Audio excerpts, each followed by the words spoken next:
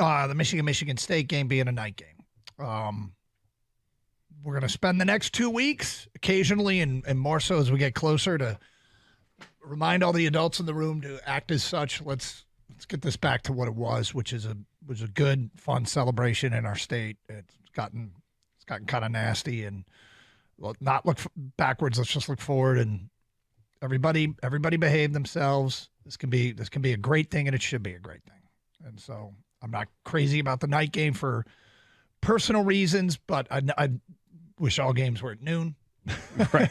But okay, so it's going to be a night game, which means people are going to have all day to fuel up. First time ever, there'll be alcohol in the stands. So it feels like has potential to be combustible, but let's all collectively agree. Nobody wants it to be a bad thing, to be hostile. So, well, let's not plant the seed.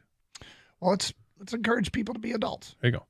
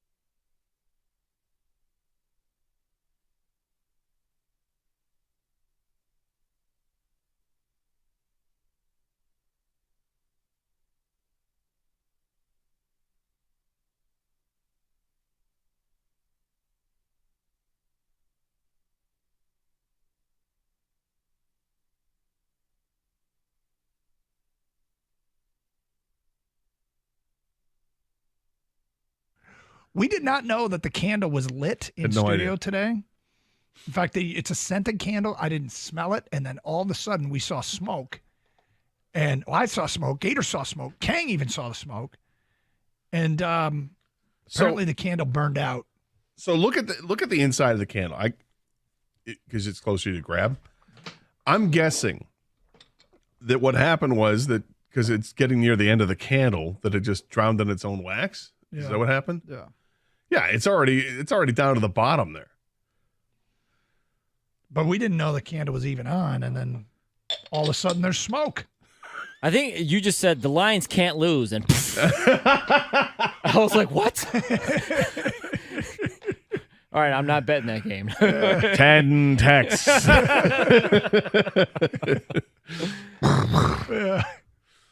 Fire and brimstone. Well, we'll get the fire.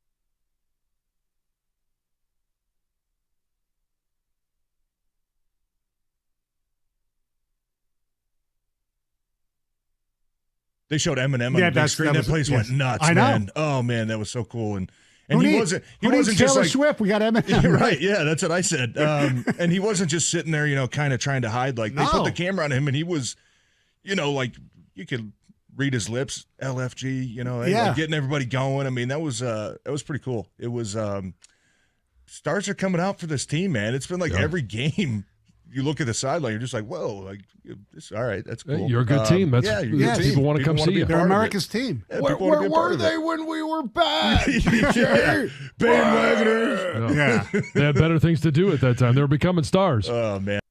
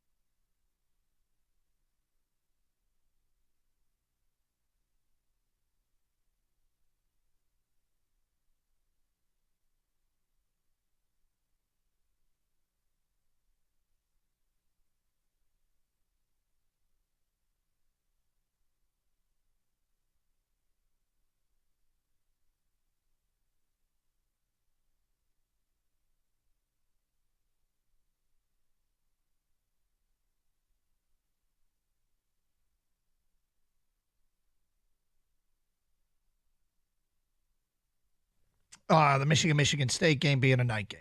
We're going to spend the next 2 weeks occasionally and more so as we get closer to remind all the adults in the room to act as such. Let's get this back to what it was, which was a good, fun celebration in our state. It's gotten kind of nasty, and not look backwards. Let's just look forward, and everybody behave themselves. This can be a great thing, and it should be a great thing. And so I'm not crazy about the night game for personal reasons, but I wish all games were at noon. Right. But okay, so it's going to be a night game, which means people are going to have all day to fuel up. First time ever, there'll be alcohol in the stands. So it feels like has potential to be combustible, but let's all collectively agree. Nobody wants it to be a bad thing, to be hostile. So, Well, let's not plant the seed. well, let's encourage people to be adults. There you go.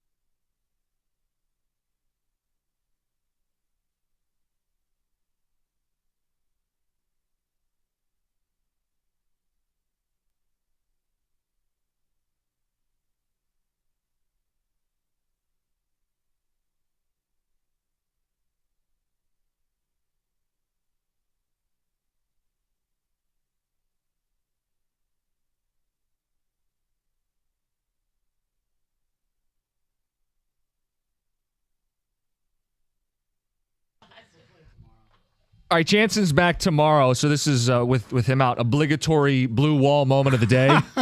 Let me speak. Floor is yours, buddy. No.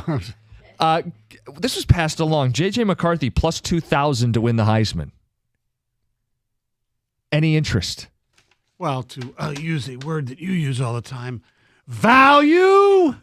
It's not bad. If they go undefeated and he plays really well at Happy Valley, and even in East Lansing next week, and of course at home against against Ohio State, and Caleb Williams' USC team maybe loses to Notre Dame and loses another game.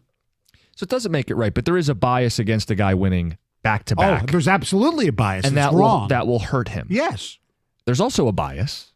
Big brand, big blue, Michigan. If JJ plays well a month from now, you're going to love having a ticket at plus 2,000. Yeah. I don't think it's crazy. Okay. I mean, look, people are suggesting that he's a top 10 pick, which I don't see either right now, but how much of that is due to the offense he plays in? And well, that's the other key. Let's say they beat Penn State, but it's like last year against Penn State. They just run them over. Right. I think Penn State's a much improved defense, and it's on the road, but there's a possibility that Michigan wins those games without JJ being Caleb-esque. Right. And then you're going, why did I? The only value is if it actually hits. Otherwise, it's a hole in your wallet. So look, you know this stuff better than I do now. If I'm betting on the Heisman Trophy, I'm not betting on J.J. McCarthy. I know there's value. You know, you put, $10 and you win, 120? Yeah. Well, more than that. How much was it? Plus 2,000? Plus 2,000. Oh, no, so 200. 200, yeah. I believe the odds for J.J. to win the Heisman are about the same as for the Lions to win the Super Bowl. So it creates an interesting question. If you only had $10 or $100, whatever your standard unit is, would you rather bet the Lions to win the Super Bowl or JJ to win the Heisman? I think the Lions would have a better chance to win the Super Bowl than JJ to win the Heisman. Hey. Are you uncomfortable with people using Super Bowl and Lions in the same sentence? I am just a little bit, but I'm uncomfortable thinking J.J. McCarthy can win the Heisman Trophy. Well, no, this all came up pre-show. I was talking to you guys, and I'm like, J.J.'s like plus 3,000 right now. Right. And we're looking at the other candidates, and there's a bias against Caleb Williams to repeat, for sure. There shouldn't be, but there is. And then you look at the other guys ahead of him and the odds, and if they suffer losses, and J.J.'s time now is to shine as the schedule will slowly at Michigan start to get harder. Spotlight, if he goes 12-0 and plays well, I think you could make that case. That and it's also value. I don't think he's going to win it either. I don't think the Lions are going to win the Super Bowl either. And I'm sorry, no. I just, for right now, again, this can change, but it's fluid. Right now, I think the Niners are a special team. These teams that you don't see, they come through the league every 7 to 10 years. Mm-hmm. That single season team, and that's why I actually think JJ has a better shot. I don't think either's going to happen, but this is death not an option, all right? Right. I think I'd go Lions too. Just because the offense doesn't feature JJ. I do think there's going to be guys like Michael Penix who put up video game numbers, or how about Dylan Gabriel, who's already had a Heisman moment? Yeah. Game-winning drive against Texas. He's going to have another opportunity against Texas. I don't think I'd put the ticket in for JJ. No, either would I. And look, if I had to, like I said, if I had to take one, that's not an option. The Lions, bet on the Lions in the Super Bowl or JJ win the Heisman, I'd take the Lions. Mm-hmm. Can I float one that I think is very interesting for the Heisman odds? I'm looking at them right now via DraftKings. Mm-hmm. Stoney, you're wearing the sweatshirt. Brock Bowers plus 3,000. That's Valenti's guy. When they need big plays, they go to him. Yeah, but as good as he is, I just don't see, talk about bias, I don't see a tight end or whatever you want to call him, flex receiver winning the Heisman Trophy. I agree. I heard Mike say yesterday, he is the best player in college football. If a tight end could get drafted number one, this would be the guy. Yes. So the key is the phrasing of the Heisman Trophy. It is not an MVP award. It's the most outstanding player. Right. If it's MVP, I get why it always goes to quarterbacks. But if it's just most outstanding, what he's doing is outstanding. True. I think there's a case, but the bias, I wouldn't bet it just because with so many great quarterbacks, I know he's not going to win it. Right. But he had his moment, right? Wasn't it he made the play in Auburn, didn't he? The one-handed grab, but I mean, it's a game against Auburn, a Heisman moment. Hey, when you that's can a rivalry game. When you can beat a Peyton Thorne-led team, I mean, you're doing something special. Deep South's oldest rivalry. That's one of my, SEC Championship Sunday, nobody's shining for the Heisman. People don't want to give it to Williams, and he has a humongous game. Catches two and like rushes one on some creative look. There's too many voters who don't even know who he is. Oh, that's pathetic. That's ridiculous. It's a whole different issue. The Heisman voters. Yes. That's ludicrous. If you follow college football, you should know who Brock Bowers is. Of course you should. But a lot of these guys, even some of the former Heisman Trophy winners, they just mail it in. Exactly. Yeah. There's too many ballots. I mean, hell, I had one a while, for 1 year. I had the right pick too. Rashaan Salam, he won the Heisman. Wait, you didn't get to vote again? No, actually, because Jack Ebley, who ran the whole thing, Jamie got it from. Oh, okay. They had it a few years, and then we lost the station, lost the vote or whatever. A travesty. Yes, I know. One for one though for Stoney. Jamie just kept voting for it. Was Darnell Autry, Pat Fitzgerald. Trevor Siemian. Clayton Thorson. Yes. That's why we lost it. Why does Northwestern keep getting one Heisman vote every year? 248-539-9797. Just a fun little note as you look ahead to what's coming up in college football. Like Michigan has their biggest game still ahead, so you do have an opportunity if you're into that kind of stuff, some of the futures plays.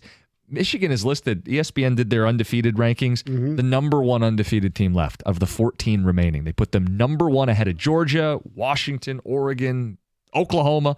They list them as the number one team in the country. If you feel like that's true, then I don't know. That's part of the convo. I don't get it. As much as I love this team, you can't put them number one because of who they've played, in my opinion.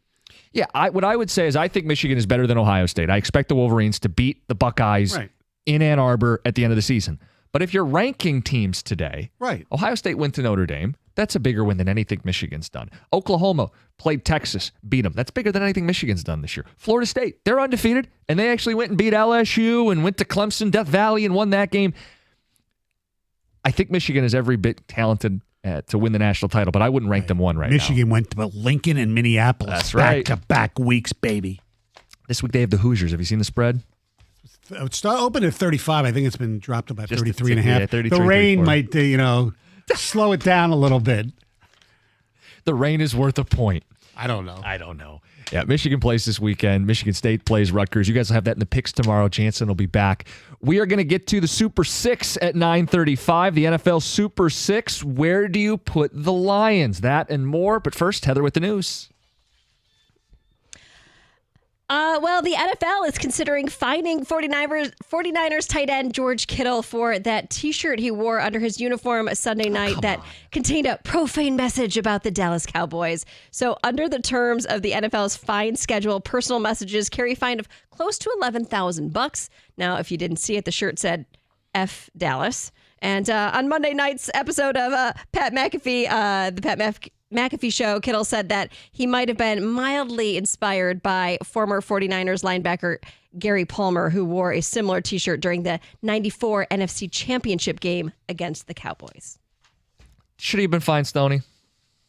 No. Thank you. We'll see. We will see. Taylor Swift, she's had a massive impact on the NFL. So from the first time that she attended a game, the league's viewership, sales, engagement all increased massively, right? And her impact didn't just stop with the NFL. Her presence also had an impact on sports betting. Yes, FanDuel CEO Amy Howe said on Wednesday that bets on Travis Kelce doubled since Swift came on the scene. Wow.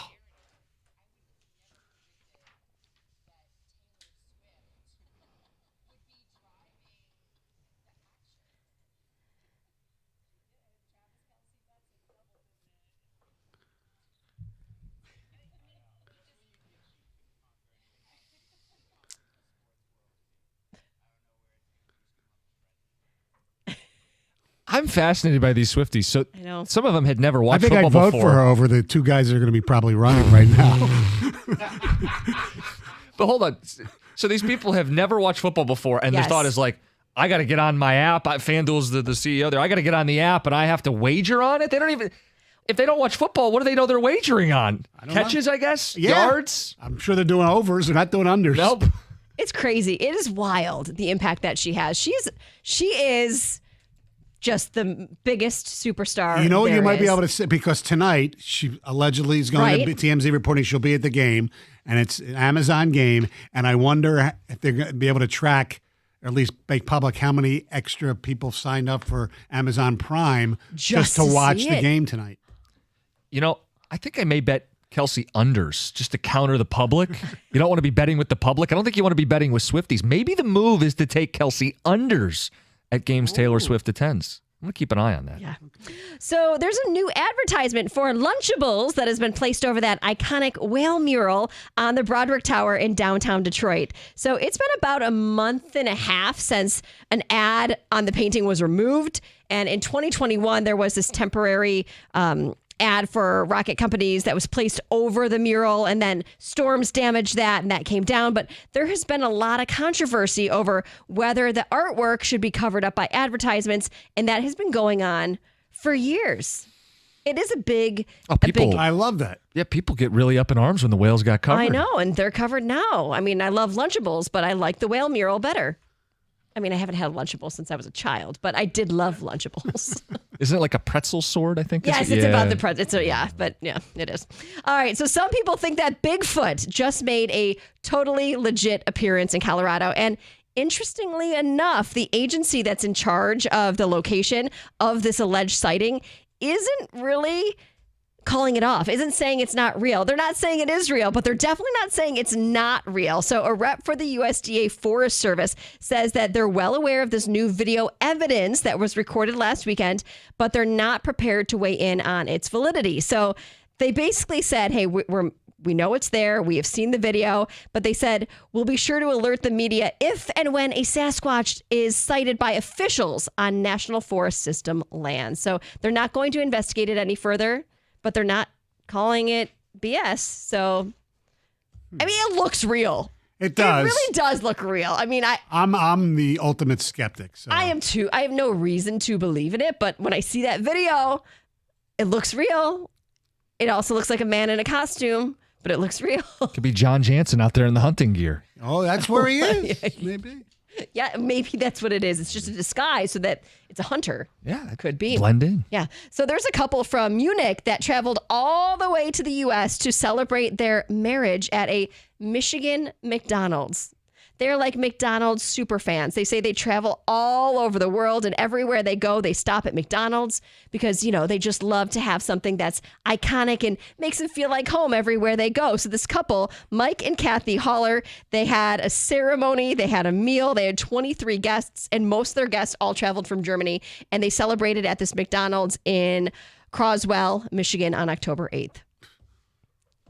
That's bizarre. Who likes McDonald's then? I mean, they're super fans. Yeah, I saw the story and I didn't connect the dots. Why? They don't have why? McDonald's in Germany? Well, they do. Oh, they This do. couple travels the world going to these McDonald's. They've been to McDonald's. McDonald's all over the world, in Germany, Japan. I mean, any country they've been to, they always go to McDonald's. But and they why the McDonald's in Michigan? Well, they have a connection there. The first time they went there, they visited a friend who lives in the Thumb area. Oh, okay. And they got married in Michigan. I think had a real ceremony, not in McDonald's. Are you saying Also in McDonald's Michigan. ceremonies aren't real? No. I think that they had. Heather thinks their love is. Come on. Mayor McCheese officiated. Well, guess who was there? Grimace. Grimace was also at their wedding. So he made an appearance. What about the Hamburglar? No, you don't want him at your wedding. Like run off with your food. I don't know. It's Heather with the news. Coming up next, the Super 6. It's 97.1.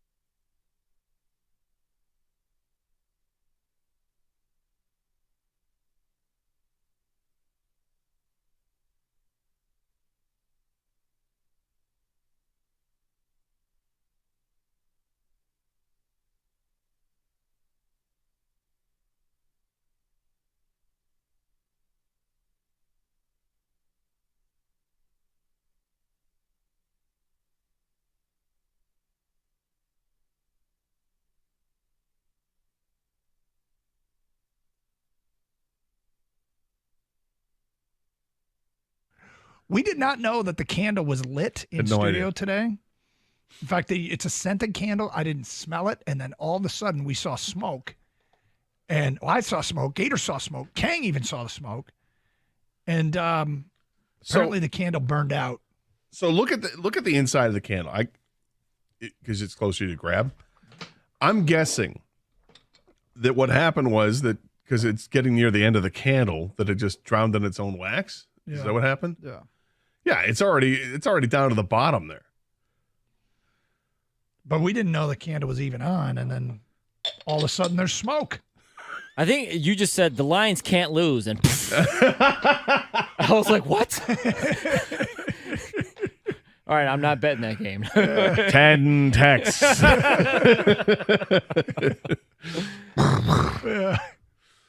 Fire and brimstone. Well, we'll get the fire.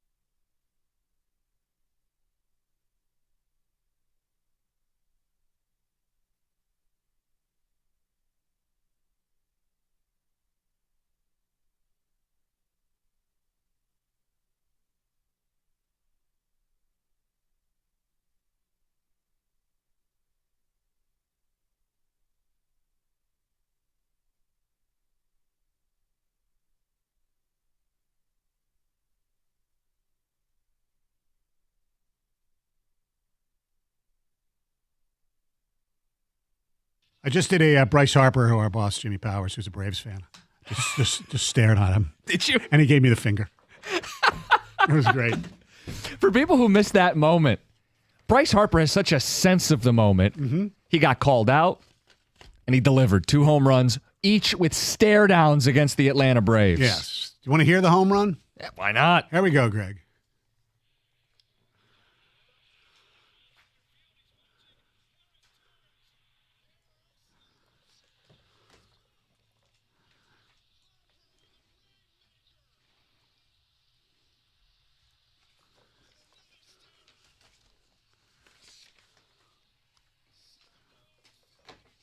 Yeah, that was home run number 2. Stared him down the first time because Orlando Arcia said in the locker room after Harper was doubled off the game before, attaboy Harper, attaboy or whatever, ha-ha, attaboy. So everybody knew Harper and Castellanos came dressed in like Deion Sanders T-shirts because the Braves made it personal. And then after the game, Harper was asked if he actually, was staring him down.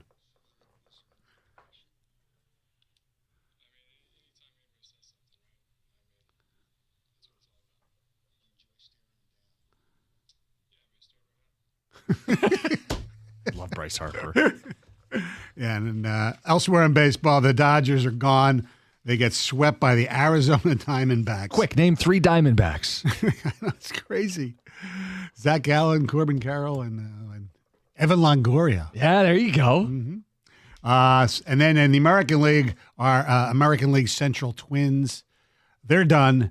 Astros beat them 3-2, win the series 3-1, which will set up a battle of Texas between the Houston Astros and the Texas Rangers as the Astros get to the ALCS for the 7th straight time. Justin Verlander, ladies and gentlemen, a member of that team. And after the game, Justin Verlander was given the responsibility, the honor by their manager, Dusty Baker, to address the troops and celebrate.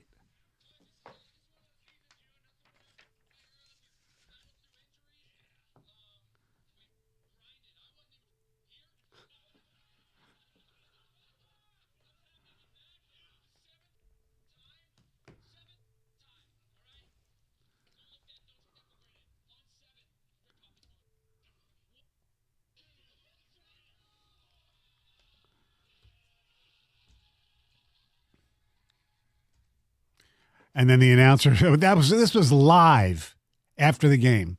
Kevin Burkhardt, I believe, was the one who said, we apologize for the foul language. And, of course, Jeff Rieger's now freaked out because the fact that Verlander celebrated, it means according to Rieger, he's going into the Hall of Fame as an Astro, not a Tiger. He is everybody has their weird things. He's so paranoid about that. It's not going to impact me one way or another what the cap is when he goes in. It doesn't. They don't like Men in Black mind erase your memories from when you watch JV as a Tiger. Those things still happened. Right. You don't have to think differently about him. Right. He's 13 years here. I think it'll be 8 or 9 with them. And if he chooses them because they had more postseason success, whatever. So be it. I feel he'll do the Mike Mussina route, which is just a blank hat. My point is, it doesn't cheapen what he did here, and people like Rieger get very defensive over it. He's ours. He's ours. He's not yours. He's ours. Yeah, that's a good Jeff Rieger impression. It's actually really well done. All right, you guys have started doing this on Thursdays, right? The Super Six. Yes, are kind of like fluid rankings of the NFL. Power rankings. Yes, and we do them from the bottom up. So here we go, and we'll see if we agree or we disagree because we don't discuss this. No comparing notes. All right. Number 6, because they were in it last week as well. I think they were actually higher, and I dropped them. It's not their fault because they didn't play last week, I don't believe. The Seattle Seahawks. It's at 6. Okay. At 5, a team that the Seattle Seahawks actually beat on the road, that would be the Detroit Lions at 5. At 4, a team the Detroit Lions actually beat on the road, the Kansas City Chiefs. At 3, the Miami Dolphins. At 2, the Philadelphia Eagles. And 1, the San Francisco 49ers. That's my Super 6. And it obviously changes week to week. As it should. Yes. People think this stuff is like ironclad, especially college football rankings. Like this stuff's going to change rapidly. And in the NFL, these teams are going to lose. Niners aren't going to go undefeated the whole season. Eagles aren't going to go undefeated the whole season. Right. All right. Starting at 6, I went Buffalo Bills. When you beat a team like Miami, that was ultimately what put them into the top 6 for me. Even with 2 losses? With 2 losses. Okay. I got the Chiefs at number 5. Okay. Bested by a team that beat Kansas City, the Detroit Lions, who are number 4 for me. Okay. Number 3 is the Dolphins, 2 is the Eagles, 1 is the Niners. Okay, so our top 3 is the same. I think that's probably most people's top 3. Yeah. I thought about Buffalo because I think Buffalo probably might be better than Seattle, but they lost to the Jets. Granted, they lost on a punt return in overtime, but it's still a loss. Counts. And they lost to Jacksonville. And granted, Jacksonville had an extra week of preparation because it was the second straight week they were playing overseas. Bills are coming off that big emotional win against the Dolphins, and they laid an egg. Yeah. So we're doing this just like college, the now. Right? Yes. So it's the knock against Michigan not being in the top 4 right. or whatever because they haven't played in it. If you were saying who's going to win the Super Bowl, I may have the Chiefs higher than 5. But I have them at 5 right now. Yeah, I think that the only debate here is Buffalo or Seattle at 6. Yeah. And that the top 5. I actually, right now, I'm going Niners, Eagles, Lions 3, Chiefs, Miami, and then Seattle. Okay. I'm picking Seattle because Seattle's had one bad thing this year, and Buffalo's had 2, which is basically their losses, but the overtime loss. And Allen played awful in that game. And so Buffalo and Seattle would be on par week 1. And then Buffalo last week wasn't ready to play. Curious why you have the Lions ahead of the Dolphins. Because I think the Lions are the more well-rounded team. Okay. All right, you want to have a little fun? Who's better right now, the Lions or the Dolphins? I know First Take did yesterday, Cowboys or Lions, bigger Super Bowl threat. Which, pause, before anybody answers that. How cool is that that's the question? I know. Exactly. It's amazing. But let's make and this the answer is the Lions, by the way. Lions or Dolphins? Who's better? I think the Lions are the better balanced team. I think the Dolphins' defense is underrated, to be honest with you. But I just think they gave up 48 in Buffalo. I think the Dolphins can outscore anybody. So that's why I think the Dolphins are a little better right now. They've got the receivers everybody knows, but I think this year them running the ball way better than they did a year ago makes them a more complete team. And yes, Vic Fangio on the defense is going to pay dividends. Now Chain is hurt, so that changes things maybe a little They'll bit. just plug in the next dude. Mostert will be fine. Jeff Wilson's on his way back. Yes. It's the Shanahan concept. Correct. Just plug in any old running back. Yeah. If they see this thing to the end, that they're the greatest show on turf because they're statistically ahead of them in some categories right now. The 2000 Rams, 99 Rams, one of the great offenses this league's ever seen in a single season. If they're that, then yeah, they are better because their offense will be able to overcome a defense. Their offense will help their defense. But right now, I actually think the Lions are the better roster, complete team. I'm not going to let myself get fooled by offensive. It's always sexier when you play the brand of football that they play. I understand. We talked earlier about the Lions' 4-game stretch. How about Miami in their next 4 games? They will play at Philadelphia, and they will host Kansas City. So we'll know. We'll know. Yeah.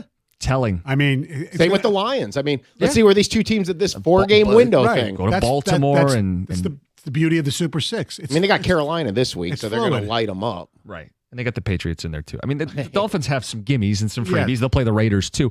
The Dolphins may end up, depending on how that Kansas City game goes, with the 1 seed in the AFC. Right. I mean, look, when they play at Philly's defense, especially their secondary, is the worst part of their game. And with that passing attack, they might be able to exploit the Eagles and win in Philly.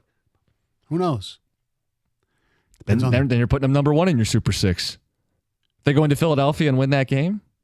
Well, not if the 49ers are unbeaten. So are they like entrenched number 1? Yeah, what would they have to do? Last week? I basically declared the 49ers are going to win the Super Bowl, and everybody was laughing at me. We did the wide 9 yesterday, and you said there's no flaw if they don't get injuries. Yes. So I guess the answer is yes. They're entrenched number 1. They are, as Thanos said, inevitable Super Bowl champions unless something crazy or injuries happen. So like the Thanos glove, it's like Christian McCaffrey on like one knuckle, and then Debo, and they go through the whole deal. Ayuk and Kittle and Brock Purdy. They're missing the final piece. Yeah, well, one of those stones is going to have to get destroyed. Okay. Rico's loving this is now. This is radio like for Rico. He's like, what's that dropper? He goes, oh. I wish I knew where it was. 248-539-9797. We're having some fun today. Gator gives his best attempt at the 2 Grand Slam coming up next, and I think they're going to get in some Red Wings right out of the gate. Okay. Hockey is back. It's 97.1.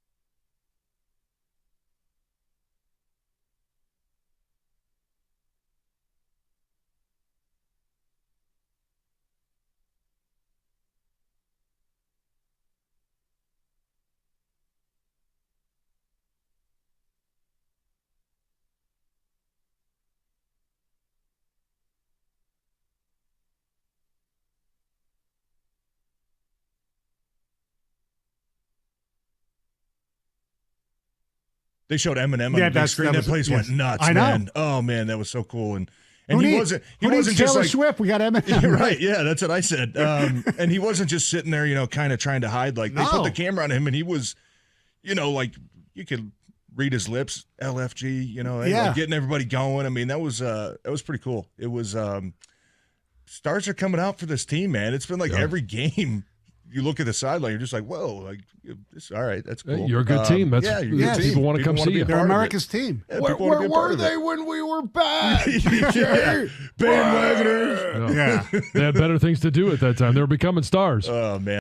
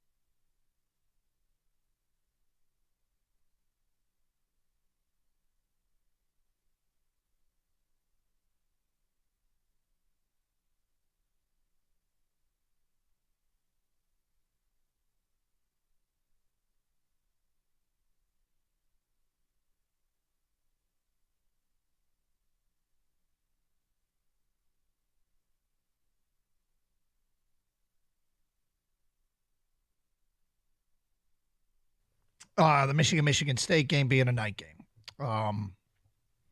We're going to spend the next 2 weeks occasionally and more so as we get closer to remind all the adults in the room to act as such. Let's get this back to what it was, which is a good.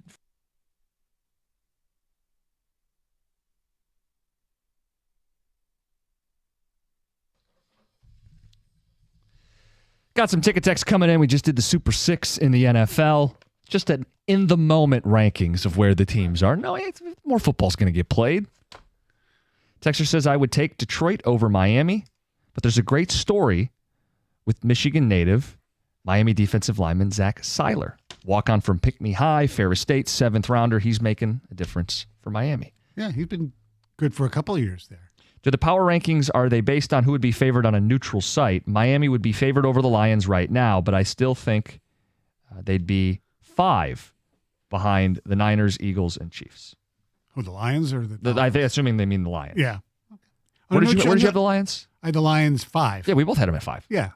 Or no, I had them at 4. You had them at 4. I had them at 4, yeah. I mean, when I said that I think the Lions are better than the Dolphins. It's an opinion. It's Yes. it's. I think the numbers point you to Miami probably. The eye test because of the offensive pizzazz and 70 points. 70 points is one game. Okay, it's one game.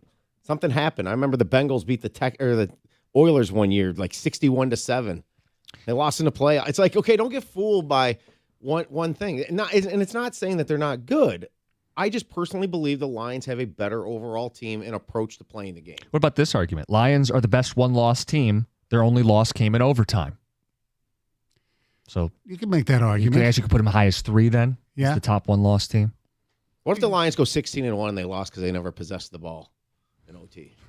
Well, they campaigned. It'd still be their own fault because they screwed that game up Yes. a million different ways. Yes. But you get 2 backup tackles. You can't hit the quarterback.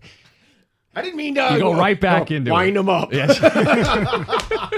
It is a dumb rule, though. I hate that both teams don't get the ball in overtime. And I wish the Lions had done more in that game to avoid the scenario. By the way, Alex Anzalone tweeted that his parents are on his way back home. That's safely. awesome news. So that's good for him. I know he talked about that a little bit at the end of this last week's game, Yes. and that weighs on you. So Oh, yeah. it's good to hear. Yes, indeed. It's good to hear. So wings tonight. What's the Mr. Cash the ticket? I know Kenny's the big guy with the hockey bets. What's the line? Greg, do you want to tell people your theory? Okay, here's the theory that I've been doing. It's a 3-team NHL parlay, and it's the same game parlay where I take the underdog plus a goal and a half, the total goals in the game over 6.5, and Odd the total number number of goals to be odd rather than even. And so Okay. the idea is that there's lots of close games in the NHL. They're decided by 1 goal. Any 1-goal game has a Is it total odd? of odd. Yes. It takes advantage of getting a goal. This is designed so that a high-scoring game that goes into overtime, you hit, Automatically. and you don't have to worry about the OT. So You're I have testing it. I am testing it. I've been unsuccessful for the first 2 games. Which means tonight's the night. You go wings. We're going wings, buddy. We're going we are wings, going wings. with the goal and a half, Yes. odd number of goals, and the over 6.5. That's the play tonight. Yes. Stoney, you seem on the fence. I'm thinking about it. I might do it. It's the Hargrave. What's $10 or whatever? The idea is that you win a high-scoring game in overtime, but you can also win other ways. Win outright. I mean, Vancouver, I'm guessing, was an underdog last night. They won 8-1. They were at home, Odd though. number I don't know of how goals. much of an underdog they were. I assume they probably were. Well, that's the thing, too. You don't have to play this blindly. Like maybe you only want to do home underdogs or maybe Yes. high-scoring home underdogs. I mean, you build it how you want. But you were talking my ear off about it yesterday, and I think the Wings are a team maybe you tested on We're tonight. going back to the All Wings right, today, right baby. back to the well. Just, I think you should just post all your bets like Chapman does.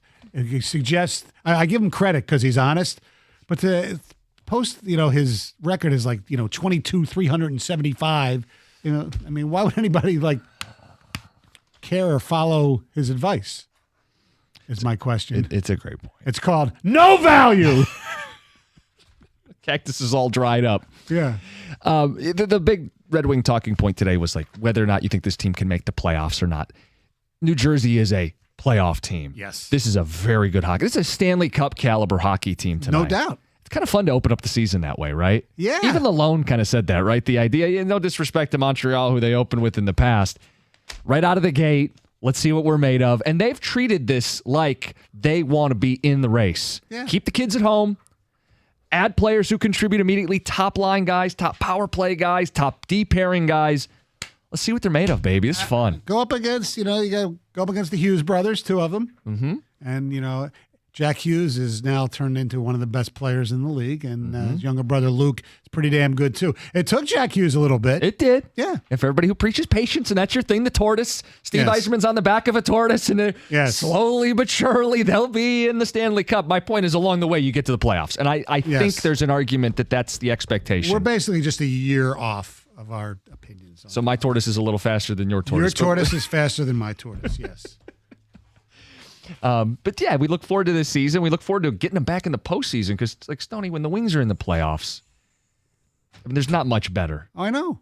And it's like any of our teams in the playoffs. That's why we're just sitting here waiting. Just rack up a few more wins, and we can actually count on having a playoff team in this city. When was the last playoff game we've had in this city? Was it 2014 or 2015? 15 Red Wings, I think. Yes. Oh, no, the Pistons when they lost Oh, to Yeah, Blake on one Milwaukee. knee. Yeah, the Blake year. We came in with a robotic knee and they got swept. Cannon Yeah. fodder for the Bucks. Yes, exactly. So the last playoff win, I think, was 2015. Yes. 2016. Oh, okay. Was Against Wings Tampa, right? Against Tampa. 2-0. 5-game series? Henrik Zetterberg scored 2 goals. They won 2-0. I got engaged.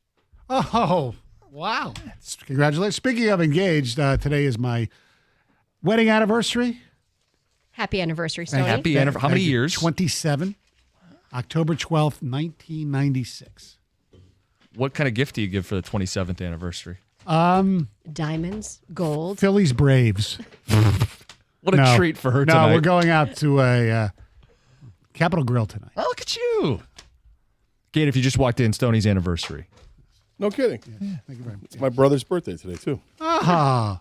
Look at that. Is this the day Columbus allegedly... it was Columbus Yeah, Day. it's Columbus Day. Yes. I always grew up knowing that Columbus Day was my brother's birthday. Yes. Although it does change. Doesn't Columbus Day change?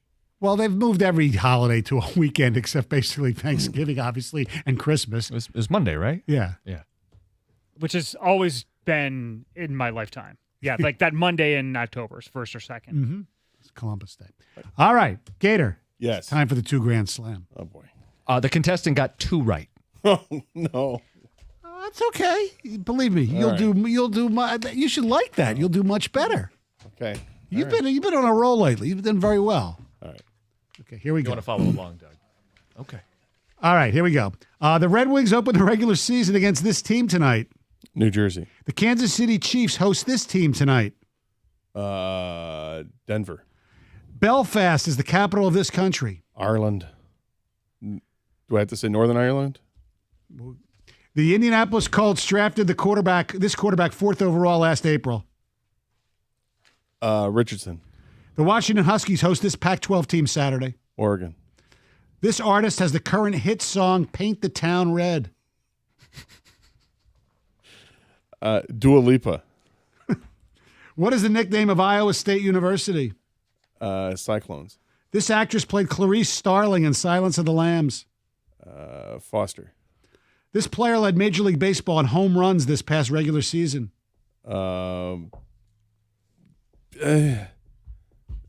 Olson. Who is the men's head basketball coach of the Duke Blue Devils? You got 8 correct.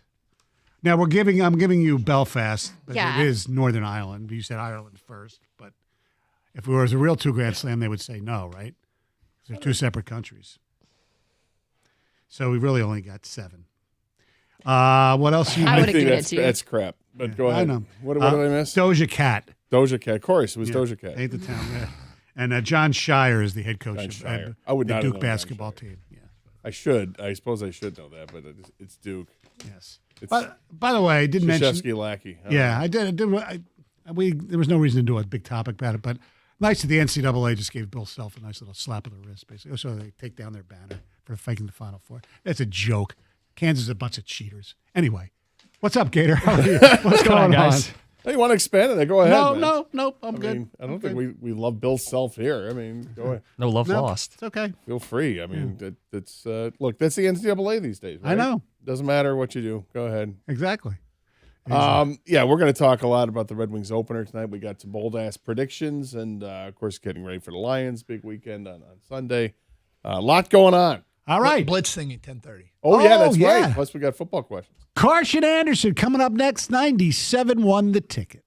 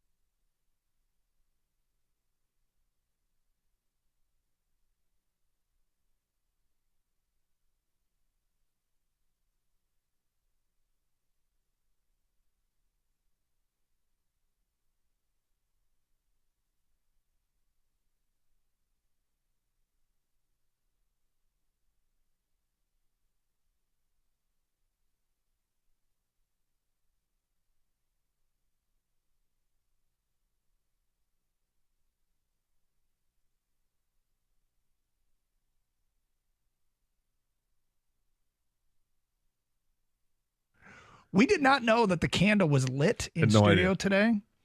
In fact, it's a scented candle. I didn't smell it. And then all of a sudden we saw smoke.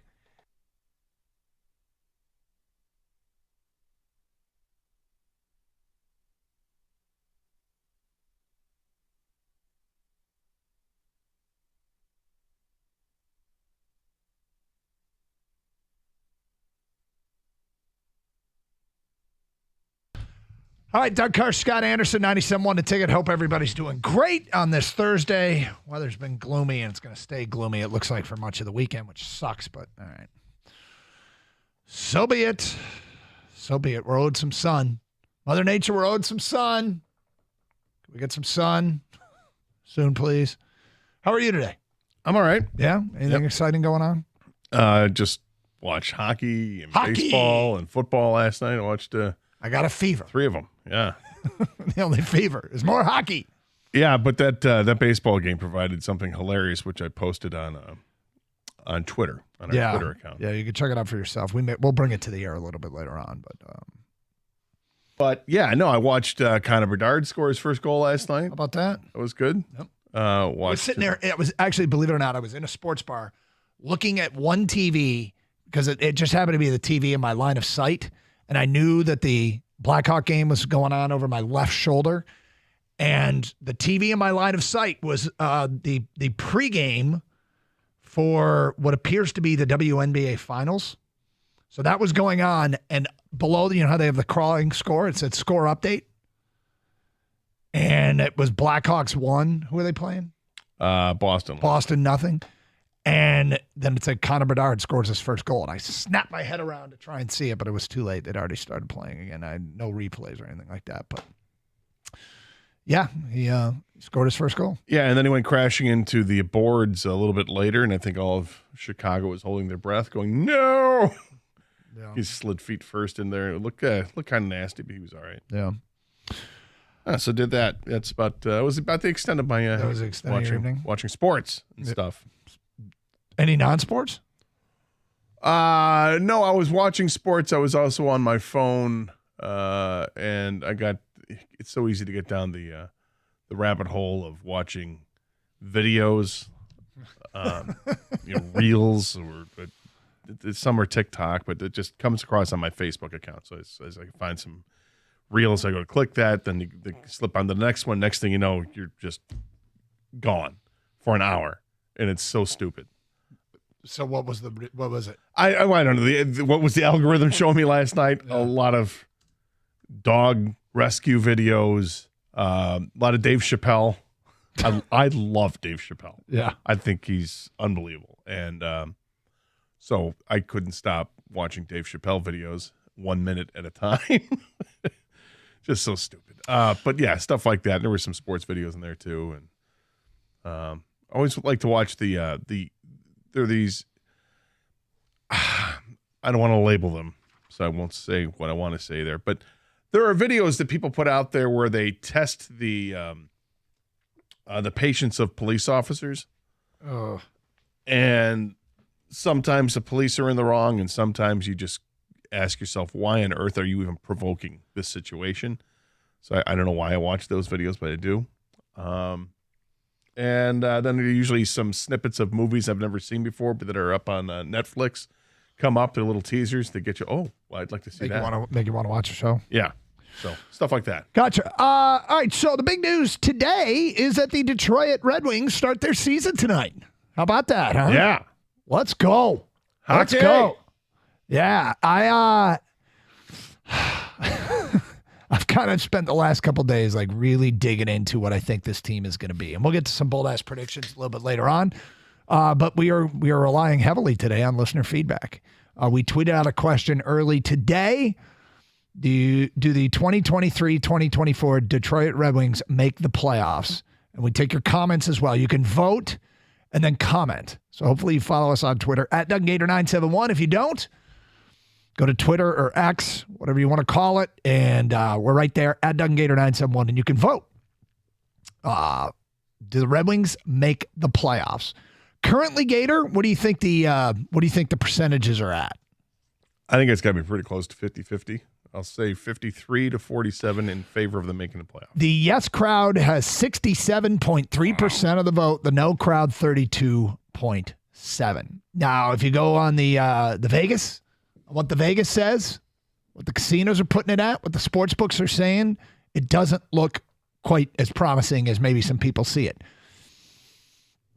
Red Wings are in a weird place, Gator. They're in a weird place.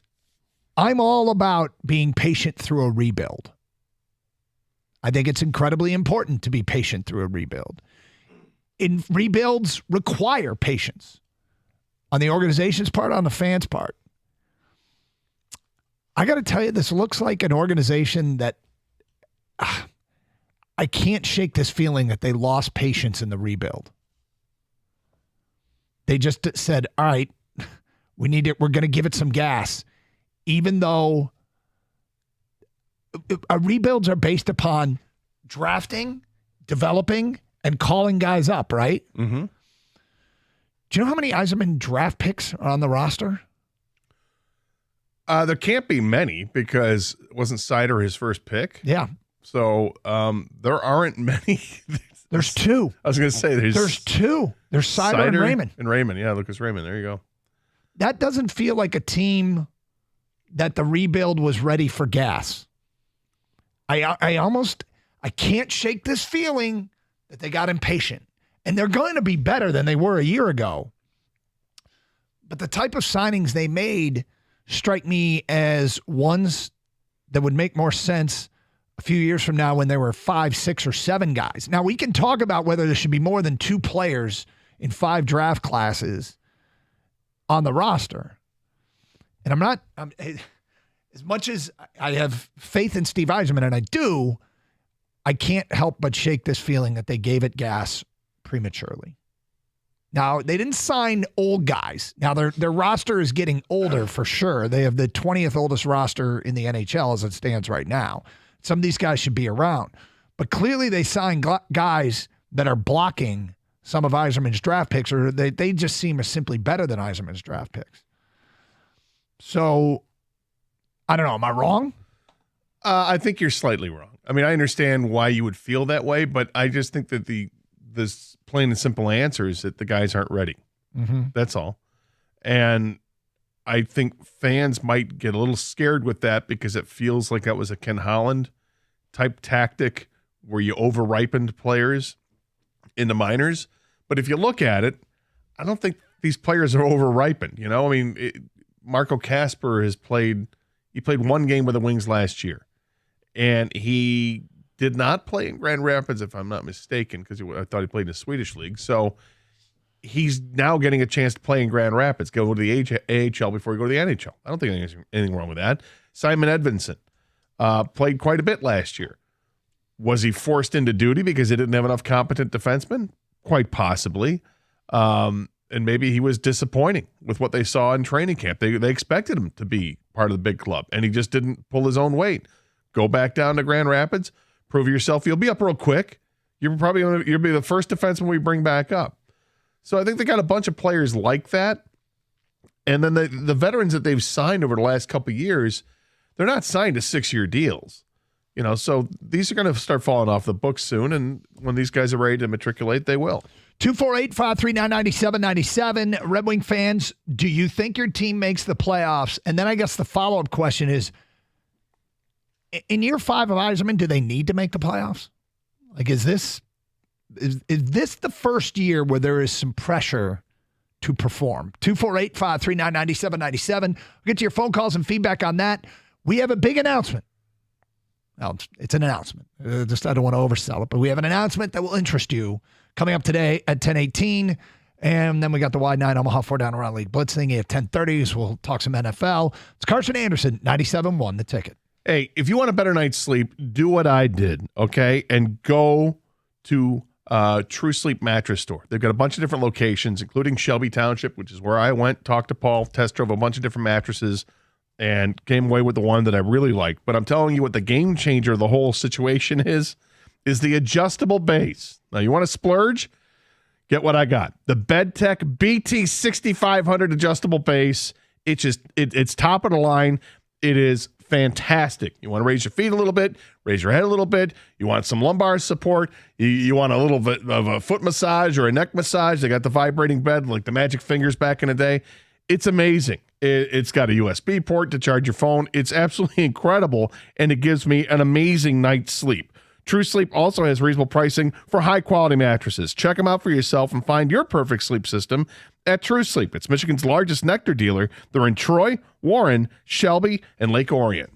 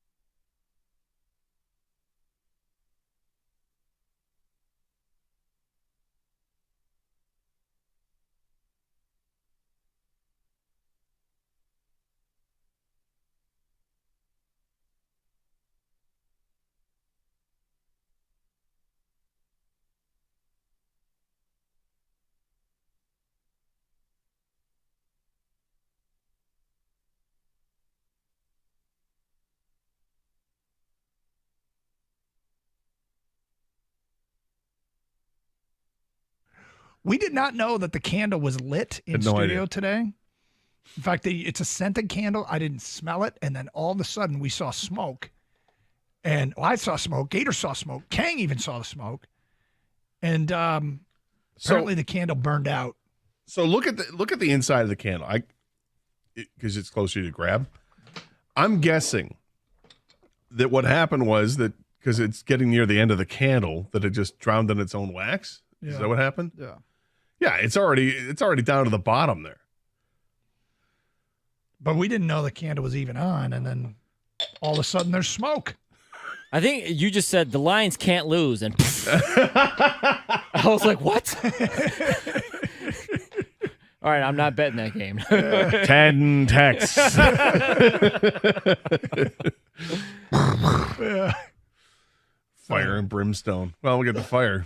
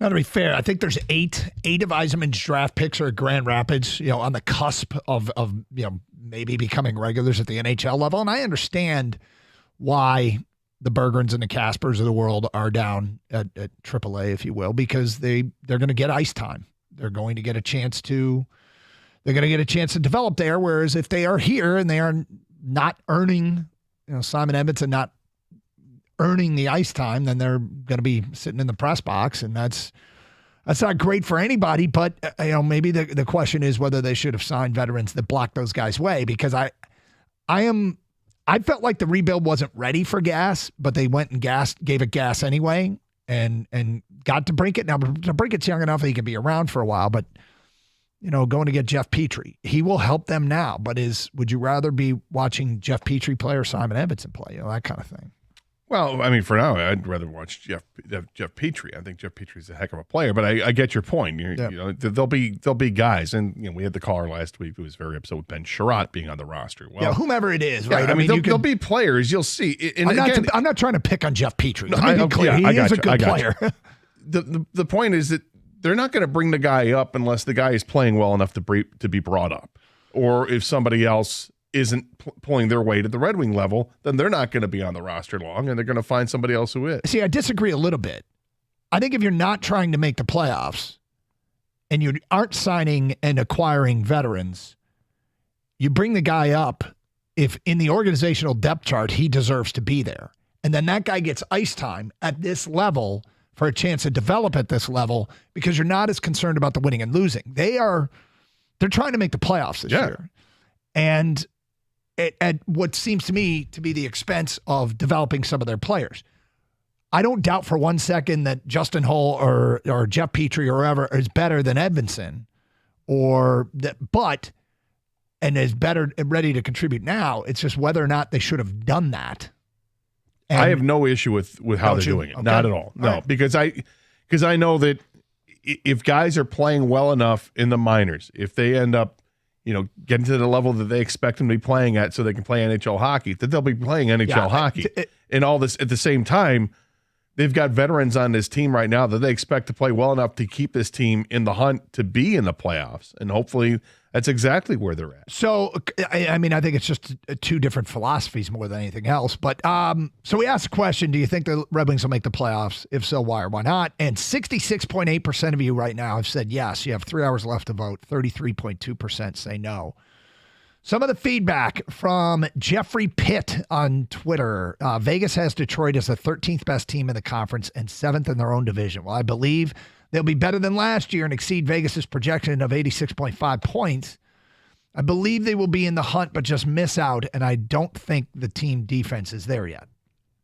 Mike Suggs on Twitter.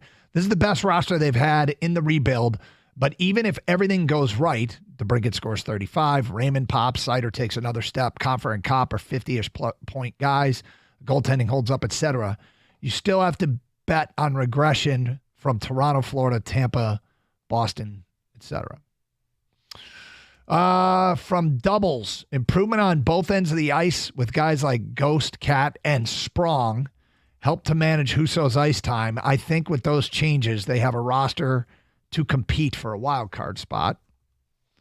From React 2W, no, hearing all these young guys don't fit what they're trying to do right now almost sounds like another minor reset. Tiger Dog says, I'm voting yes, but an argument that Buffalo and Ottawa will see some improvement, will see more improvement than Detroit makes sense as well. John Steger on Twitter, it's year 5 of the rebuild, and anything less is unacceptable. I don't care that our division is hard. At some point, you need to produce results. Well, I go back to what Derek Lalonde said yesterday, and I totally believe him. And there's a difference between when you look at Buffalo and Ottawa, two other bad teams that are bad like the Red Wings are. They've gotten the luck of picking a lot higher in the draft. So those players they're selecting in the first round are more close to being absolutely ready to be NHL players, or perhaps just they were just better players to begin with and more blue chippy than what the Red Wings have gotten. I know it sounds like an excuse because you got to find talent throughout the draft. Not all the talent is found in the first round, and that's correct. But the one thing I will say is when you don't have draft luck, lottery luck, I do cut you more slack. Like in Yzerman's case, I'm sounding like I'm disappointed. I'm not. I'm just not sure that this was the time to do what they did in the offseason, which is essentially block some of their young guys from getting up here. But I was okay with another year in a rebuild if we were going to see an influx. The part that I'm reminding myself that is also true is that influx could come 2 weeks into the season. Like it might not be long before some players get their chance up here. So are you more of the sink or swim mindset then, that as opposed to, well, we'll put them in the water when we think they're ready to go into the water? Because it sounds like that's what you lean more towards that. I was thinking that this year we would see more than 2 players from Heisman's draft on this roster. When you're rebuilding, like you're populating your NHL roster over the course of years with players you drafted, it's still just Sider and Raymond. And when they got veterans, they're going for it, right? They're going for an 8 seed or a wild card, whatever. They're going for that, right? And I'm not sure the wisest thing long-term wasn't to not go for it again this year. I would have been patient and have them have Marco Kasper up. Have them have Jonathan Berggren up and Simon Edmondson up. Well, you know what I mean? Yeah, no, I hear what you're saying. I think maybe it's just you guys might be off by a year. You guys, being you and Steve Yzerman. You know what I'm doing too, and I'm 6 treading on months or very thin ice. I mean, I'm sitting here questioning Steve Yzerman, but I just You're philosophically look. I think everybody's allowed to question Steve Yzerman. It's not like he's infallible. It's more about the philosophy than anything else. But hey, you know, they might go out and they might be better than we expect. And all those guys that I'm complaining about, and I'm not complaining about the roster's makeup as it is. I'm complaining about philosophically going to get the guys in the first place that were blocking the youth. We used to chant around here, we want Stanley, right? We want Stanley. Right. Yeah. We want progress. Yeah. We want playoffs. I don't think we're asking for too much here. If you put the poll out there, was over 60% think they'll make the playoffs? Think they'll make the playoffs. Do you think they expect to make the playoffs? They should make the playoffs? I mean, those are a little different. But prior to the season, one of the great things about the start of any season is every year there's a team or two in every league that's better than everybody thinks. And when you're a team in the Red Wings position that's missed the playoffs, you hope that you're that team this year. And they might be. I mean, they've got adults in the room. This is a team that is going to be better than last year's team for sure. So, well, just looking back through their draft, their draft history, and you bring up since Heisman started draft, which was the most cited draft, and I'm looking at that year, and there just aren't a bunch of guys in that draft class that knocking on the door. Yeah, the closest one they have is Elmer Soderblom, who was drafted in the 6th round that year, outside of Sider. The next year you get Lucas Raymond, William Wallander, I think was really close, and then they got a bunch of guys that, nope, not yet.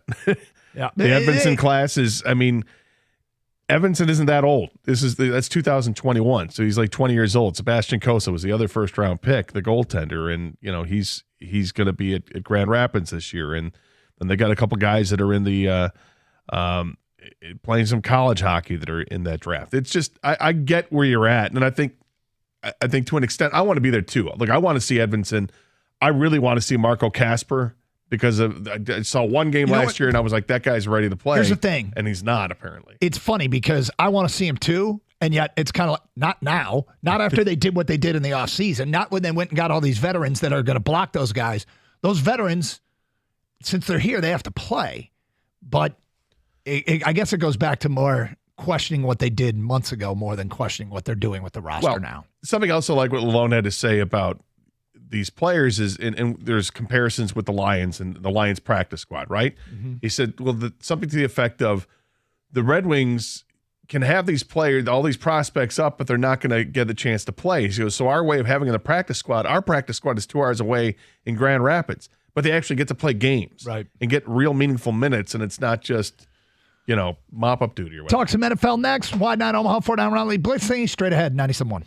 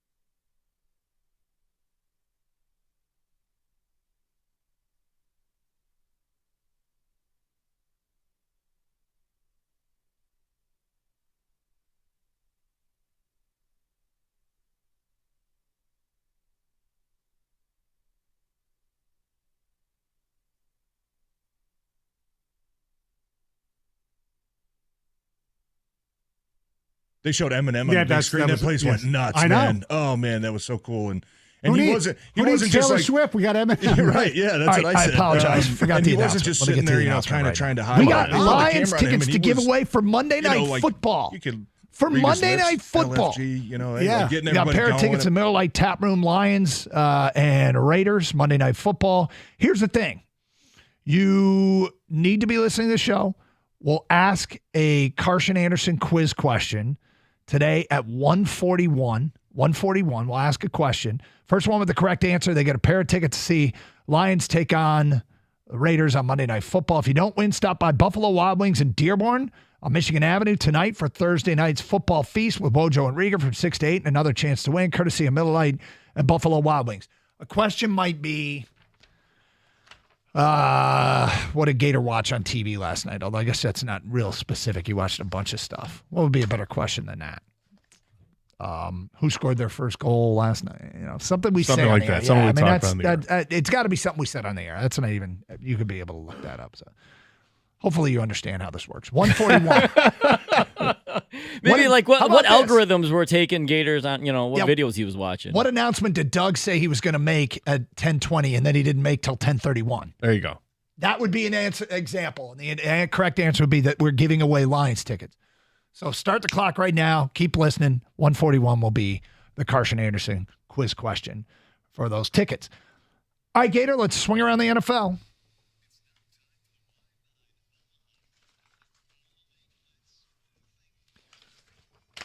Yesterday, you went first. Today, I will receive. On your mark, get set, Kang. All right, here we go, Doug. If the season continues to be a dumpster fire for the New England Patriots, should they actually fire Bill Belichick? Okay, I thought about this because firing people for punitive reasons or firing people because you're mad don't make sense. Firing people because you have perhaps a better alternative. And right now, do the Patriots have a better alternative? They've got two guys on that staff that have been coaches, Joe Judge and a guy I've always liked, Bill O'Brien. I think Bill O'Brien, the GM, got in the way of Bill O'Brien, the coach. I might take a look at this, which sounds ridiculous, but that team's a mess right now, and maybe you want to see what Bill O'Brien has. Otherwise, just wait till the end of the season.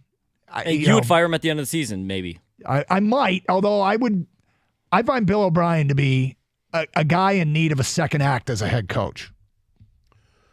First of all, you don't fire him because he's Bill Belichick, and you give him an opportunity to right the ship. He's got to get a quarterback, first of all, but it's not just a quarterback. They need help all over the place on that team. And I think that they can find it. They can rebuild it. Will they ever get back to the Super Bowl again? It's really tough to do that. As far as Bill O'Brien's concerned, absolutely freaking not. Bill O'Brien's the offensive coordinator of that team. You know how many points that team has scored this year? Not many. 55 points in 5 games. Doug, my quick math says that's 11 points a game put up by the New England Patriots. That is, let me just make sure I got this. Yeah, that's the worst in the National Football League. The worst. Okay, but Bill O'Brien was a coordinator for Nick Saban in Alabama, and they scored plenty. And you say, oh, they had talent there. They don't have talent in New England. No, and he was also one of a long line of offensive coordinators in Alabama because plug in whoever you want. They just have the guys to do it. But Bill O'Brien's been atrocious this year. Well, we'll get to it later. Guys, you don't fire Bill Belichick during the year. If you fire him at the end of the year. And you do fire him, but you fire the general manager, Bill Belichick. You leave Bill Belichick the head coach. You guys both just said it, actually. They don't have talent. And guess who drafts for this team, guys? It's Bill Belichick. He's actually been pretty damn bad at drafting. He got whatever you want to call it, Brady. Fell into his lap, complete luck, whatever. He was able to develop him, so you give him credit for that. But it was the 6th-round pick. Free agency, Bill Belichick has not been good. This guy signed tight end after tight end. And so Bill Belichick, the GM, gets fired, but I keep Bill Belichick the coach. I feel like, Doug, you and I are kids, and Dad just stepped into the room and came up with a better solution. He does that every once in a while. Yeah.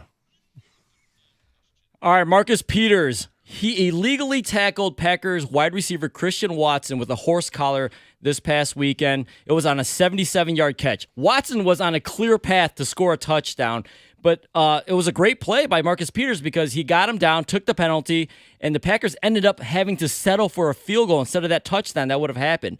Should the NFL adapt some kind of clear path penalty? Not to the point where it gives them the touchdown, the score. No, I don't think so. If on that play, didn't they get the ball first and goal from the 2-yard line?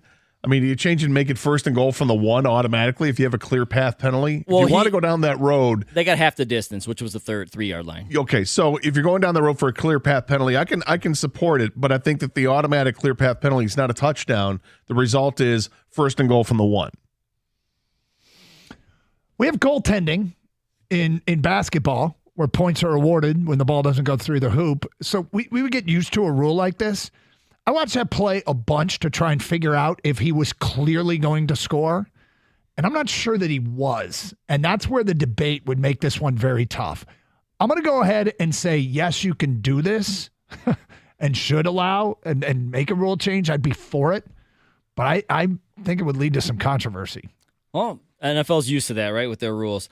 So I would adapt some kind of clear path penalty. I actually kind of like your idea too as well, Gator. My idea would not have helped the Packers because my idea is if the player is within the 5-yard line, not just a horse collar, but also a face mask, you would award a touchdown to. I think it's just you got to make players more responsible for how, Marcus Peters can choose whether to grab a horse collar or a face mask or not. And if it's going to help the team, why wouldn't he do that? It was a smart play by him, but I think the NFL does need to change this rule. Brock Purdy has been amazing for the Niners since taking over. In 13 regular season and postseason starts combined, he has 68% completion percentage, over 3,100 yards passing, 25 touchdowns, and only 3 picks. Obviously, he's on a great team, but a lot of people still don't believe in Purdy. Do you think any quarterback could do what Brock Purdy is doing right now with the Niners? No, if a quarterback could do it, Trey Lance would have been given the job, and he would be doing it right now. That was an embarrassing miss for them. So if any quarterback could do it, they would have gone with Lance. And I'm hearing good things behind the scenes there. Look, that's an elite offensive scheme, and they've got some elite weapons. But one of the names to watch to be an offensive coordinator soon is Brian Griese, the quarterback coach out there. Tom McShay suggested it this week that he's an up-and-comer. So keep your eye on that. But, yeah, I think anybody He's like Lenny Webster. He's like Lenny Webster. He's an up-and-comer, babe. I want to say, I mean, the big salient point I think that Doug makes is that they drafted Trey Lance, so they didn't even believe it in themselves. And yet that's just going to go down as one of the dumbass draft choices they made because they should have known that they can plug in, maybe not anybody, but they can plug in a number of players to make this work because they did this like 5 years ago. When C.J. Beathard was the quarterback, he was like the third quarterback they went through in 4 weeks that one year, and all 3 of those guys, they all played just fine. Like they handled the system. It's the system they run. It's the players that they have. It's a good offensive line. Maybe the best left tackle in football. You've got the best tight end in football. You've got the best running back in football.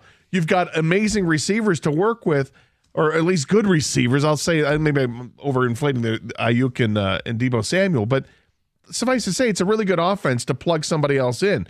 Trey Lance may have just been the wrong peg to try to do it. They overshot. They didn't need to. They had it already in-house.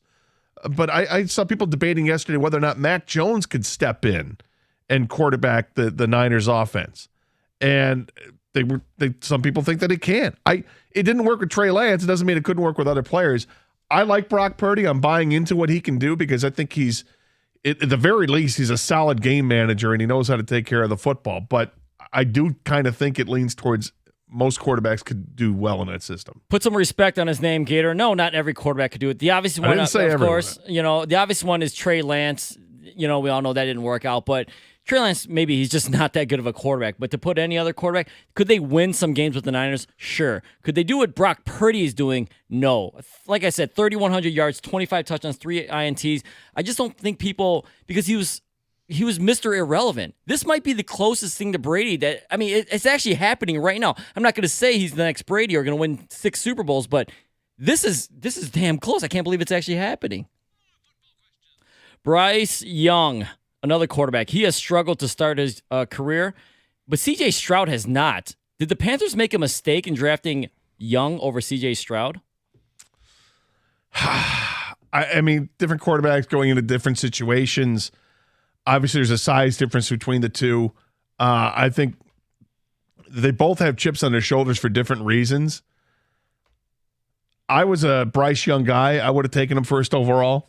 I think the big difference is who he has to work with. the receiving core he's got with Carolina is nothing to write home about. And they're just not a very good offensive football team. He doesn't have the weapons around him. And I think that the leg up goes to C.J. Stroud because he's stepping into a team that actually has some talent on there. Remember that test that Stroud took and everybody said he did so poorly? And yet maybe the most telling thing was he made a throw to Marvin Harrison Jr. at Ohio State down the far sideline for a touchdown against Michigan where he dropped it in such a tiny bucket from 45 yards away. That showed the talent, and it's coming out, and it's too early to say it's a mistake, but it sure is. So I'm going to say no. You can't say it's a mistake yet, but Stroud is making it look like it for sure. I'm going to say it is a mistake, and here's the reason why. If it's true that reportedly Frank Reich and Josh McCown wanted C.J. Stroud and the owner wanted Bryce Young, you never let the owner pick the players. And if Frank Reich really wanted C.J. Stroud and thought C.J. Stroud was the better pick, you should have picked him and gone with, or he didn't have maybe the ultimate say, but that's who I would be pounding the fist for. I'd be like, hey, if you hired me as coach, this is the guy I want to coach. You never let the owner pick players. Who's been the most disappointing player this year? Can I say Aaron Rodgers? I don't think so. Okay, Josh Jacobs then. He was a free agent. He signed a deal. He's the third highest cap hit as a running back this year in the league, and he's averaging 2.8 yards a carry. I should let you say Aaron Rodgers because it's Josh Jacobs. He's been pathetic this year. I know he had the contract dispute. He wasn't happy about this. Now he's on this team, and he has done almost nothing.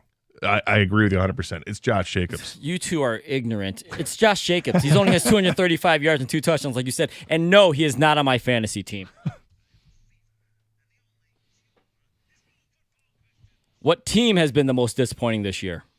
Well, I was going to say Cincinnati, but I think they've woken up now that Joe Burrow looks like he's healthier and he's a great player.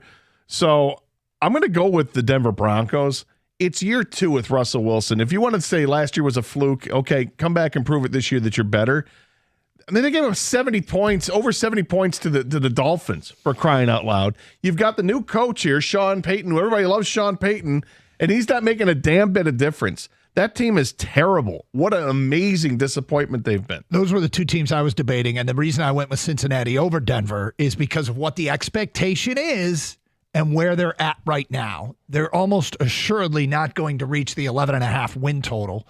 So because the expectation was higher in Cincinnati, I'm going to call them a bigger disappointment than the expectation for what it was for Denver, even though these are like teams 1 and 2 in my opinion. Yeah, I'm going with the Bengals. Enough with these slow starts. And I know Burrow was hurt to start the year, but it's always something with the Bengals and these slow starts. I feel like Burrow he went to a Super Bowl, but he didn't win it. And I feel like he kind of gets a free pass. That team needs to start off better. And 11.5 wins is a high expectations. And you're right. I don't think they're going to get there this year. There it is. That concludes the Wide 9 Omaha 4 down around the league blitz thingy. We got open lines coming up, 248-539-9797. A bunch of people want to talk Red Wings, and a lot of feedback coming in on that. So let's get to your calls, your feedback. If you want to keep going with the NFL, feel free. Got a Lions question we'll get into next hour. And don't forget, we're giving away Lions tickets today for Monday Night Football at 1:41. Might be Thursday, but the weekend starts tonight at Twin Peaks for Thursday Night Football. For all you fantasy team managers out there, get to your favorite lodge tonight and root on your team in their first action of the week. Why go to Twin Peaks? Why not? They do everything well, starting from the comfortable mountain lodge setting, the beautiful Twin Peaks girls, and by now I'm sure you know they serve the coldest beer in the state. They got the 29-degree digital thermometer right there behind the bar, the glacier of ice crystals on those mugs, 6-hour freezing process, cocktail menu is outstanding, tons of elevated whiskey and tequila cocktails, some of the best stuff out there. The High West Punch, you got to try that. The Coral Hall of Fame margarita. Then there's the food. So this is your average sports bar. They start the day off early. Scratch Kitchen. They prepare your favorites all day long. And it's not heat and serve. House-made favorites like the spicy meatball skillet, the hand-cut New York strip, cut and breaded to order boneless wings and tenders, plus smoked ribs, chicken, brisket, tacos, all outstanding. Tacos or nachos. Enjoy that while watch your favorite sports action on wall-to-wall TVs. If you're a fan of Twin Peaks, sign up for the E-Club, twinpeaksrestaurant.com/peaks-club. And to find a location nearest you, go to twinpeaksrestaurant.com.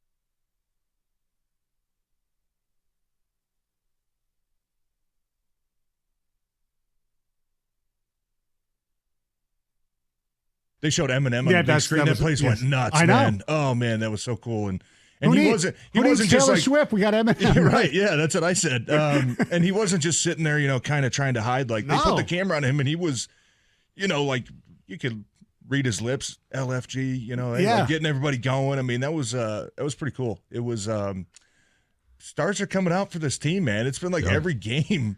You look at the sideline, you're just like, whoa, like this. All right, that's cool. You're a good team. That's you're a good team. People want to come see you. They're America's team. Yeah, Where were they when we were back?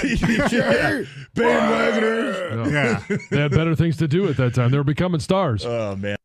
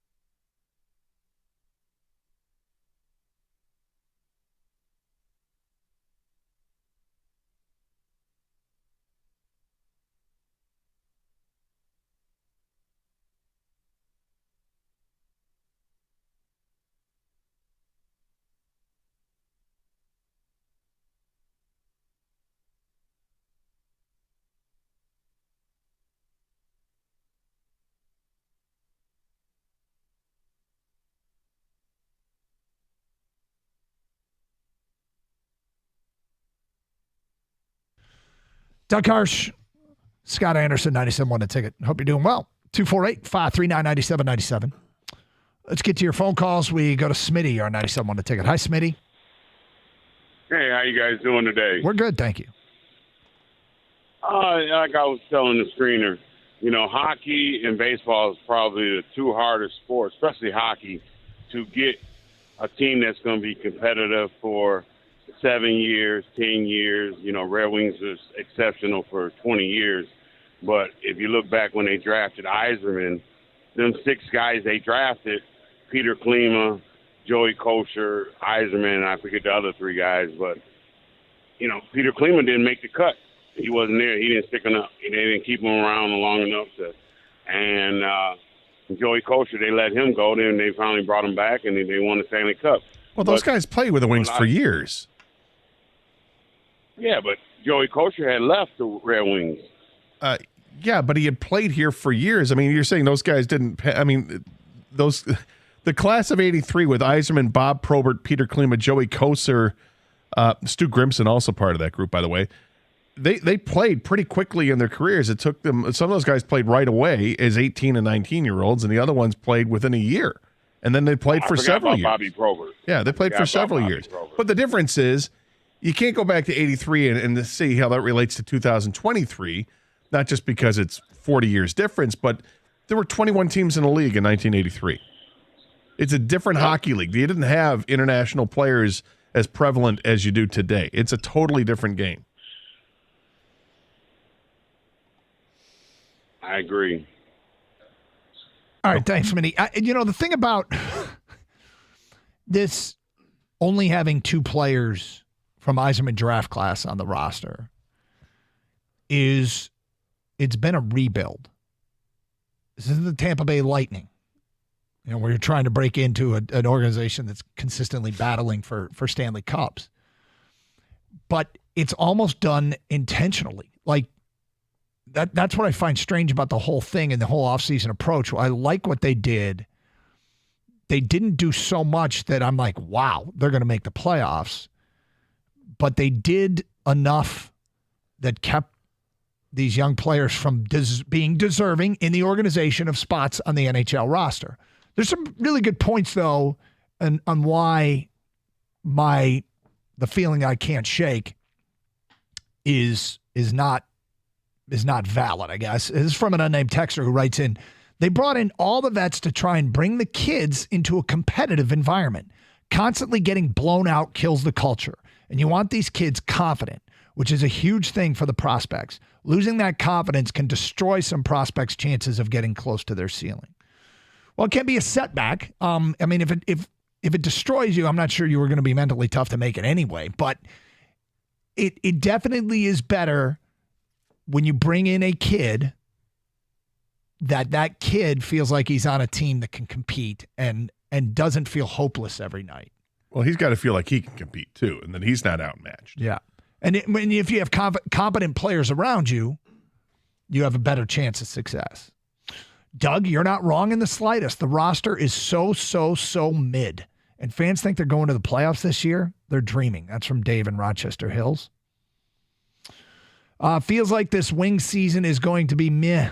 Just no sizzle, and they look super flat in the preseason. I don't really care about the preseason. But yes, the Wings will make the playoffs. We have 2 30-goal scorers in Larkin and DeBrincat. Well, that line could be awfully dangerous. Like excited about that. To reach any kind of attainable goal, whatever the ceiling is, right? The ceiling is, if everything goes right for you, this is what you'll be. To get to a ceiling, you kind of get the sense that the Larkin DeBrincat line is going to have to be outstanding. Like they are going to have to be, they're going to have to be great. Yeah, they're going to have to show they're a top line, like we thought that they had when they had Bertuzzi and Mantha with Larkin. If they could ever stay healthy for a full season, that was going to be one of the better lines in hockey. But they couldn't stay healthy, and you move on from that. But DeBrincat is a guy who brings with him a pedigree of scoring lots of goals in his career, which is something that has not been alongside Dylan Larkin since he's been a Red Wing. He hasn't had that guy riding shotgun with him that's a 30, 40-goal scorer. And to reach the ceiling, stuff needs to happen. Like the acquisition of Sprong. Sprong in limited minutes scored 20 goals. At playing 11 minutes a game, playing 66 games last year in Seattle. 66, 61, whatever it was. All right, what happens when he gets more minutes in Detroit? Is the roster good enough that he can well exceed 21 goals because he's going to play more? Like that would be a ceiling type of development to reach their ceiling. Yeah, and JT Compher's coming off his best season as a pro last year. He had, I think, 52 points last year with Colorado. Well, now he's on this team. And how is he going to adapt to a role with the Red Wings? And is he going to flourish? Is he going to hold that point total? Is he going to be better than that? We'll see. But if he holds that point total, I'll be very satisfied with that. And he's not alone. Penalty kill, power play. Do they get better with the veterans they added? I mean, we hear that Gostisbehere is going to help this power play quite a bit. As the penalty kill get better. A lot of the little things, they're not even little, those are big things that need to go right for them to reach any kind of ceiling. Will the goalie situation be better? Will Husso get some much needed relief and not get worn down? Will Rasmussen stay healthy? My God, please, Rasmussen stay healthy. Because it seems like he's a guy that really, really could help. You know how old he is? He's been around forever. You know how old he is? How old who is? Rasmussen. He's not that old. 24? Yeah, he's 24 years old. I mean, it's still a relatively young roster.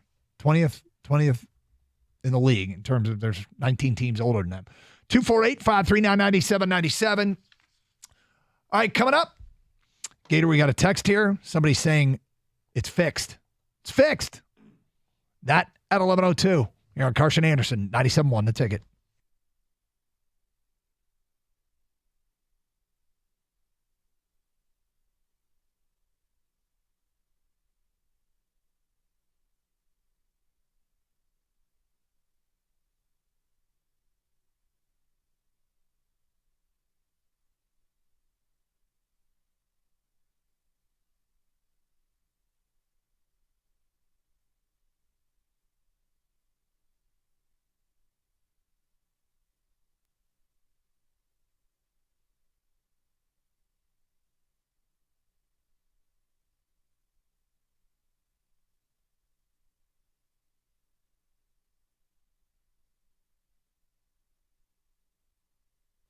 The Michigan State game being a night game. we're going to spend the next 2 weeks occasionally and more so as we get closer to remind all the adults in the room to act as such. Let's get this back to what it was, which is a good, fun celebration in our state. It's gotten kind of nasty, and not look backwards. Let's just look forward, and everybody behave themselves. This can be a great thing, and it should be a great thing. And so I'm not crazy about the night game for personal reasons, but I wish all games were at noon. Right. But okay, so it's going to be a night game, which means people are going to have all day to fuel up. First time ever, there'll be alcohol in the stands. So it feels like has potential to be combustible, but let's all collectively agree. Nobody wants it to be a bad thing, to be hostile. So, well, let's not plant the seed. Well, let's encourage people to be adults. There you go.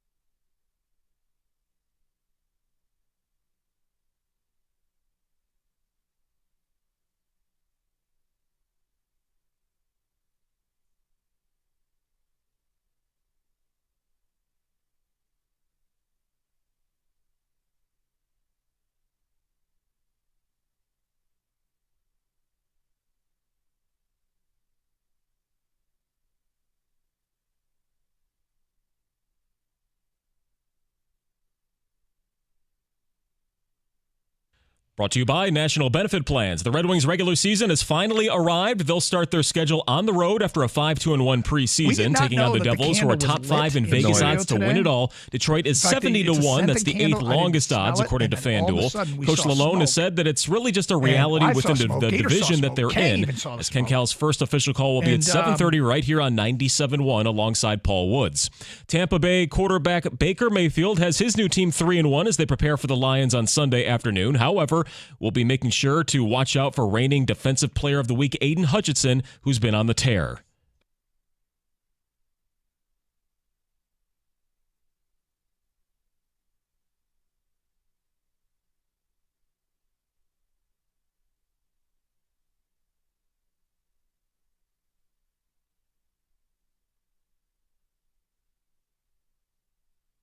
Yeah, Baker's got to watch out. Hutch is on pace for about 18 sacks this season. Baker's only been sacked 4 times in Tampa's 4 games. Meanwhile, good news for linebacker Alex Anzalone. His parents are on the way home safely from Israel after being stuck over there during the conflict on a group tour. And Anzalone has said his mind was focused on their safety during Detroit's last game versus Carolina. Also, it'll be an international neutral floor for the Pistons tonight as they get set for their second preseason game. They face the Thunder in Montreal over on WWJ at 7 o'clock. Coach Monty Williams still preaching discipline as they tune up for the regular season, which will start in less than 2 weeks. And only one MLB playoff game tonight. The 104-win Braves have their backs against the wall. The Phillies can eliminate Atlanta with one more win tonight at home, up 2-1. At the Ticket Update Desk, I'm Chris Villar. For more, go to 97.1 The Ticket and Odyssey.com.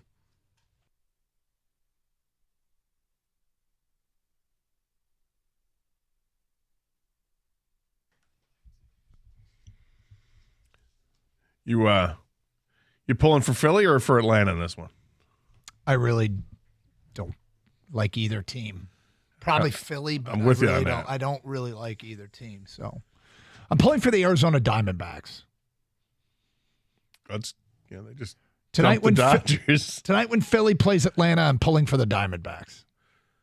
The 3 starters for the Dodgers ended up pitching 4 2/3 innings total into 3 games. Not going to get done. Not going to get done.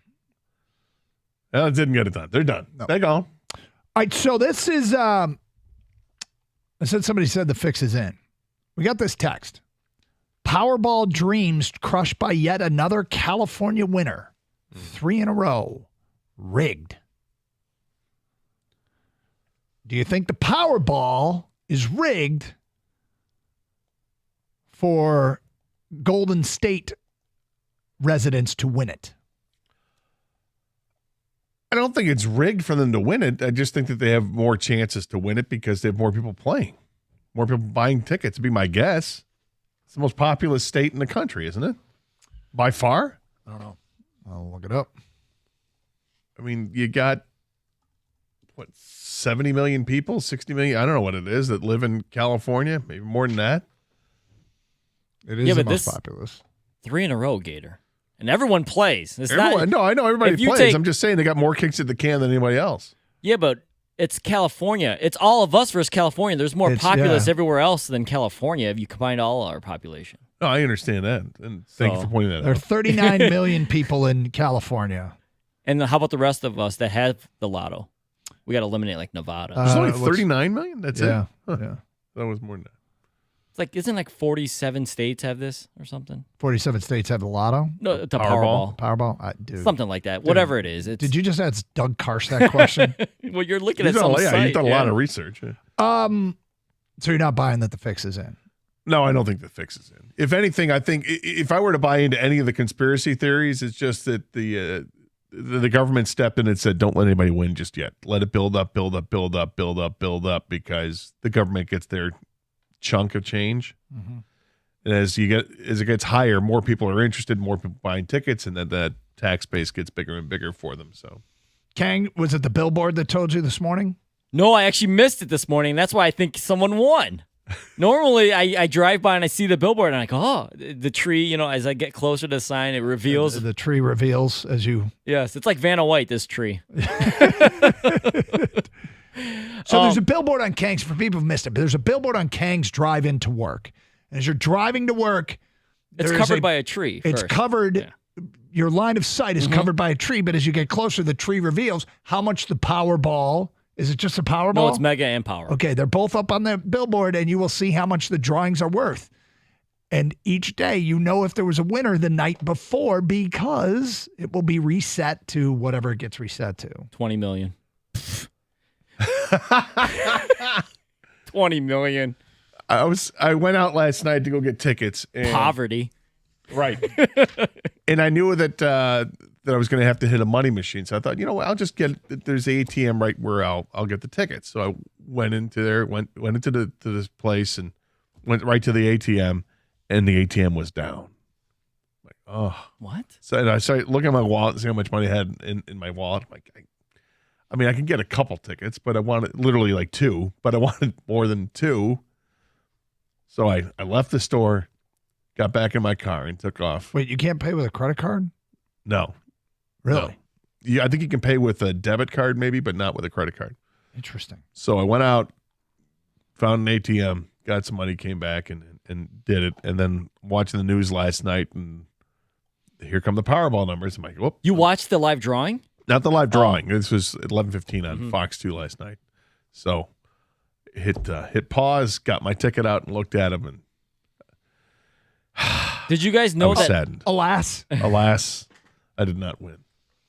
Del Mar, very far. Yeah, and now this jackass wins from California. There's one win. If they take my property, if this jackass buys the property you were eyeing in Del Mar, You better check Zillow. It could be off the market soon.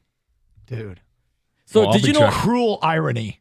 Also, California does not tax lottery winnings. Can you believe that? So At this guy, all? yeah, this What? guy even gets more money than the rest of us. Yeah, wait a minute, doesn't California tax everything? they do not tax lottery winnings.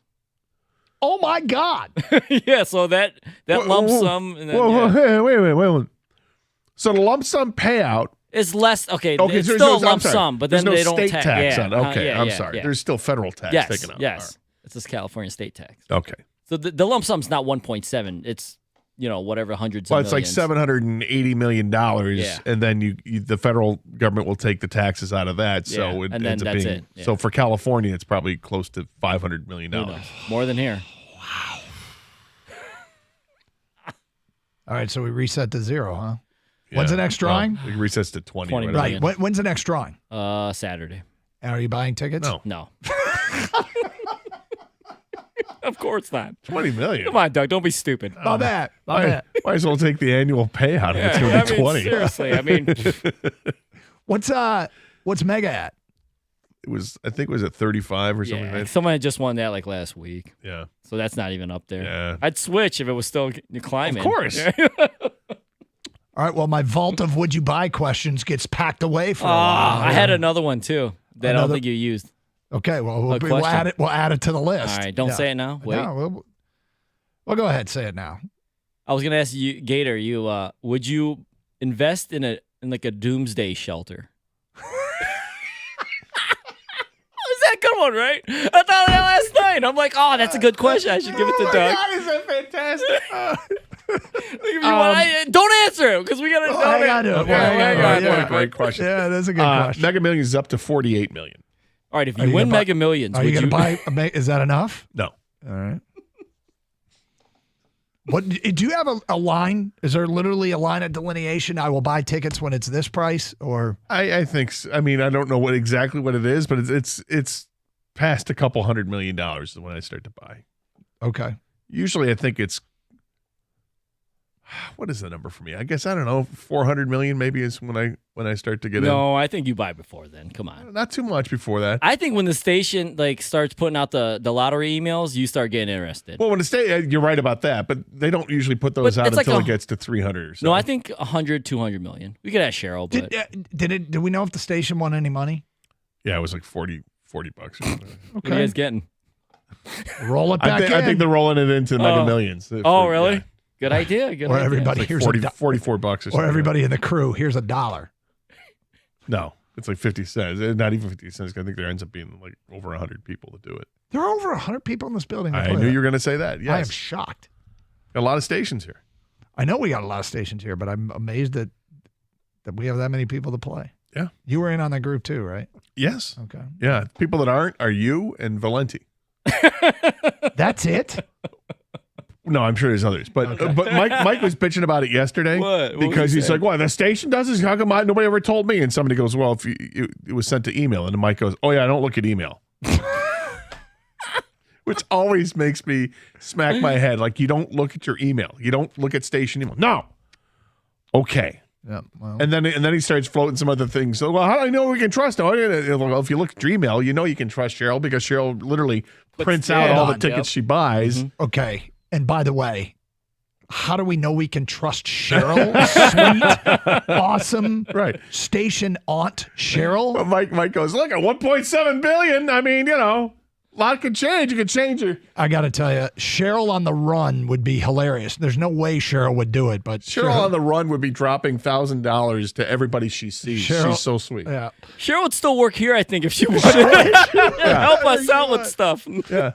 All right. Some pens? All right. Yeah, I'll take some pens, whatever you got. 15 and years. There's food in the other room. Yeah. Oh, thank you. She's a saint. She's 15 awesome. years ago today, this happened in Detroit sports. Has anything like this ever happened to you? We will get to that today at 11:16 here on Carson Anderson 97.1. Hey, do not show up to a party or a tailgate party empty-handed ever again. Bring something that is really going to put the smile on people's faces. And I'm talking about Flying Ace Spirits Bourbon. It is delicious. There's nothing pretentious about Flying Ace. It's just real approachable American whiskey, and it's made for the maverick at heart. There's no gimmicks at all, and it's just $30 a bottle. It's not going to bust your budget, not at all. Of course, the best part about Flying Ace is the taste. It is delicious. It's got hints of vanilla, ripe stone fruit. It's so smooth that you're going to want to come back for more. It's a versatile spirit as well. You can have Flying Ace Bourbon any way you want. You can do shots, drink it straight up, or you can have it on the rocks if you want. You want to mix it up with something like a cola or ginger ale. However you like your bourbon, give it a try, and you'll be a fan of Flying Ace Spirits for life. It's also a bourbon that's made in Holland, Michigan. It's part of the Coppercraft family. So you know the Flying Ace is of the highest quality. You can follow them. You can fly them. You can follow them at Flying Ace Spirits on Instagram. This way you can stay up to date on all their upcoming releases.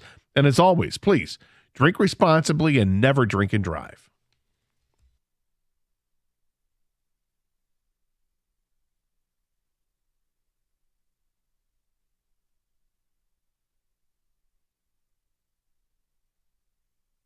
Apparently the candle burned out. So look at the inside of the candle. Because it's closer to grab.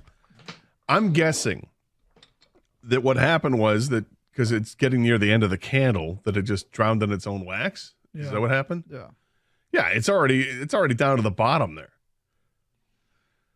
But we didn't know the candle was even on, and then all of a sudden there's smoke. I think you just said the Lions can't lose, and I was like, what? All right, I'm not betting that game. 10 texts. Yeah. Fire and brimstone. Well, we'll get the fire.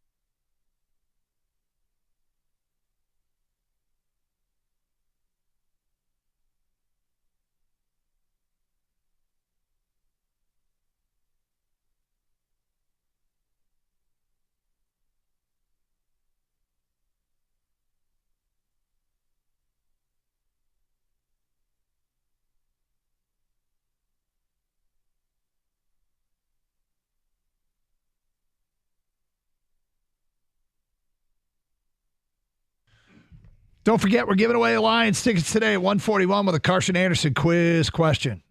The first one with the correct answer, whatever that question is, something said on the show will be the answer to the question. Today at 141, we'll get a pair of tickets to the Middle Night Tap Room for the Lions on October 30th. It's 31st, right? It's a Monday Night Football game. Poor Lori. She had a whole bunch of typos in last week's read. No, it's the 30th. It's the 30th? It's the 30th. Oh, okay, she got it right. My bad. Sunday, October 30th. Is it Sunday or Monday, though? That's the Monday night game, right? Oh, boy. I would say you have the read in front of you, but I'm not sure what game. Yeah, she says Sunday night. It's Monday night. It's Monday night. She did get it wrong. Oh, Doug. Come on, man. Well, last week she had like 3 typos. And Why she felt awful. Why are you calling her out? Because she came up today and she said, Doug, I got everything right this week. Last week I was a mess, and hand me this. And now I realize she got it wrong. Yes, it's a Monday night game against the Raiders. All right. So anyway, you can win tickets to that game with the first correct answer to the Carson Anderson quiz question. If you don't win, stop by the Buffalo Wild Wings on Michigan Avenue for Thursday night's football feast with Wojo and Rieger from 6 to 8 and another chance to win, courtesy of Miller Lite and Buffalo Wild Wings. All right, Gator, 15 years ago today, Detroit sports. One of the most embarrassing things that's ever happened. One of our players did something that still gets shown to this day. You know what it is? Yeah. What is it? Dan Orlovsky running out of the end zone? At his own discretion, of his own free will, our quarterback rolled out of the back line of the end zone for a safety.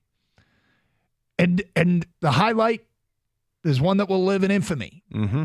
He's out of the end zone. He's still running. It follows him everywhere. Yep. He cannot escape it. Nope. Hey, Dan Orlovsky, you're the guy that ran out of the end zone. Yes, I'm also the ESPN commentator and have been for a long time. Yep. Yeah. But you ran out of the end zone. The Vikings or something? Yeah. Did you ever play after that? Yeah, I played Indianapolis. Oh, did they remind you of that play in Indianapolis? Yeah. Does that ever come up? For 15 years, yeah. I mean, at some point you're like, all right, I'm not escaping this. I'm just going to have to own it. Yeah, it's pretty dumb, huh? Yeah, I think he's owned it. Because you can't escape it. 248-539-9797. What's the most embarrassing thing that you've ever done on the field of play at any level? I mean, I've got a few of them. I do too. It feels like many of mine are recent. Hockey. I mean, with me, it's almost like pick a sport. Pick a sport. Ooh, spin the wheel, Doug. Yeah, all right. Yeah. Football. Football. I've talked about leaving my mouth guard out on an onside kick when we're down by 50 points. We recovered the onside kick. I got all excited, and the referee blew the whistle, threw the flag, and said, no, you don't have your mouth guard in. I said, really? He said, yeah, it's a penalty. I'm like, we're down by 50 points. There's like 30 seconds to go, and you're not going to give us the ball. So I cost our team. Cost the team a successful onside kick. Yes, that I kicked because I didn't have my mouth guard in. Pick a sport. All right. Hockey.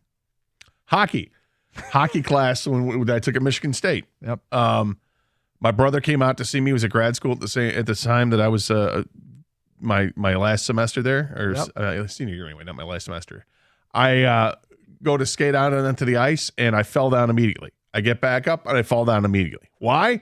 Because on my walk from the locker room onto the ice, I had stepped onto a wadded ball of tape and didn't realize, and I tried to skate and fell out of my ass twice in a row before I realized. All right, let's spin the wheel again. You're really good at this. I've got a lot. These are most embarrassing moments. What's your Orlovsky, as Eli would say back in the day? All right, and it lands on golf. Oh, boy. I mean, take your pick. Is it damn near breaking my wrist? I think it's the one. It's definitely from a couple years ago. I swung a three. I was at a charity outing, and I went to hit a 3-wood, try to get to the green in 2. It was a scramble. Right. I hit the ball so hard into the ground that it was we're all looking, where'd it go? Where'd it go? Dan Wetzel was with me. I looked down the ground, and there's some dirt that showed up because that's where the divot is. But like, what is this?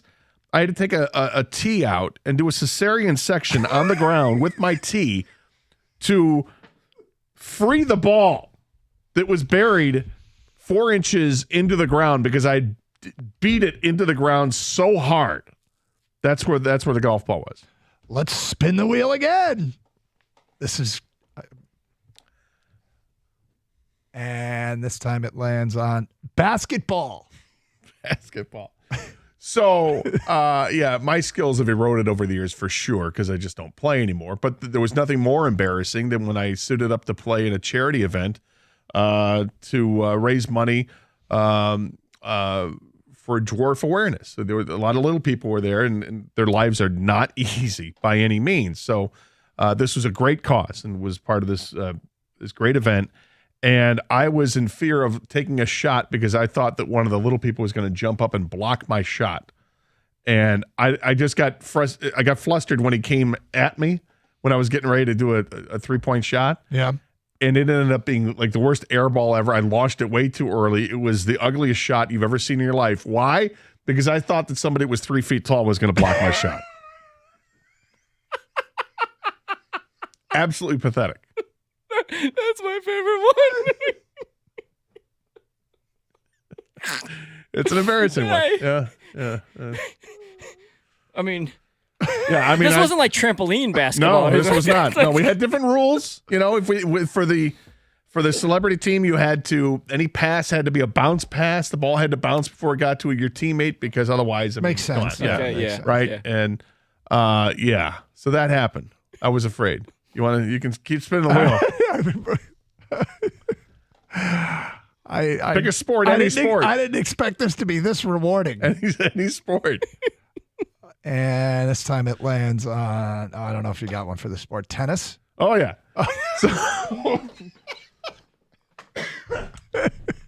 First time ever playing tennis. Yeah. My parents took my brother and my brother and I out. We went up to, it was West Hills Middle School. I was maybe 7 or 8 years old. My brother was like 10. And we go out to the court. We're going to play doubles. It's my mother and myself against my dad and my brother. My dad serves the ball, and it seemed like he served it pretty hard. The ball hit me right in the junk. Right there? Right there. Oh. I mean, smack dab in the junk, and I went down like a ton of bricks, and my dad's like, why didn't you try to hit the ball? I'm like, it came at me so fast. With a higher voice because it hit me in the junk. Right there. That was my first time playing tennis. It should have been my last. Have you played much since? Not a whole lot, but the last time I think I actually played was in college. Let's do one more here. This is pretty good. I'm surprised it. And swimming. Swimming. Aside from the fact that I was in terms of actual people swimming back in the day, your average person, I was a good swimmer. Yeah. Being part of a state championship swim team, I was one of the worst, all right? So that was just not competitive when it came to the competitive events. When I went to college my freshman year, we had some event that was pitting different dorms against different dorms. And there was, for whatever reason, it was a swim meet. And I had just gotten back from visiting home. It was a Sunday night. I was sick. And they said, we need you. You got to come. I'm like, I'm sick. We need somebody to swim. All right, fine. I'll be there. So I'm in this relay event, and I feel awful. I have like the flu. And I'm anchoring the relay, and my roommate's swimming in, and as he's coming to the block, and I go to jump off the block, it wasn't the blocks that are already affixed and screwed into the ground. Oh, no. You know? This was these wooden blocks. And it moved. You're supposed to have people stand on the back of the blocks while somebody is jumping off for the counterweight. Yep. Nobody stood on the back of the block while Big Scott's jumping off. I dive into the water, and as I'm diving in and my roommate is finishing up, the blocks I'm on starts to dip. And instead of launching myself high and out on an arc like I know that I can do on normal starts, because we worked on starts and turns all the time in high school, I go straight down into my roommate. We bump heads. I take 2 strokes. I'm like, I'm like, are you kidding me? I had not felt pain like that from getting smacked in the head. I honestly think I had a slight concussion. I have never, I'm trying to tough it out. I get 3 more strokes down the lane, and I'm standing in the middle of the lane because my head hurts so bad. I'm like, I'm literally standing.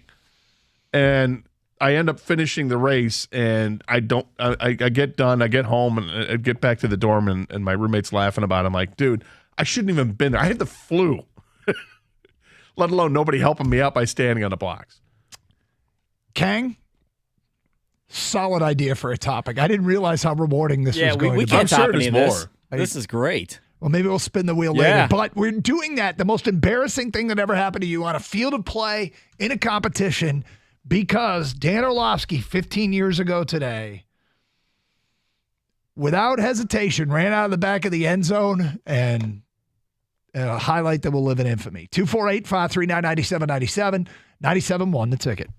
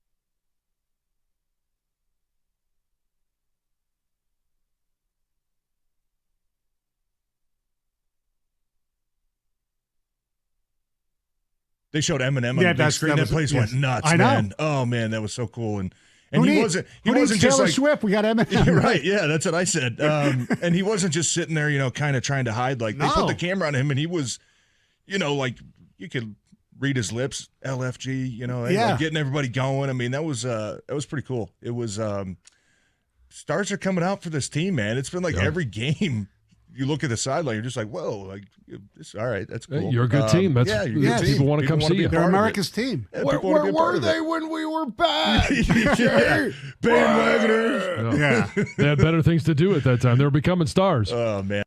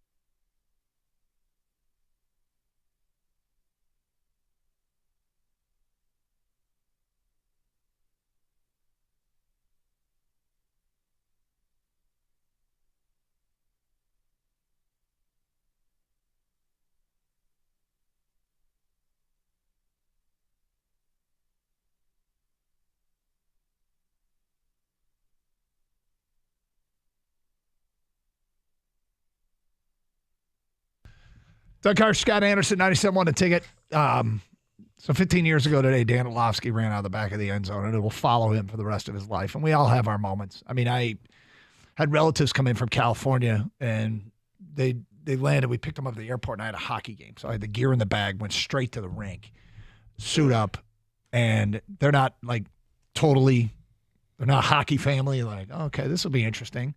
I come over the boards, and there's immediately a rush back towards our own goal. And I start skating as hard as I can back towards, I'm 5 strides into my first shift. And I try and stop, and I trip, and I go headfirst into my own goalie, who falls on top of me. We slide together into the net, dislodge the net, and bang into the boards behind the glass. Prevented the goal. And I'm thinking to myself, oh my God, the first thing the Wilsons see me do is this. So that was pretty humiliating. That's pretty good. That was pretty bad. But the puck didn't go in the net. It did not. I went into the net, and I took the goalie with me. Yeah, but you dislodged it, so they couldn't score. Let's go to Al. You're on 97 on a ticket. Hi, Al.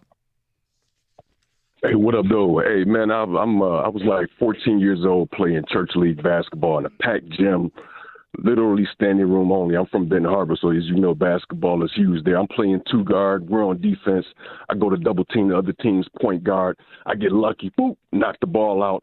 I look up. The ball is bouncing towards the middle of the court. And I swear in my mind, I heard that old school Olympic song. Da, da, da, da, da, da. Yeah. So I'm running. I grab the ball. I get to like maybe 3 feet from the goal. I've been using strength shoes that whole summer. So I wanted to show off my house. I'm thinking I'm about to be legendary. I hop off my left foot, cock it back with my right, go for the flush. Met nothing but metal. I bounce back on my back. Slide into the wall, spinning through a 180 spin, and look at the crowd. The crowd is just hysterical. And imagine having to go to school the next day. When I saw the alarm clock go off, man, that was my first time experiencing anxiety in my whole life, man. Thank you. Al. Rejected by the rim. He got hung. That's what we used to say back then. You got hung. 248-539-9797. I had a breakaway in basketball playing at Jenison at Michigan State. And my roommate was so excited for me. His eyes I could see him on the side like, oh! And I'm going down on this breakaway. And I just need to lay it up. But I'm so slow that somebody behind the other team caught up with no problem at all. He was like just waiting for me to go up for the shot so he could reject it to hell, which is exactly what happened. Oh, good. Let's go to Josh. You're next. Hi, Josh. Hey, what's up, guys? So I am a fairly avid golfer, which makes this story even more embarrassing. But I had just finished up a par 3, and we're on the next tee, And the tee box is perpendicular from where the par 3 green that we just finished, about 100 yards, 90 yards away. And so I'm hitting, I don't know, an iron or a 4-wood, something like that. And I hit the ball so bad that the ball goes straight towards the green we just finished, again, perpendicular from the tee box. And if you golf a lot, you know when someone yells 4, you don't expect it on a par 3 because the guys behind you are waiting for you to clear the green. Right. So I scream 4. These guys do nothing, and the ball lands closer than I hit when I was on the par 3, and they look at me and like, yep, that was me. It's happened. Golf. I mean, I don't know that it's possible to play golf and not have humiliating moments. Everyone's on the got to golf have course. one. It's just. I mean, I remember there was a backup of carts behind us, and we had to wait, and everybody was backed up, and so there's like probably 2 groups. No pressure. And I'm on the tee box, and I hit a tee shot that hits a tree off to my left, brings the ball right back at me. I have to duck. It flies over my head and into the woods behind the tee box, and I'm like, I'll see you guys later. I'm driving 200 yards down the fairway and dropping it because there's no way in hell I'm going to re-tee. I think those moments where you're on a tee box and somebody in the group ends up hitting the ball behind you, it seems impossible, and yet it is so possible with trees. It's just the funniest thing ever. Let's go to Michael. You're next on 97 The Ticket. Hi, Michael. Hey, what's up, fellas? How you doing? So I'm a sophomore in high school. I decided to join the swim team because I was a baseball player. I'm like, this would be good for my arm strength. I'm going to join the swim team. So I get to my very first meet. I'm in a 4-leg, 200 free relay. I'm like the last one to go. And, it's my first time with the Speedo on, and I'm like already embarrassed enough about that. I get up on the blocks. The guy touches the wall. I jump in the water. I start motoring down the lane. Only problem was my Speedo is at my ankles. Oh, no. I forgot to tie the Speedo. Yeah. So I'm going down this race, and I got a critical decision coming up because I'm approaching the wall. It's critical, I got no Speedo on, and I'm like, man, if I touch turn, we're definitely going to lose this race. I decided to go for it. I just flip turn. I moon the whole crowd. My whole team's there kind of cheering at the end of the lane. I see their faces go from excitement to disdain in a matter of seconds. I get to the other end of the pool. I hop out. I text my mom. I say, we got to get out of here. She picked me up out front. And I'm transferring schools. Is that, Gator, is that illegal? Like, if a player's helmet comes off, the play's dead. Yeah. Like, I mean, if you're... I think it's admirable. Can you just go? Like, I call that perseverance. Yes. That is fighting through adversity like you've never seen. Put your head down and just you keep motoring Yeah, on. way to go, Michael. Yep. Nice job. Nice job. Classic. 248-539-9797. What's your Orlovsky? Today is the 15-year anniversary of him running out of the back of the end zone on his own accord. We go to Chris. You're next. Hi, Chris. Gentlemen, great show as always. So I've been playing softball for about 43 years, and I'm playing in an over 50 league this past summer. New team, new group of guys. We're doing pretty well. I'm playing first base, and there's a lefty up who has scalded this ball to me all day long. Runners at first and second, he does the same thing, hits a scalding ground ball to me. I snag it behind first base. Easy peasy. I run to the bag. I don't know if you're familiar with this. There's 2 bags. There's a white bag for the runner and an orange bag, or orange bag for the runner, white bag for the fielder. The orange bag is in foul territory. Right. I nonchalantly pick the ball up, touch the orange bag, head to the dugout, happy as can be. We're out of the inning. And I look back out. The ump calls him safe, and there was not even a play at the bag, and now the bases are loaded. And my teammates who are just all over me. I literally touched the wrong bag. He was safe. And now I got to go back out and pray because the game's on the line. Next guy up hits a scalder to me, and I touched the right bag. Got out of the inning. Did a lot of praying in between, though. Yeah, you kind of saved it. But yes, there's the orange bag's in foul territory for the runner and the white bag in fair territory in softball because they don't want people to run into each other. Little humble brag there. Kind of was, yeah. He had a couple of scalded dogs he was able to find out. Hot corner. Torque's got nothing on me. Kangs is great, and we'll get to it in a few minutes. But Kangs is awesome because the moment was embarrassing, but then the defense mechanism kicked in, makes it even better. Oh. We'll get to that coming up in a few minutes. We go to David. You're on 97.1 The Ticket. Hi, David. Hey, Doug. Hey, Gator. Hey. I got an embarrassing moment. I called you guys a while ago. I played for Fitzgerald, so I was playing football. I usually played corner or wide receiver, but for that day they had me playing free safety because my buddy Nick got hurt. So they needed somebody to go in the deep thirds. So it's right before halftime. We're going against our rival, Lincoln High School.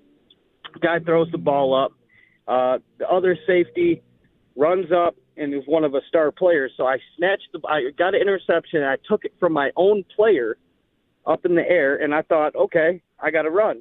So I start turning around, and I start running towards the other sideline, the opposite way. And I'm like, oh, shit, this ain't good. You can kind of see that one coming. I don't know why, but I swear to God, you can see him coming. 248-539-9797. What is your most embarrassing moment on the field of play? With Dan Orlovsky, it's 15 years ago today. They literally were talking about it on ESPN all morning. And all you can do if you're Dano is just laugh, because otherwise it'll drive you crazy. Well, the best part about it was not only that he ran out of the back of the end zone, but he continued to kept run. Playing, you're like, what? Nothing happened. And Jared Allen's going, hey, he's out. He's raising what do you mean I'm out? I am out. I'm looking for an open receiver, dude. We'll get to Kangs coming up, because I think embarrassing, yes. Your defense mechanism is the best part of the story. We will get to that today at 11:46. 97.1 The Ticket. Well, my favorite place to go in town is 24 Seconds Bar and Grill in Berkeley. You want to watch a sporting event, there's no better place. They got giant flat screen TVs all throughout the place. Amazing food. It's a great atmosphere, and they have fantastic specials as well. Not to mention the best wings in town. They also have the NFL Sunday Ticket. Catch all those games. And this Sunday, starting at 3, how about the Lions tailgate party they're going to have up on the rooftop? Barbecue and hot drink specials are during the game. You get that Lions shuttle is back for all the home games. That way you can save the hassle of the parking nightmares and the traffic. Don't deal with that. Use the shuttle instead. Book your seat right now. And for all Michigan and Michigan State games, you get $4 drafts of Miller Lite and Coors Light. For Lions games and all Sunday football games, you get $4 drafts of Miller Lite. And for Red Wing games, and this starts tonight, right? $4 bottles of Blue and Blue Light. You can catch the baseball playoffs there too. What better place? There is no better place. And the specials are all day, every day. Plus, they're open for lunch on Thursdays and Fridays. You can go to 24 Seconds Bar on Twitter, Facebook, and Instagram. See all the great contests that they have. You want a party or an event caterer to let them do all the work. Every seat is a great seat in the house. 24 Seconds Bar and Grill in Berkeley, where the service is great, the food's even better. Check out the specials and happenings at 24secondsbar.com and grab a taste of the action for yourself. Again, it's my favorite place to go, 24 Seconds Bar and Grill on 12 Mile in Berkeley.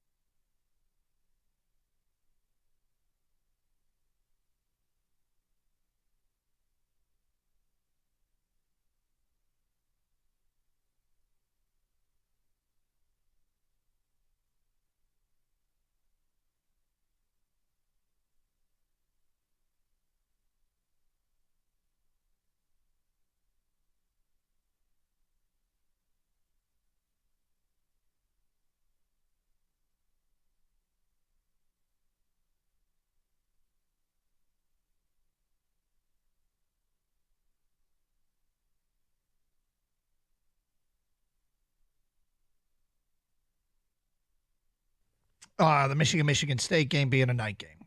We're going to spend the next 2 weeks occasionally and more so as we get closer to remind all the adults in the room to act as such. Let's get this back to what it was, which is a good, fun celebration in our state. It's gotten kind of nasty, and not look backwards. Let's just look forward, and everybody behave themselves. This can be a great thing, and it should be a great thing. And so I'm not crazy about the night game for personal reasons, but I wish all games were at noon. Right. But okay, so it's going to be a night game, which means people are going to have all day to fuel up. First time ever, there'll be alcohol in the stands. So it feels like has potential to be combustible, but let's all collectively agree. Nobody wants it to be a bad thing. to be hostile. So, well, let's not plant the seed. Well, let's encourage people to be adults. There you go.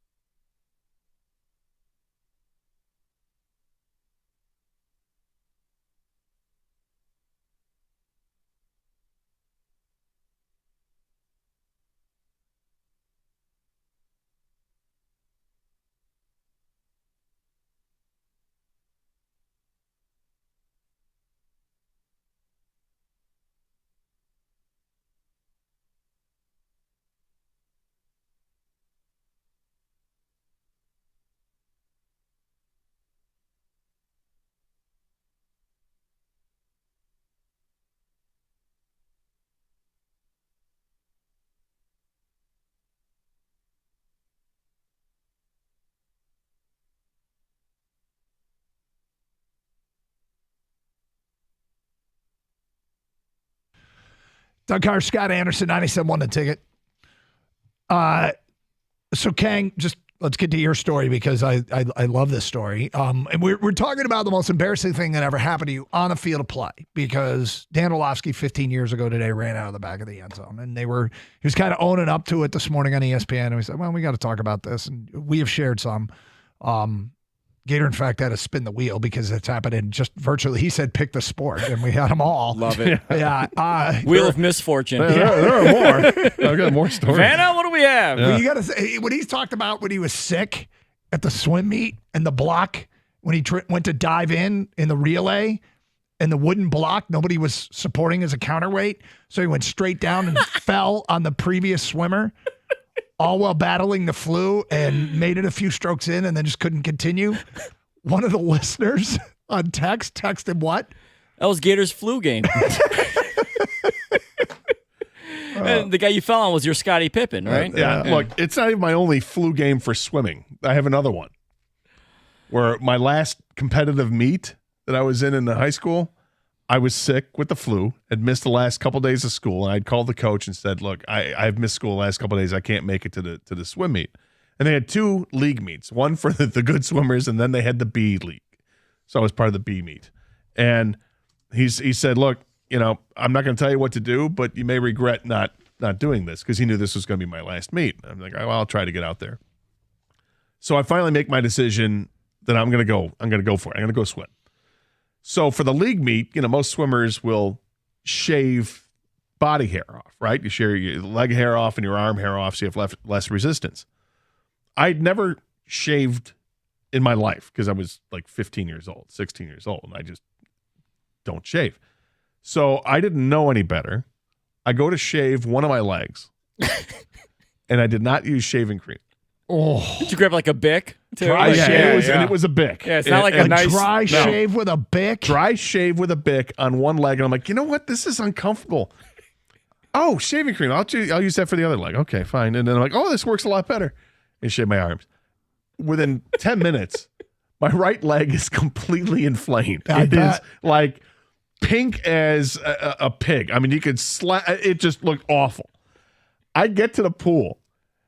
And my teammates are like, what happened to you? I'm like, what? They're like, look at your leg. I'm like, I know. Yeah, I cut myself shaving. They're like, no, how did you cut yourself shaving? The whole leg is as red as can be now. Like, yeah, well, I shaved. And like, we know, but what are you talking about? Like, I forgot shaving cream. And then everybody starts laughing. The seniors on the team were dying. They're like, how did you not know? I'm like, I don't shave. Hey, Scott, did you just haze yourself? Unbelievable. All right, your story, Kang? Yeah, real quick. When I was younger, I was a pretty good athlete. I could adapt to any sport. played whatever sport I was good at. And buddy, brag. yeah, kind of, yes. But this makes it even worse. What happened? Because a buddy of mine is like, hey, we need someone for softball. I know you could play, so could you come out, and help us? And he told, I guess, the team that I was a good athlete. I can play, no problem, easy, grab a mitt, you'll be fine. So I lead off, the game to put me at lead off. First pitch, I swing out of my shoes and completely whiff, okay? Swing and miss. Which has happened to people before, so that's embarrassing in itself, but not the most embarrassing thing. I look over at my team, and they're like, who the hell did we just pick up? Everybody, and I look at them, I tap my chest twice and go, my bad. That's my bad. And they go, yeah, no kidding. Like, dude, whose house bad was it? And I didn't even want to go out for the second pitch anymore. I was like, dude, I don't know these people. They think I'm terrible. I had one guy vouch for me. He's probably like in the car it started up going, dude, just get in. It was terrible. I think my bad on a swing and a miss is so spectacular. Like, there is no debate. Right. Oh, you're the one who. Oh, okay. I think I even said that's my bad. Like to make it specifically. Hey, that's on me, guys. That's on me. I'll come back. I think I leaned into the next pitch. I got hit by a pitch. There you go. 248-539-9797. We got a Lions question we're going to get to at 12:05. My bad. But we'll take a few more of these. We go to Wendy. You're next on 97.1 The Ticket. Hi, Wendy. Hi, how are you? Good. I own a champion show horse. Oh. And as a kid, one of the things that you learn is to tighten the saddle before you step into the stirrup. So I was at a meet where I had moved up a level and I was representing my stable and I wanted to represent them very well, but I was very nervous because I was moving up a level. And I stepped onto the mounting block and did not tighten the saddle and stepped into the stirrup, ended up on the ground underneath the horse. The saddle was underneath her belly, and she's looking down at me like, oh, my God, you are embarrassing me. How dare you do that to the horse? It was ridiculous. That's funny. That is funny. Whoops. Yep. Got to tighten that saddle. Yep. 248-539-9797. Mike is next on 97.1 The Ticket. Hi, Mike. Hey, Doug and Gator. Thanks for having me. Sure. I appreciate it. So way back in my glory days of ninth grade basketball, where I'd worked my way from second string down to third string, relegated to a lot of garbage minutes. Our team was stacked. We were the first undefeated team in school history. No thanks to me. So I'm just at the end of the bench. I'm just yucking it up. I'm working on my play-by-play call, just not paying attention at all. Now keep in mind my dad's in the stands with sitting by the dad of one of our star players and another neighbor without a kid on the team. He's just there to, see this fantastic team that I'm now subbed in on a free throw at the end of the game. So I run off the bench, take my spot. I grab the rebound, and I think I'm going to go down to the other end, get a layup, take a jump shot, get end to end. You got this. Yep. I'm in a garbage time. I'm going to get a garbage basket. You're a bright, shining star. Go get it. The free throw was at our end of the court. We were shooting the free throw. I grabbed the rebound and take off the wrong direction, and to make it even worse, as I hear the whistle, the ref calls me for traveling. And he could have called you for backcourt violation, whatever he wanted to. It's traveling. I didn't even make it to the half court yet. I was just all over the place. So ride home in silence. We finally get home, and my dad goes, were you just trying to take it back up and reset the offense? It's just, no. Oh, he had to cop to it. Yeah, no. I was just going the wrong way, Dad. Sorry. Whoops. Sorry to embarrass you in front of the other dads. I was trying to point shave. Whoops. 248-539-9797. Shane is next. What's your Orlovsky, Shane? Oh, gosh. Doug, Gator, Kang. Love the show, guys. Thank you. So I'm playing flag football, 5th grade. We're in the Toilet Bowl, which is the step down from the Super Bowl. And I had a wardrobe malfunction. I forgot to wear my shorts. And you guys remember those like mid-90s Adidas button-up windbreaker pants? Oh, yeah. Oh, yeah. So we we're in the toilet bowl, fourth quarter. We are down 17-10, and I was subbed in to play strong safety. And I came in, and I actually made the interception, and obviously I'm going on towards the opposite side of the field now.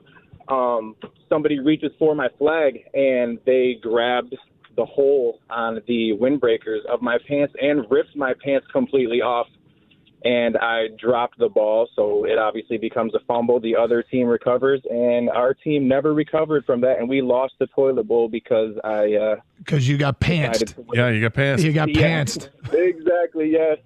No good. 248-539-9797. Jack is next. Hi, Jack. Hey, Jack. Guys. How are you? Hey, I'm good. A couple years ago, or 3 years ago, was my first varsity basketball game as a freshman. I was pumped. And my grandpa the day before told me about a freshman that played for him and lit it up, dropped 40 in a game. So I'm like, I'm about to go do this, right? I'm so excited. Right. So I walk in and, they the other team, they're huge. Got a 6'10" kid, 6'7", and their best player is a 6'3" guard. I'm like, oh boy. I'm like, I'm going to tear these guys up. So I get out on the court and, I take the ball up the court in the first minute. I get announced. I'm the freshman. Like, the freshman, Jack Copeland. I'm going wild. I'm like, yeah, this is it. Take it up the court, pass it. 6'10" guy steps in, takes it. And when you're in 8th grade, you can go up and block a shot. And this is my first moment. I'm going up, I'm going to block this guy. Go up, try to block him. And two-hand tomahawk jam right on my head. I didn't even know what happened. I just heard a loud bang, and I'm like, huh? And I'm looking around, and then I just see all of my fans. Their face is white because it's a home game. All my friends are laughing, and then the other team is screaming, he just got dunked on. I'm like, huh, I just got dunked on. And it didn't really hit me until later, and man, that was quite the Jack, I love your commitment to the fact that you think you're going to drop 40 on the team. You see the team, they go 6'10", 6'7", and 6'3", and you're still thinking, yeah, I'm dropping 40 on these guys. I love that you still believed you were going to get it done, and it couldn't have started much worse. Let's take one more of these. Jamie, our 97 a ticket. Hi, Jamie. What's going on, guys? How you doing? We're doing great. All right. So 8th grade, I started dunking in 8th grade. This is a humble brag, but it makes the story worse. Okay. I started dunking in 8th grade. So fast forward to senior year of high school, I've been dunking for 3-4 years. It's easy. My girlfriend at the time was on the girls' basketball team, and at that time, whenever the guys played at home, the girls played away. So we never saw each other. So she never believed that I could actually dunk. She always just you can't actually do it. I'm like, all right, whatever. Fast forward to freshman year of college, playing in rec league, all the way in Milan. Nobody in the stands in the gym. It's just everybody playing basketball. My girlfriend walks in the gym. I'm like, oh, that's very nice of her. She surprised me completely out of the blue. It was very nice of you to come see me play. I kid you not. A minute later, the ball is just bouncing in the middle. I get a clean breakaway, clean as can be. I'm like, here we go. I get the ball. I go up, cock it back of the rim, bounces all the way to the other side of the court. And I'm like, if I look at my girlfriend, it's going to be over. Yeah. So I'm like, I got my head down. I look up. I look at her, and her sister are just laughing, and they just get up and just walk right out. Oh, they laugh. Did she bail on you as a girlfriend too? That was 6 months later, so it was probably it probably had something to do with it. Yeah, it probably did. Yeah. Hey, man, thanks for sharing. Well, you said you could dunk. We've got a Lions topic that I'm intrigued to hear what people have to say about this one as I get ready for a big game against Tampa on Sunday. It's Carson Anderson, 97.1 The Ticket.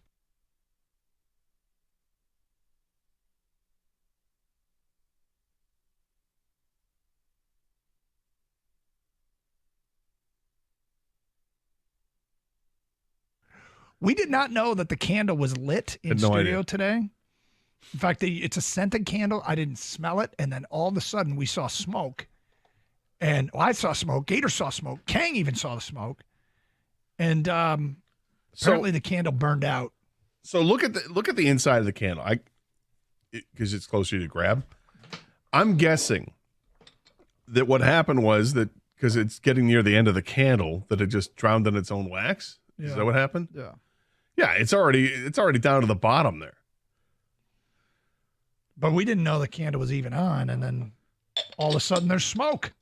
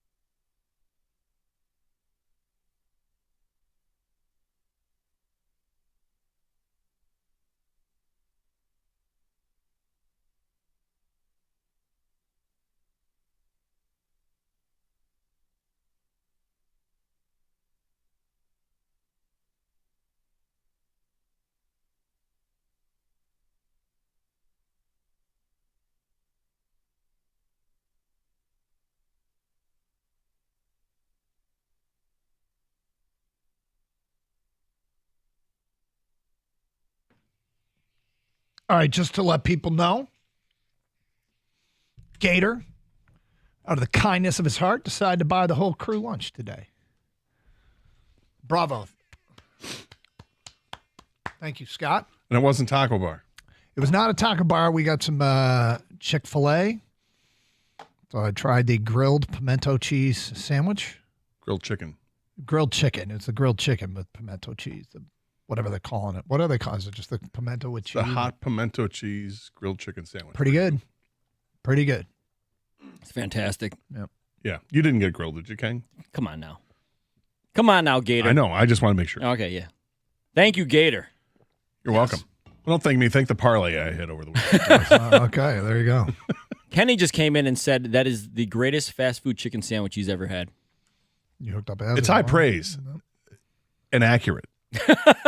I mean, it really the pimento cheese spread on there, it just that spice, and it's got the little bit of honey in there, and the it's sweetness. So you're never going back? What, to a regular chicken sandwich? Yeah. I have a feeling I'm going to have to because this will be the limited time, even though it shouldn't be. Is it? It should be a staple. I mean, it's no, like but that's Southern, right? Yeah, but that's how they get you. You I got to know. take it away, right? And then you want it back, and they bring it back. Yeah. What about you? Will you go back if this is a permanent menu item? Will you? Is this a new order? Yeah. If this is a permanent menu item, this is probably what I'd get every time. Because I don't get Chick-fil-A every day, so it's not like it's going to get old. You know, it's always going to be special. Yeah, I think every time I get Chick-fil-A, it'll be this sandwich. If it's on the menu, I'm if it's getting on the it. menu, I'm getting it. Yeah. Okay. Yeah. You? Probably not. I think I like the regular better. It's the cheese. It's too much. Yeah, it's too much. In there. Exactly. Who doesn't like cheese? But it's too much. Don't That point guy. at him. Yeah. Sorry. I don't Yeah, I don't care.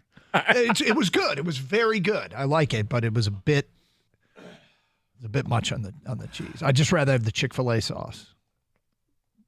But I mean, I'm seriously. Let's be clear here. What I'm talking about. Like, so the sandwich was like an 8.5, and a Chick-fil-A sandwich is like a 9.5. So, I'm not. Believe me, I'm not mad. All right. Yeah. Thank you, though. You're welcome, I think. You're the man. Okay. So, Lions fans. Everybody knows the record. Everybody knows 2 games in front. Everybody sees the schedule. Everybody sees a team doing things Lions teams don't do. Like, I mean, seriously, on the football field on a given Sunday, looking like the better team clearly in games against some decent opponents. I mean, Atlanta's a playoff team right now. Kansas City, they won that game. Maybe Detroit didn't clearly look like the better team that day, but they won at Kansas City. All kinds of things they've accomplished. Their feats so far have been well documented. Who or what's the threat? Now, the obvious one is that the injuries just keep piling up. And I don't think, like, eliminating that, because I think we'd all agree that, you know, an injury to, like, a quarterback could be devastating, right? Yes, of course. So, beyond an injury, who or what is the threat? What concerns you the most?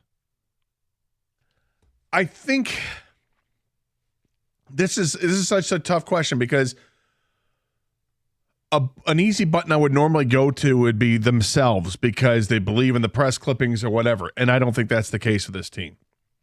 I don't think the coach allows them to believe that. I don't think the players even believe in that yet. The players, like, we know how good we are, but we also know that we have to back it up every week because the fan base is going to be too easy to go and say when they slip, oh, SOL. Yep. So I don't think it's that. If I'm looking at like a position group or something that does scare me, nothing scares me about this team. And you really have to, I got to nitpick to get to the spot that I think could be concerning. And to me, I think it's, I say this and yet it's a real nitpick. It's the offensive line. I think the offensive line's great, right? I mean, I know. I know the same thing. I'm blown away. But the reason I say that is because Jared Goff's only been sacked, I think, 7 times this year. And that's pretty good. Yep. But I've seen him get drilled the last few games.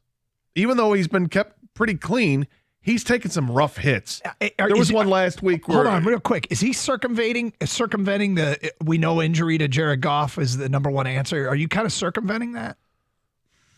I hope I'm not. Okay. I mean, I'm trying enough. to, I don't mean to, but it's, I guess my concern with that is that when they're going to face teams that have better pass rushes than what we've seen so far, which may happen right away, is that he's going to have less time to throw. And with less time to throw, less accurate, and less great results offensively without having to go down that injury road. I guess that's the thing that maybe concerns me, and it's not even really a concern. That's how good this team is. You know what it is for me? I've realized I think they are peaking and playing great football at maybe not a great time to be playing football in the NFC. And what I mean by that is I feel like they're San Francisco, Philly, and then Detroit's the best they can do is lead the pack of everybody else. Is that right now, getting to look at it from this perspective is fun and fresh and exciting. But I can't see, right now, I can't see this team going through San Francisco and Philly. Now, maybe they won't have to. What I'm somewhat hopeful, Gator, here, and this is where I'm going to do what we used to do with how can the Lions sneak into the playoffs, right? When we knew the team was flawed, but flawed teams make the playoffs, we were trying to figure out how to sneak them in. Now I'm trying to sneak them into the 1 seed. Because if you're the 1 seed, you play at home. And if you're the 1 seed, you probably don't have to play San Francisco and Philly.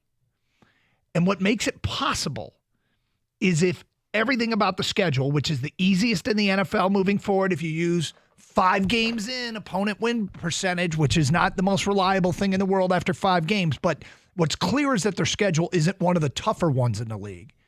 That if somehow they can finagle this into the top seed in the NFC, now I'm finagling with a really good team, but the threat is that Philly and San Francisco are just the cream of the crop of the NFC, and that the Lions are still looking up at them. And the ask of beating them both in the postseason is asking too much. Can you rephrase the question one more time, Doug? You want me to, what or who is the threat? To me, I have 2 here, and I don't know if this counts because that's why I wanted you to rephrase the question as a threat. Yep. But I'm threatened by possibly the kicking game. The Lions' kicking game has not been tested. Now, he hasn't done anything wrong. He just has not been tested. And they could have tried a 52-yarder over the weekend. They chose not to.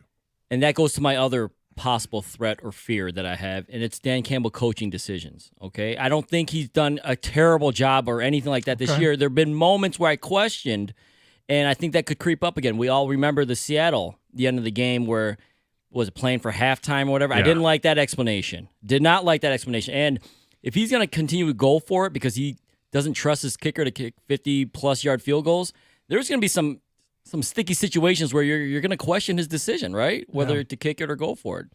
So those are my 2, I guess, threats, if you want to say. All right, 248-539-9797. Lions fans, as you look at your team right now, who or what is the biggest threat? We'll get to your phone calls and feedback. Hey, we're going to open up the Big O Tub of Pretzels today at 12:35 for some questions. It's Carson Anderson. Just a reminder, if you're just joining us, we got Lions tickets to give away today at 1:41. We're going to have a Carson Anderson quiz question. Hopefully you've been listening to the show. If you have not been listening to the show, keep listening because it'll be a quiz question. The answer will be something said on the program. Usually it's pretty easy if you've been paying attention. It's 2 tickets to the Monday night game in the Middle Light Tap Room on October 30th. If you don't win, stop by the Buffalo Wild Wings in Dearborn on Michigan Avenue for the Thursday night football feast with Wojo and Rieger from 6 to 8 for your chance to win, courtesy of Miller Lite and Buffalo Wild Wings. 97.1 The Ticket.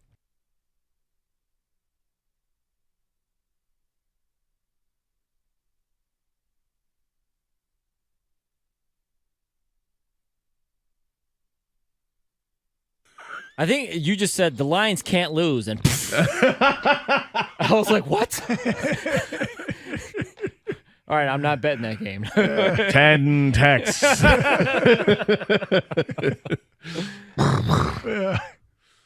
Fire and brimstone. Well, we'll get the fire.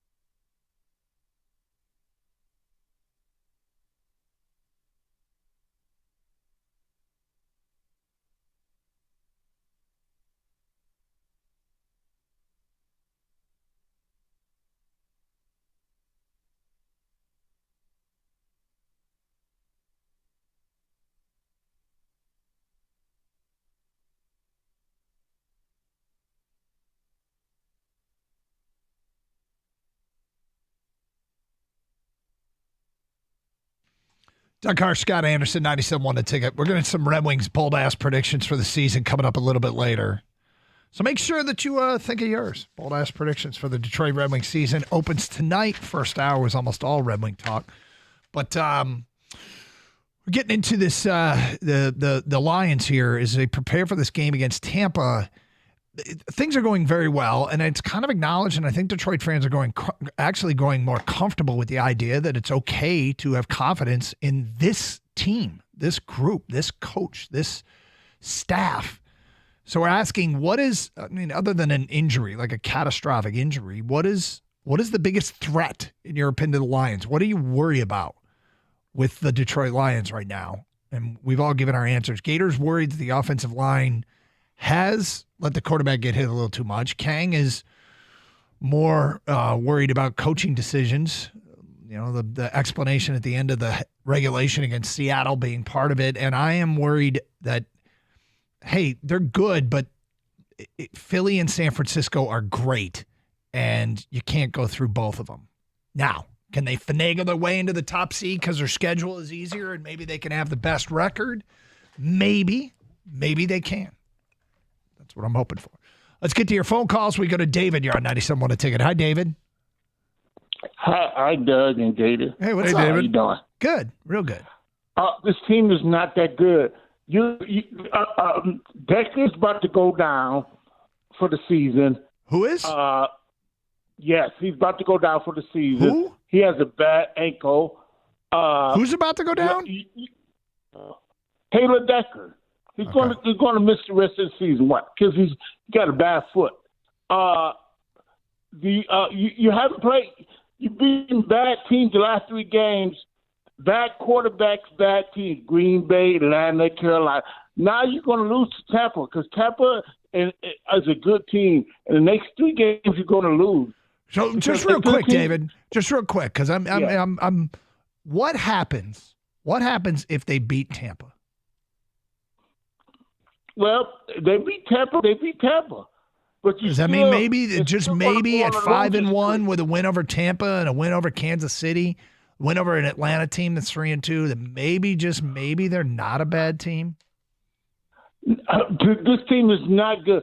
This team is not a good team. Bad coaching. Your coaches bad decisions. He got forced out itis. Is going to carry on in these games. He's going to make bad decisions. They're going to lose the games. It's kind of a moot point if they're just a bad team. What is the hurdle they need to clear, David, to convince you that they're a good team? They got to win a playoff game. Simple as that. Well, so nothing can happen. They could go 16-1, and you'd say they're not a good team. No, exactly. You got to win the playoff game before I call them a good team. All right, do you want to call us back? Thanks, David. You want to call us back You're in the the best. playoffs? Yeah. You're the best around. Don't stop dreaming. I think it's been a rough year for David. 248-539-9797. Let's go to Joe. You're next on 97.1 The Ticket. Hi, Joe. Hello. How you guys doing? Doing All good. right, Joe. Thank you. Wonderful. The Lions, obviously, they have a lot to prove because there's been times where we've had our hopes up. But I think this is the year where I think they prove everybody wrong and they continue to win their games. Looking at their schedule, they do have the easiest schedule in the NFL probably coming up. We do have a few tough games coming up on the road. If we can win these couple games on the road, I think, honestly, we're going to control our destiny and we can play for that number 1 seed. I really think Philadelphia is overrated. Do you? I think San Fran is legit, but they do have a tough schedule coming up. Why do you think Philly's overrated, Joe? Honestly, I don't think they've played anybody. They haven't really. The Rams, Cooper Kupp had just came back. I do think they're much easier to beat than the San Fran, but I think we need to play for the number 1 seed, win our games, and I'm sure they will fall into a loss or two. We lost to Seattle on a heartbreak, overtime game. But I think it's easily in our control to win our games moving forward with a favorable schedule over San Fran and Philly. And if we can get the number 1 seed, have that bye, it's a huge all we gotta deal. do is win one game, and we can avoid. Joe, winning, you hit on something I think hit the nail on the head. If they win the next 2 games on the road against Tampa and Baltimore, yeah, I think they start putting that number one seed as your target. I think he's right, and I think it's a huge deal. Now, right now, if I had to bet, are the Detroit Lions going to be the number one seed in the NFC? I'd bet no. You know, it's interesting. Your question was a little bit open-ended when you say, what's the biggest threat? Who or what's the threat? Yeah, but threat to what? That's what I mean. No, I guess we might be defining it different ways. And it's interesting to see what the interpretation is from each person. Yeah, I mean, it's kind of like what worries you the most, you know? But about what? Like to what end? To get to the Super Bowl? To not reach whatever their ceiling is. But yes, I mean, hey, answer it however you deem fit. No, I know. You That's why I think mean? it's interesting is how far people are willing to go. Because if people are saying, well, San Francisco, then you think that's the big. I would assume that's the biggest threat for them. Right, getting to the Super Bowl. Philly's overrated, so yeah, San Francisco. So it's Super Bowl. I mean, my answer was what could derail them from getting a playoff win. I guess is just the offensive line play isn't anywhere near as good as you think it is on paper. Right. That it just doesn't translate in game time when it matters, and they don't win a playoff game. 248-539-9797. Next up is Ken on 97.1 The Ticket. Hi, Ken. Oops. Hi, guys. Hey. Boy, I hope I don't sound like an idiot. But not yet. My worry, my worry is the wide receiver core. I think teams are going to continue to stack against the run. I don't know if we can stretch the field. None of us know what J-Mo can do. I mean, Reynolds is a nice piece. Khalif Raymond comes up with big plays, but I just think they're going to, it came up earlier, Goff's getting hit. They're going to start stacking the run. I'm concerned about us stretching the field and getting the ball downfield and opening it up. Teams are going to figure out how to slow down this offense. Well, they need Jamison Williams to be the player they thought he was, and that they think he is. Yeah, that would cure a lot of problems, right? I mean, Ken, if Jamison Williams had like 6 catches for 140 yards and a couple of touchdowns on Sunday, I think we're all breathing a giant sigh of relief, and then we start to get even more chesty than we already are. I'd be happy if he caught 2 balls downfield. Yeah, well, throw downfield, yeah. And they're talking about him right now. The staff they're talking about him right now, and they say if he blocks like he did last week, he's going to get a bunch of snaps on Sunday against Tampa Bay, and he got 28 snaps in the game against Carolina, his first game back.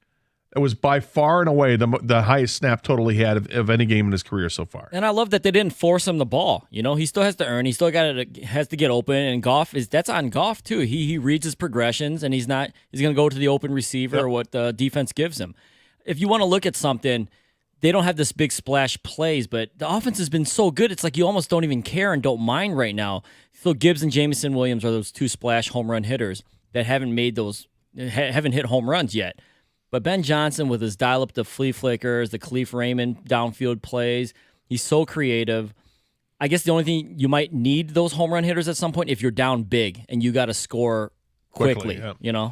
248-539-9797. Adam is next on 97.1 The Ticket. What's up, Adam? Hey, man. How you guys doing? Doing great. I think our big weakness that we got to watch out for is starting too hot. I mean, who cares if we're playing great football in October? And there's a ton of examples just recently, the last couple of years, where teams have started hot, just completely faded down the stretch and don't do anything in the playoffs. And then other teams, let's just look at the Chiefs a couple of years ago, where they started, it was like 3-3. Mahomes was leading the league in interceptions. But they bring it home. They always bring it home in November, December, and January. They always go to the AFC Championship game or the Super Bowl. Right, but this team has never gotten off to a good start. That's what I'm saying is that that's what I'm hopeful about is that the Dan Campbell Lions have always finished strong. So if we can keep that up, then I think we're great. But we're about to hit the doldrums of the season here. It's not the beginning, it's not the end. We're just so for you, Adam. This is a little bit of unfamiliar territory and a little uncomfortableness that the team is playing so well right now that your concern is it's not sustainable for 17 games. Yeah, we got to keep that energy. You need the guys like Hutch who keep that energy high and keep the enthusiasm high. I just worry about starting too strong and then having the team start maybe resting the laurels a little bit and starting to fade down the stretch because we got to be playing our best football in December, not October. Fair enough. 248-539-9797. What or who is the biggest threat to the Lions and reaching their ceiling this season? Jay is next. Hi, Jay. Hey, how's it going, guys? Great show.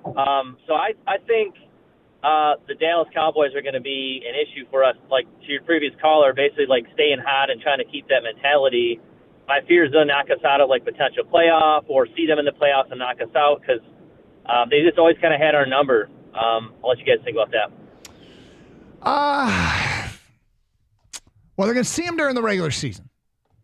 So they might be able to check that box before they get to the postseason. Yeah, I don't have a great feeling about the Cowboys historically. I feel like this team's doing a great job of sort of, making us be more dismissive of history, right? But yeah, that Dallas-Detroit game, that is a December 30th Sunday night football game. Sunday might be Saturday night, actually. Is that a Saturday night? It's on ABC. Yeah, it's a Saturday night. That might be a big late season game. Could be. Or maybe not. Maybe things are clinched up at that point and you can't improve your spot. And I don't think you sit guys with 2 weeks to go, but never know. With this division, we'll see. Somebody in this division is going to put something together at some point. It's the Detroit Lions. And they already have, and they will. Hey, get ready to start the NFL week off right, because right now all customers get a no-sweat same-game parlay for Thursday Night Football. Just place a 3-leg same-game parlay on this week's game between Denver and Kansas City, and you get bonus bets back if you don't win. NFL same-game parlays are the perfect way to combine your bets for a chance at a bigger payday. Build your own or choose from one of the popular SGPs pre-built for you in FanDuel's top-rated sportsbook app. Visit FanDuel.com/Doug so you don't miss out on your chance to get a no-sweat same-game parlay on America's #1 sportsbook. FanDuel, an official sports betting partner of the NFL, must be 21 or older and present in Michigan. Refund issued as non-withdrawable bonus bets that expire in 7 days after receipt. Maximum refund is $5 unless otherwise specified. Restrictions apply. See terms at sportsbook.fanduel.com. Gambling problems? Call 1-800-270-7117 for confidential help.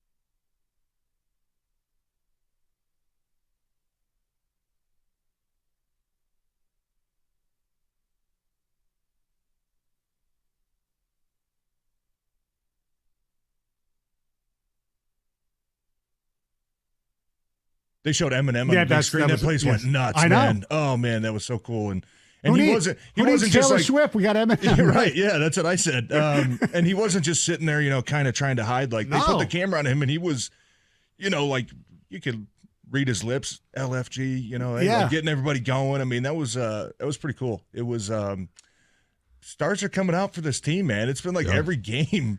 You look at the sideline, you're just like, whoa, like this. All right, that's cool. You're a good team. That's you're a good team. People want to come see you. They're America's team. Yeah, where were they when we were bad? Bandwagoners. Yeah. They had better things to do at that time. They were becoming stars. Oh man.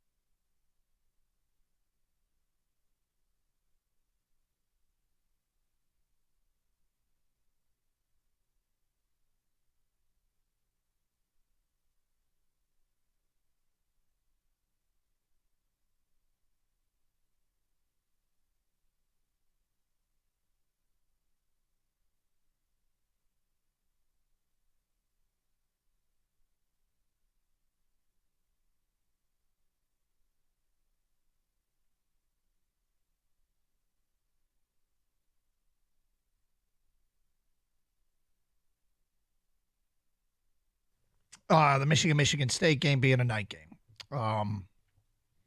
We're going to spend the next 2 weeks occasionally and more so as we get closer to remind all the adults in the room to act as such. Let's get this back to what it was, which is a good, fun celebration in our state. It's gotten kind of nasty, and not look backwards. Let's just look forward, and everybody behave themselves. This can be a great thing, and it should be a great thing.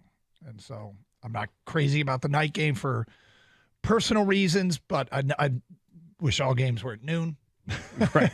But okay, so it's going to be a night game, which means people are going to have all day to fuel up. First time ever, there'll be alcohol in the stands. So it feels like has potential to be combustible, but let's all collectively agree. Nobody wants it to be a bad thing, to be hostile. So, well, let's not plant the seed. Well, let's encourage people to be adults. There you go. Doug Harsh, Scott Anderson, 97.1 The Ticket, open lines, 248-539-9797. Wings opener tonight. Open the show with a lot of Wings talk. We got a bunch of texts and tweets on the Wings. We'll have our bold-ass predictions coming up. Big old tub of pretzels in a few moments. Right now we're talking about the Lions and what is the biggest threat? The biggest threat to them, is it who or what is the biggest threat to the Lions reaching their ceiling? Kevin, you're next. What's up, Kevin? Hello, gentlemen. Thanks for taking my call. Yep. The biggest threat to the Lions right now is the injuries. I mean, if they can't keep that in check, it will ultimately end us. The who is going to be the Ravens. They're going to be the reality check that reminds us that, yeah, we're good, but we're not great.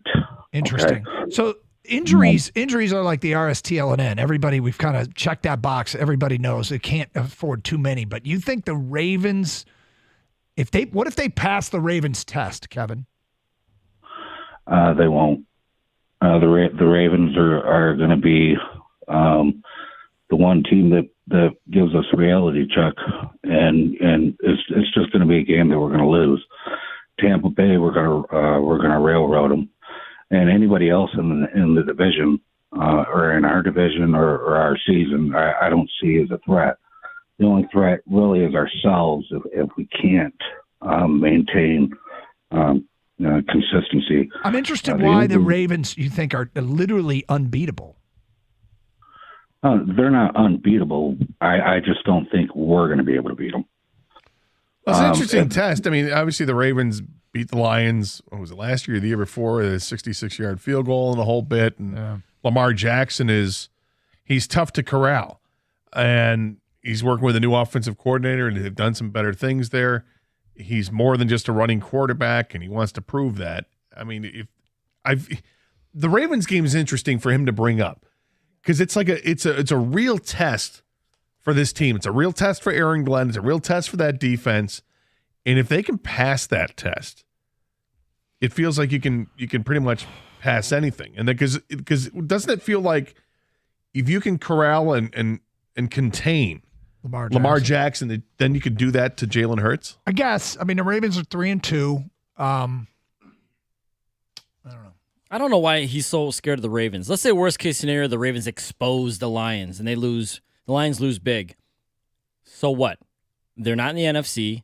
You move on. How many quarterbacks are like Lamar Jackson? So if you want to bring up Jalen Hurts, he's not as dynamic as Lamar Jackson is. So if I have to worry about, and you brought up the Eagles and the Niners, right, Doug? Yeah. If we have to worry about the NFC Championship game then, coming down to it, okay, I'll worry about it. Until then, it is what it is. The Lions are going to lose a game, whether it's to the Ravens, the Buccaneers, Vikings, whoever. They're not going to. Yeah, they're not going to go 16-1. Yep. All right, let's get to Big Old Tub Pretzels for the question of the day. These are questions that listeners send in. Feel free to text right now at 248-539-9797. To be honest, we're getting a little low back there, so any sort of random questions that you and your friend or spouse debate, we're here for you. Yeah, I think I just actually grabbed a big salt thing. It's so low right now, guys. Oh, that was goes back to when the pretzels were in there 10 years ago? That's got to be old. Yeah. Wouldn't need it.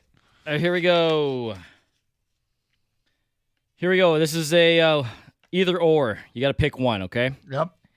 Every time you fart, it's loud, but it smells good. Or every time you fart, it's silent, but it smells bad. What are we going with, boys? Every time you fart, it's either loud and smells good, or every time you fart, it's silent, no sound, but it smells bad. I want the noise. Bring the noise. Bring the noise. Bring the noise, man. Right. I'd rather bring the noise than bring the funk. Yeah? Yeah, because if you let one fly and everybody's like, what just happened? And then it smells, and you're like, oh, then you can go, come on, man. I'm bringing something nice to the table here. Let's go. So, like, you're on a date. You got to explain this. I love your healthy approach to the entire topic, Gator. I think I'm a silent but deadly guy. I just because they have plausible deniability. Yep. Hey, wasn't me. In a crowd. I mean, like the flying back from Nebraska, somebody on the plane. Let some sweetness go? Yeah. Yeah. No one knows repeatedly. You never know who it was. No one knows. You have fart blanche when you're on a plane. Yeah, I mean, it's crazy. Nobody knows Just where saying, it comes I'm from. in the window. It wasn't me. Empty seat, aisles, Jansen. Wow. Jansen caught a stray more than one way. Yeah, My goodness. All right. I mean, farts are always funny, too, They're Gator. always funny. Always funny. That's why the noise is great. Bring the noise. Bring the noise. Perfect. All right, next one. All right. Gator, you like that. You love farts. Farting questions are great. Yeah. All right, man. Fart equals funny. If you had to pick, who is the main character of Friends? This answer's obvious. I think you get 6 different answers, if not 7. All right. Who's do you got an answer? Or are you thinking? Doug's ready to go if you want to think about it. Go ahead, Doug. Chandler. You think Chandler was the if main you had to character pick? of Friends? Because he was the main character. I think it's probably whoever you kind of relate to the most. But I would say Chandler. I think it's centered around Ross. It's a little bit of a downer too, because Ross is such a bitchy character. You know? The show was great. Love the show. I've seen every episode like a million times. But it's Ross. I mean, it starts off with him and his first wife, and they're going through Lamaze classes and all that, but they're going to get divorced, and every storyline feels like the biggest storylines are about him, his relationship with Rachel, the on again, off again. Everything ends up coming down to Ross and Rachel. Ross is getting married. Oh, how does Rachel feel about it? Oh, Ross mentions Rachel's name at the altar. Great. It's Ross. No, the obvious answer is Rachel. It's all based on Rachel. Rachel came in and her wedding had just gotten broken up, or she left her fiance at the altar, and that's when everything starts.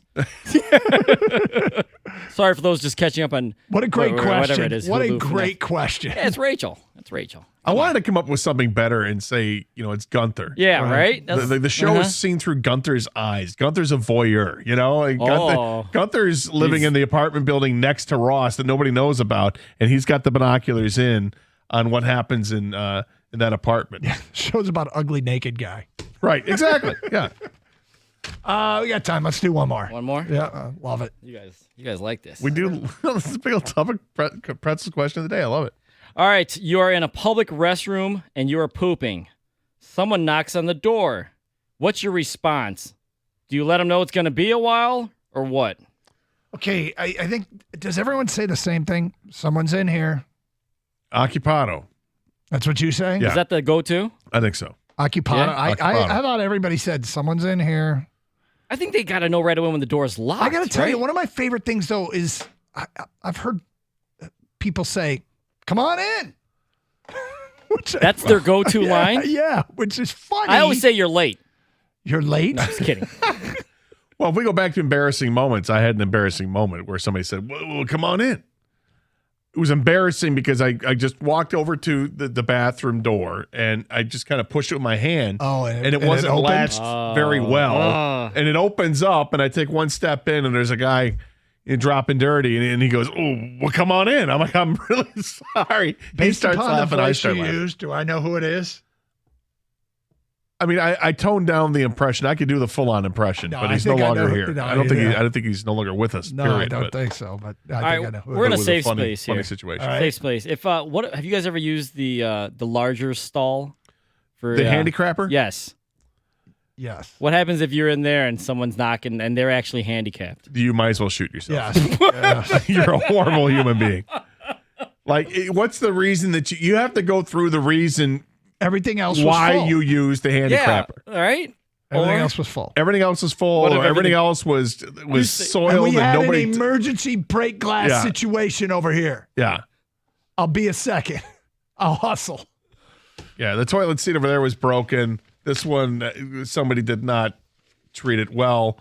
I had to use that one. That's terrible. 12:55, Red Wings bold-ass predictions here on Carson Anderson, 97.1. Hey, get ready to start the NFL week off right, because right now, all customers get a no-sweat same-game parlay for Thursday Night Football. Just place a three-leg same-game parlay on Denver and Kansas City, and you get bonus bets back if you don't win. NFL same-game parlays is the perfect way to combine your bets for a chance at a bigger payday. Build your own or choose from one of the popular same-game parlays pre-built for you on FanDuel's top-rated sportsbook app. Visit FanDuel.com/Doug so you don't miss out on your chance to get a no-sweat same-game parlay on America's #1 sportsbook. FanDuel, official sports betting partner of the NFL. Must be 21 or older and present in Michigan. First online real money wager only. Refund expires after 7 days. Maximum refund $5 unless otherwise specified. Restrictions apply. See terms at sportsbook.fanduel.com. Gambling problem? Call 1-800-270-7117 for confidential help.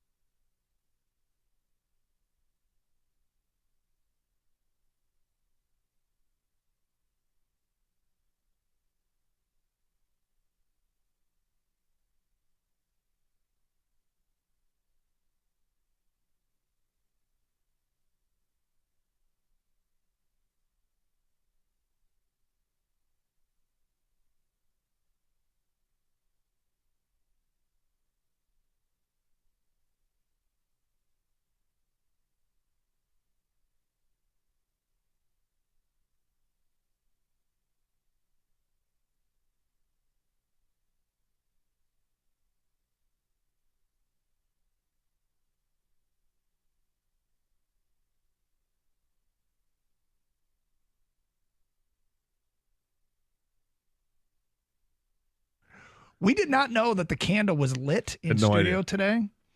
In fact, it's a scented candle. I didn't smell it. And then all of a sudden we saw smoke. And I saw smoke. Gator saw smoke. Kang even saw the smoke. And apparently the candle burned out. So look at the inside of the candle. Because it's closer to grab. I'm guessing that what happened was that because it's getting near the end of the candle, that it just drowned in its own wax. Yeah. Is that what happened? Yeah. Yeah, it's already down to the bottom there. But we didn't know the candle was even on, and then all of a sudden there's smoke. I think you just said the Lions can't lose, and I was like, what? All right, I'm not betting that game. 10 texts. Yeah. Fire and brimstone. Well, we'll get the fire.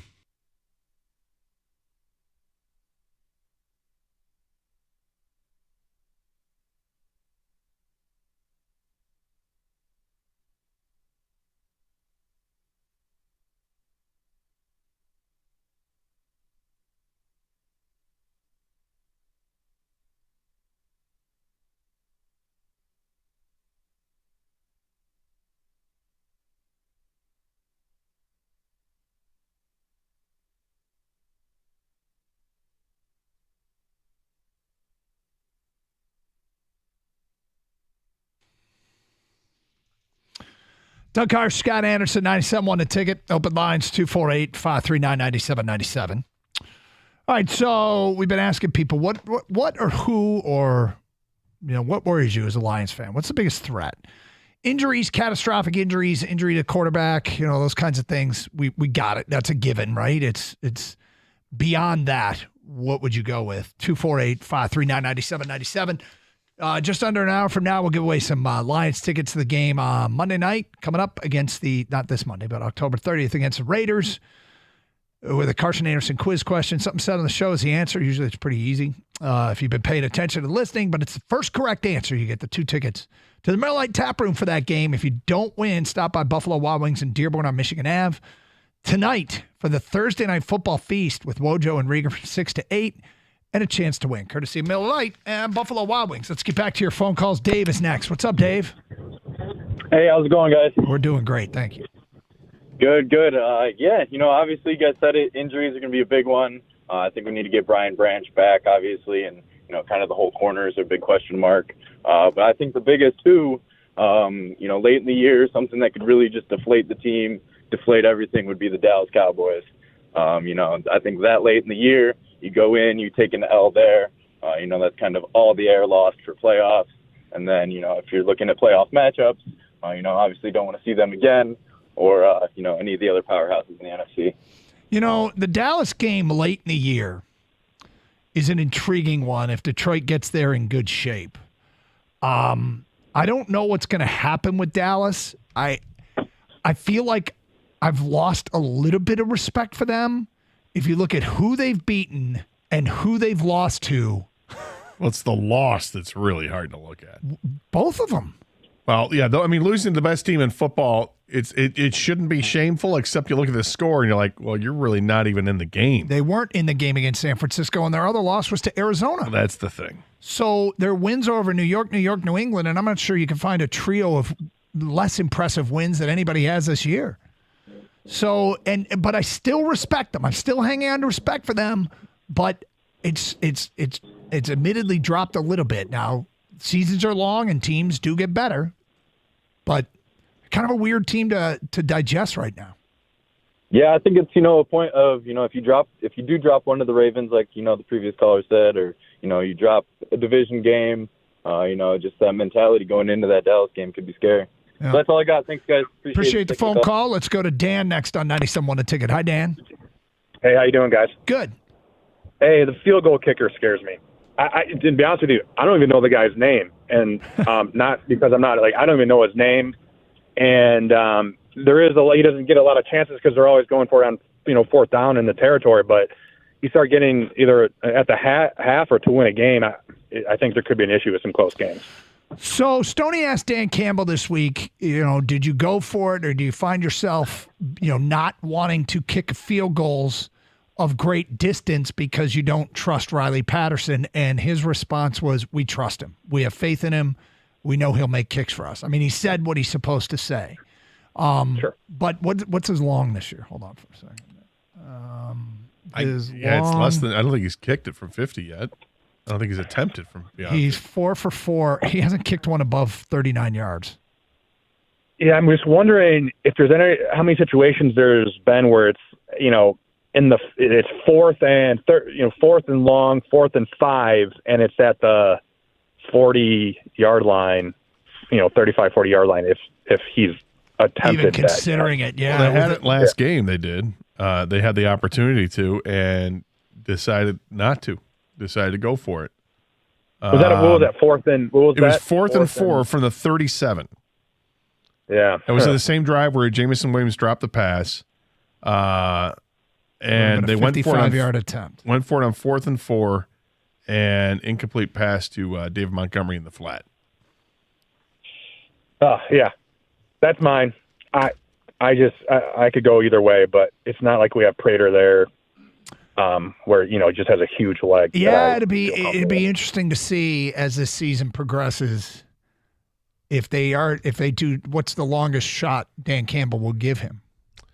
Yeah, it depends where you're kicking at. I mean, if you're indoors, if you're kicking at Ford Field, I feel like anything inside 55, you've got a legitimate shot. You should. It's controlled conditions. Outdoors, you got to look at the wind, and it matters. And I don't know if it matters which direction you're kicking at Ford Field. I have no idea if there's something with the air conditioning or whatever, if there's a better place to, it's just better, more successful based on stats. I don't know. But it feels like it shouldn't matter when you're indoors. Let me ask you guys this. Dan Campbell and the coaching staff, they know their players better than any of us or anyone outside that locker room, right? So he knows where he feels comfortable with Riley Patterson. So whatever decision he makes is going to be based on his comfortability with Riley. But you two, what do you think an NFL kicker should be able to make? What's the longest, acceptable what's the minimum games bar? on the line? Yeah, like games on the line, he should be able to hit this. I'm 55 and in. I got 53. I was going to say I got 52. Yeah. But I feel like if you're going to kick from anywhere inside, like between 50 and 55, it should be better than 50% that you make those kicks, right? Is that too much to ask? I mean, barring crazy conditions, of course. Yeah, barring something crazy. But I mean, if you kick it at Ford Field, I mean, you should make. I feel like every kicker can hit from 50 plus at Ford Field. It seems like against us. Yeah, right? At least against us. But, like, if you don't feel comfortable trotting your kicker out, the game's on the line for a 52-yarder, maybe you got the wrong kicker. Yeah. Now, that doesn't mean you don't go for it from the 35-yard line. And we all don't know how the game is going on at that moment, but I'm just talking generalities here. Yeah. 248-539-9797. Michael, you're next. What's up, Michael? Yeah, good morning, guys. Listen, I couldn't work out in the morning without you guys. I swear to God, you guys are awesome. Thank you. Thanks. Doug's a great spotter. Nobody has mentioned the running back, Montgomery. I think from the very get-go, from the beginning of the season, I said, man, if they can't run this ball, and that guy's been so impressive, and his stats are so high, and he's such a powerhouse, I think he really opens up the game. I just really think without him, boy, we'd have to regroup. Well, they do it. The offensive line is good enough to open up holes for anybody in the game. But yeah, he's been, I think, maybe even a little underrated, despite the fact he's, had 371 yards in 4 games and he's got 6 touchdowns on the ground. I mean, it's all very impressive, and yet I think there's still people out there that wish that they never moved on from DeAndre Swift and Jamal Williams. He's already missed one game, and it was a game they won against a team that currently sits in a playoff spot, the Atlanta game. But he's 5th in the NFL in yards rushing per game. And he missed a game. David Montgomery, it's per game. Oh, per game, sorry. David Montgomery's good. David Montgomery is real good. 93 yards a game. All right, you ready for some Wings bold-ass predictions? Am I? Yeah, here we go. Why don't you go first, because I think you have one more than me. You might have 2 more than me. We usually do 3. You did 5. I got a little saucy. Yes, you did. Maybe we'll hang on to one of those. But go ahead. Wings bold-ass prediction. The Red Wings will score at least 280 goals this year while yielding just 265, and that's just enough to get them into the playoffs. Wow. The playoff thing I've just been thinking about it for days, but Wings will sign Patrick Kane, winning the chase because he wants to play with DeBrincat. He will get Sibit Abel's number 12 out of retirement, so of course Kane will be wearing Abel's number. Oh my. Wow, you went biblical. Interesting. You're welcome. Yeah. Alex DeBrincat will help Dylan Larkin reach 100 points this season, helping to cement him as one of the true stars in the league. Wow. Steve Heisman will load some vets at the trade deadline to get someone's elite goalie prospect.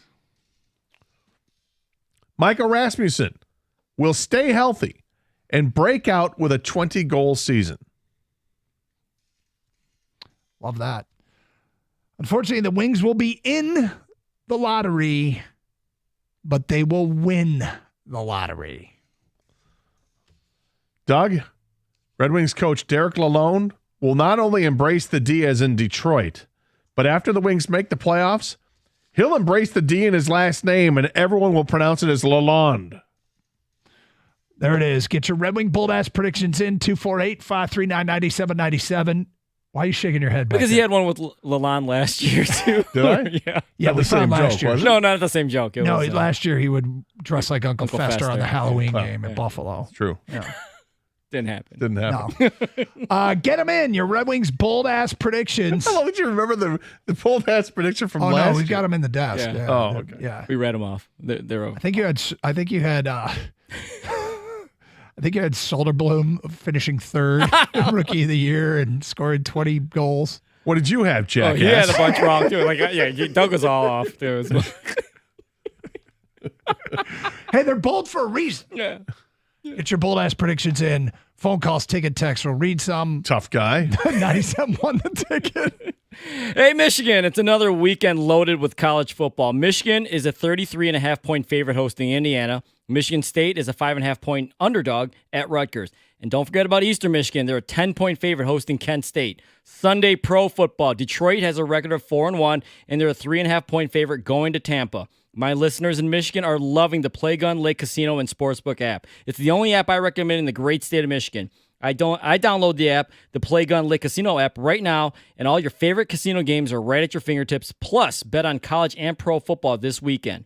Odds, bets, slots, and games right in your pocket. The casino comes wherever you go in the state of Michigan. Have fun, get in all the action, play with a live dealer on your phone, enjoy blackjack, roulette, baccarat. Great offers for new users right now, too. Download the Playgun Lake online casino app and get up to $1,000 casino bonus back if you're down within the first 24 hours. The Playgun Lake Casino and Sportsbook app. It's your time to play. New users only. Casino bonus must be wagered. Terms and conditions apply. See website at playgunlake.com for details. You must be 21 and in Michigan. Gambling problem? Call 1-800-GAMBLER or the Michigan Problem Help Gambling Line. Sorry, 1-800-270-7117.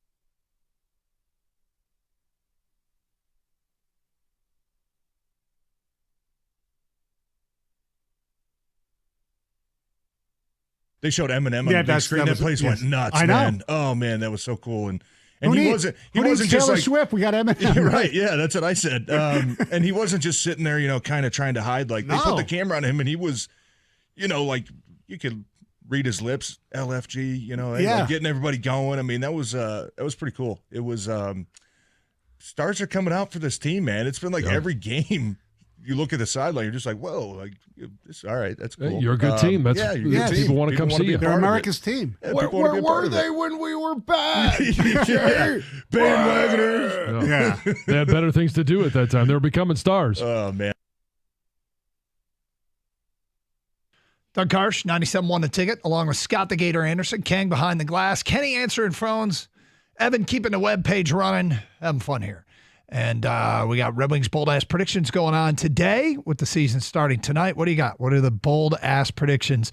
Meantime, we're talking about the threat level. What is the threat? What is the biggest threat to the Detroit Lions reaching whatever ceiling you think they have, right? I mean, every team sort of has best-case scenario, but bold-ass predictions. First one that comes in here, Nick says, bold-ass predictions, the Detroit Red Wings will fire Steve Heisman after they miss the playoffs. Oh, come on. I've talked about how I find their offseason approach curious. I am nowhere near the firing level, let alone the hot seat. I was gonna say, have you even looked at the seat warmer? No. I think, though, this is the first season that there's an expectation. I do as well. They have to show improvement, I think, for sure. The guy who's showing improvement is Larkin. But you want others to step forward, right? I mean, Lucas Raymond, this is a big season for Lucas Raymond. Not on the top line anymore. You're on the second line. Go out there. What are you bringing Let's to the go. table? Yeah. LFG. 248-539-9797. Get your bold-ass predictions in for the coming Detroit Red Wings season. We gave ours. Meantime, back to your phone calls. We got Justin next on 97.1. Hi, Justin. Hey, guys. I love the show. Thanks for taking my call. Well, thank you for calling. Yeah. My biggest fear, and maybe it's, I'm chewing the moment, but these next 4 games, to me, is the biggest, hurdle we have to doing what we want in terms of expectations and a home playoff game and everything. I think it's very easily we could be 4-3. I mean, the Bucks are a good team. They have a great defense, so we could easily lose that game. And then going to Baltimore, we could easily be 4-3 going in. So that's one thing I don't want to overlook. It's not out of the question. Yeah, I mean, I think Tampa probably looks at this as more of a measuring stick game than Detroit does. When Detroit beat Kansas City, I think they probably felt like, all right, we're in a position now where we can make a legitimate run, and they should have felt that way. And nothing since then, I mean, you're going to lose a game, but nothing since then has really, my guess, changed that expectation. Tampa's a bit of a surprise. I bet that Detroit's going to get Tampa's best shot. We're going to get Tampa's best shot Sunday, and it's very hot pick. I mean, they're getting 3.5 at home, and it's very easy. The Lions could definitely lose that game, and then you got to go to Baltimore. So that's what worries me. I mean, these are the games that the SOL people are going to say, like, oh, all of a sudden, you lose those games, you're going to be 4-3, and the conversations we're having now about potentially being the number 1 overall seed are going to be turned into hopefully we can just win the division type thing, Well, Baltimore gets after the quarterback. They got a bunch of sacks this year. They've got some big hitters on defense, and they've got Lamar Jackson on offense. And also it's Baltimore. It's a well-coached team. Yep. John Harbaugh has been at the top of the league for a long time, been among those top 5 coaches or so. And there's reason to be leery of what happens there. But I don't think Baltimore is necessarily better than the Lions.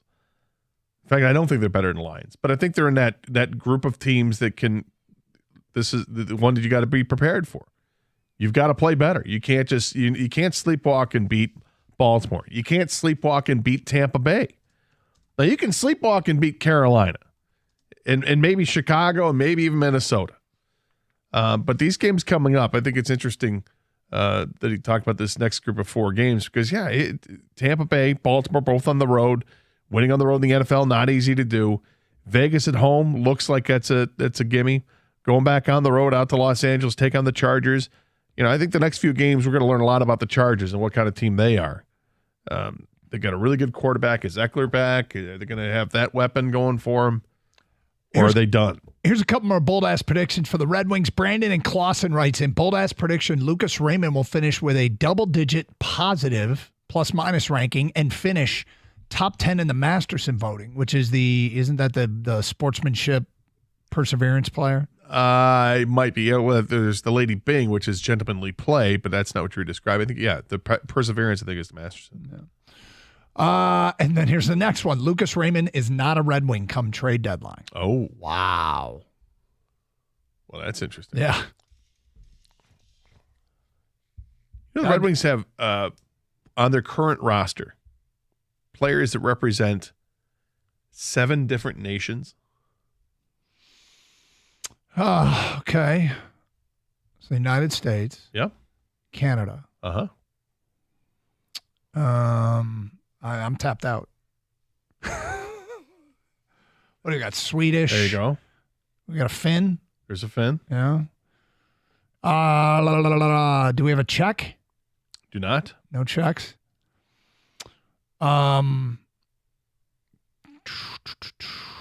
Honduras. I don't know. What do we got? Netherlands. That's where Sprong is. Okay. Is that the Dutch? Sure. Okay. Don't get me started. They do have a Russian, Klim Kostin. And then they also have a German with Mo Sider. Oh, right. And if that one. Marco Kasper comes up, he's Swiss. Swiss, yeah. Thank you for sharing, Gator. You're welcome. I'm no longer concerned. Let's go. A League of Nations, Doug. Let's go to Darren. You're next. Hi, Darren. Hey, guys. How are you? What's All up? right, Darren. Yeah, I just wasn't sure what happened there with that interaction with the call screener. I just mentioned, hey, I don't think Tampa's as much of a challenge as people are thinking. And he's like, oh, but they got a great quarterback and this and that. Well, yeah, they got a couple weapons on the outside, but calling Baker Mayfield a great quarterback is quite a stretch. I understand they have a very decent defense. Levante David is always going to be a problem. They have other pieces. But Rashad White running the ball, forget about that. The Lions have proven they stop people from running the ball. Baker Mayfield needs to win this game. He's not going to do it. I think that our season is further validated this weekend when we beat Tampa by double digits, whether that's 10 or 14. I mean, we're going to put a rest to all this talk about who we've played and how we've done based on who we played and blah, blah, blah. They are going to whoop Tampa at Raymond James, and then we roll. Well, Tampa doesn't run the ball well. 3 yards per carry is how they do running the ball. Baker Mayfield, if you're going to put it all on his shoulders, I don't think that they're broad enough to handle it because I don't think Baker Mayfield's a good quarterback. Kenny's come in to defend himself.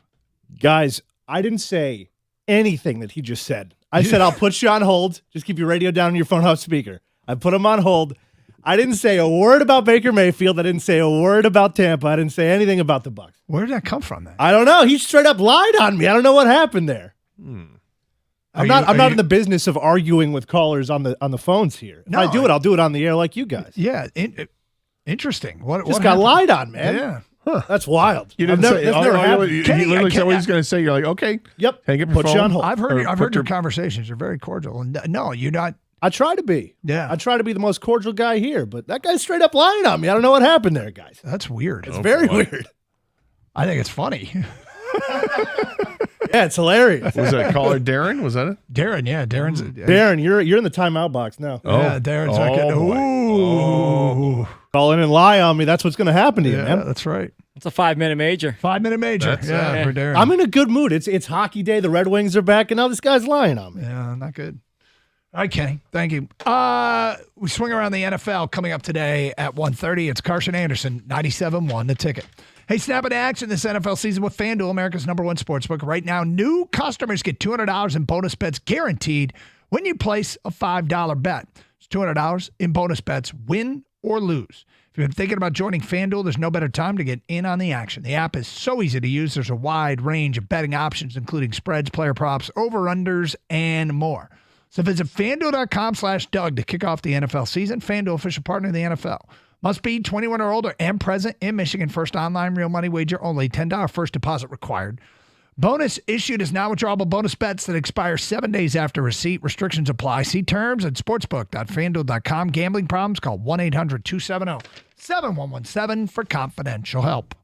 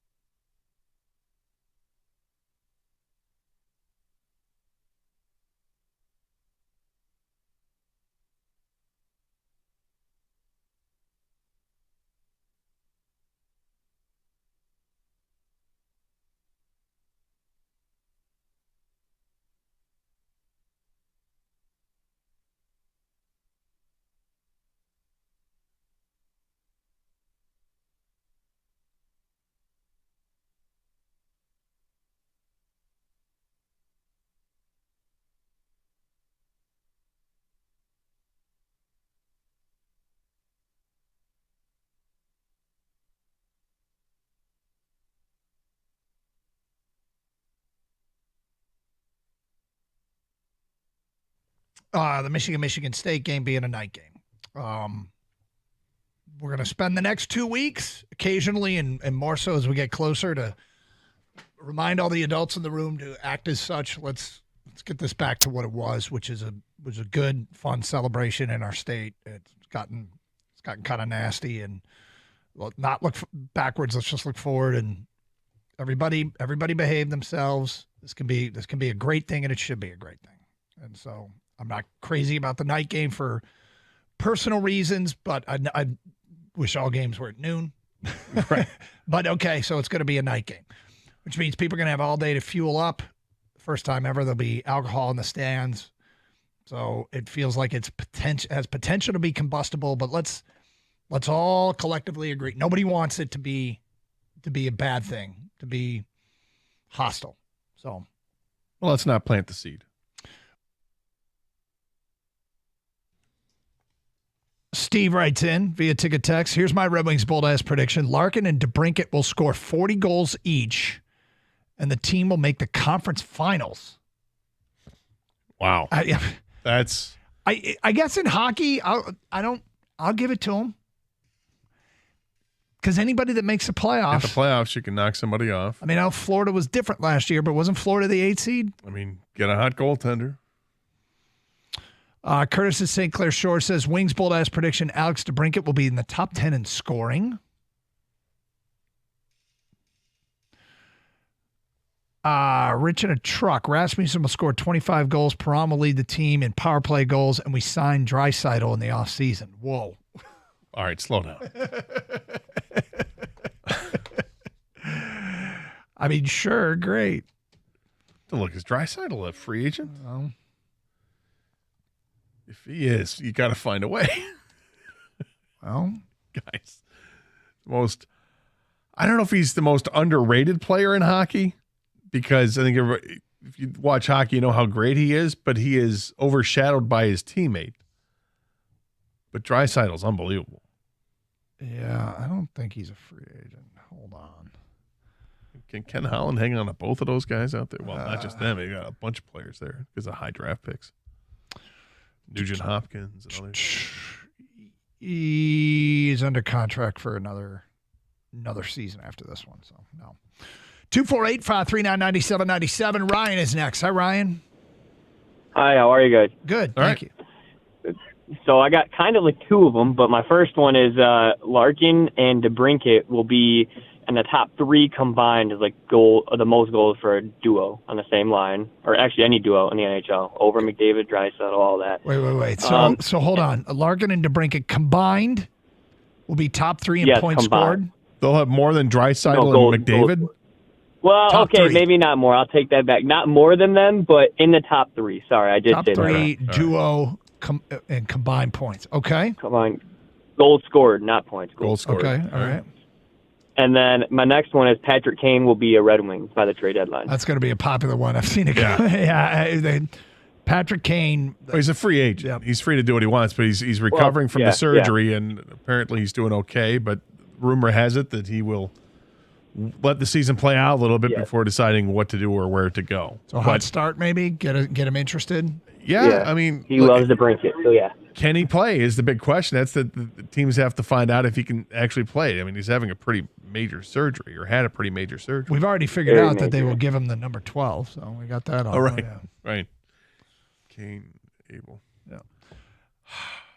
It really felt like a Gator joke, I got to be honest. Bold-ass prediction, Larkin surpasses 100 points for the first time ever. That's from an unnamed texter. It's going to help playing with the Brinket if it goes as planned.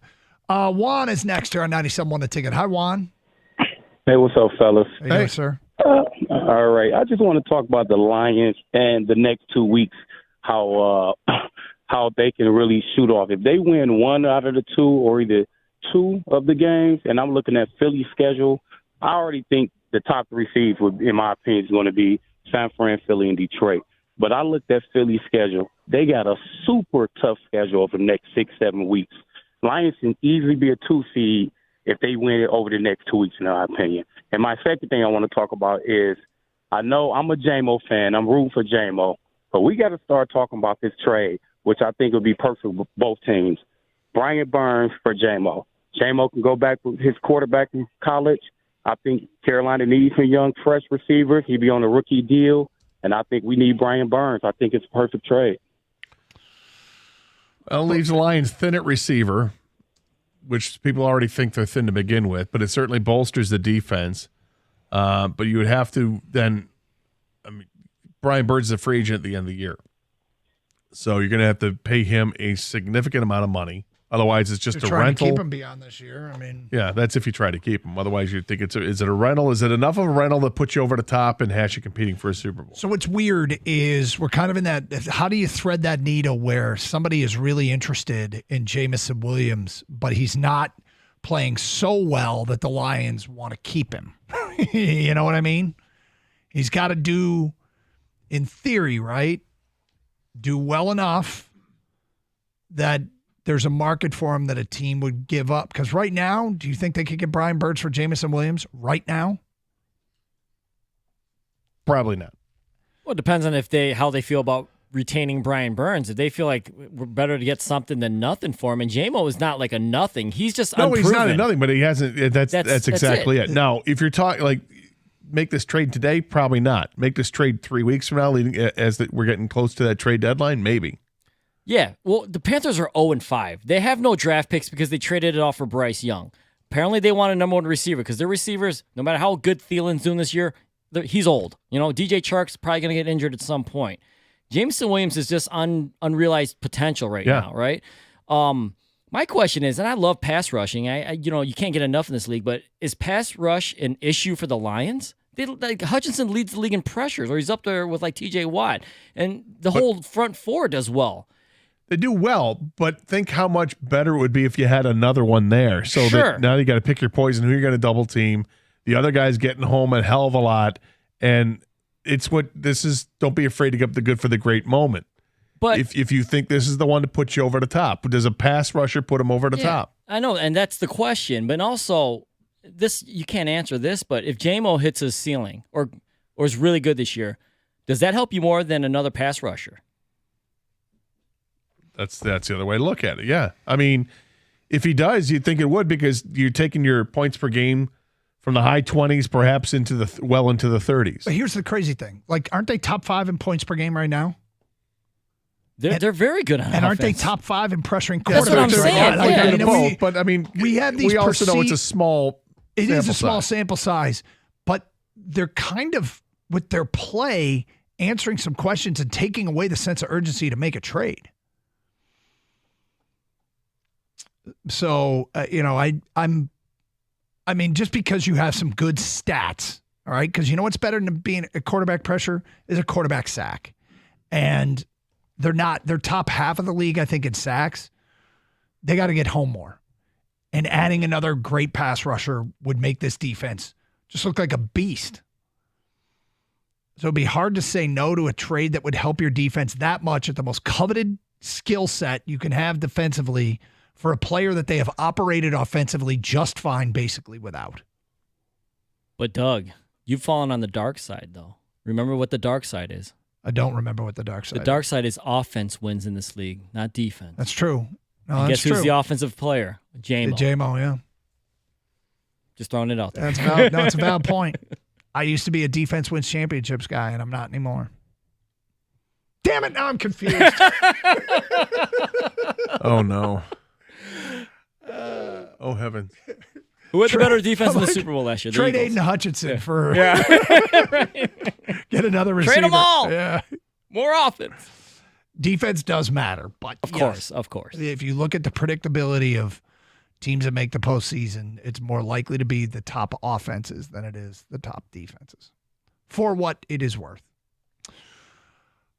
Just a reminder, we're giving away some Alliance tickets coming up today at 1:41 with a Carson Anderson quiz question. So make sure you're listening, and you could be the winner. First one with the correct answer is get themselves 2 tickets to see the Lions and the Raiders on Monday, October 30th. If you don't win, stop into the Buffalo Wild Wings in Dearborn on Michigan Avenue tonight for the Thursday night football feast with Wojo and Riga from 6 to 8 and another chance to win, courtesy of Miller Lite and Buffalo Wild Wings. Also a reminder, get the Odyssey app. Download it for your mobile device today. AUDACY. It's a great way to take in the program through your mobile device wherever you are in this country or our friends in Canada. Which, by the way, happy belated Canada Thanksgiving. I think that was Monday. My bad. Boxer Day? No, Boxer Day is in December. And it's Boxing Day, isn't it? I don't know. I'm not Canadian. Anyway. No offense to our Canadian friends. I didn't mean any offense. Anyway. Is it Boxing Day? It is Boxing Day is like celebrating a breed of dog. Isn't Boxing Day people would take their leftovers and put them in boxes and out on the street for the needy to come grab them? Sounds awesome. I don't know if that's the. I think that's what it was, but So aren't you half Canadian? Yes.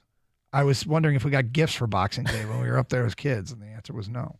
So wouldn't you know if this is Canadian Thanksgiving? Oh, I know it's. No, Canadian that Thanksgiving was happened. Monday. Yeah, that happened, was yeah. Monday. I think it was Monday, but Or last week or something. It was very recent. Yeah. Point is, you can use in Canada. You can listen to the show on the Odyssey app. You can also stream video.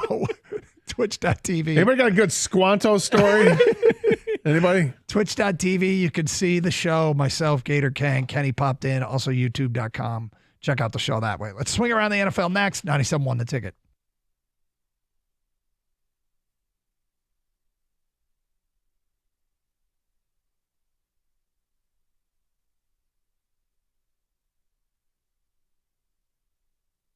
Well, let's encourage people to be adults. There you go.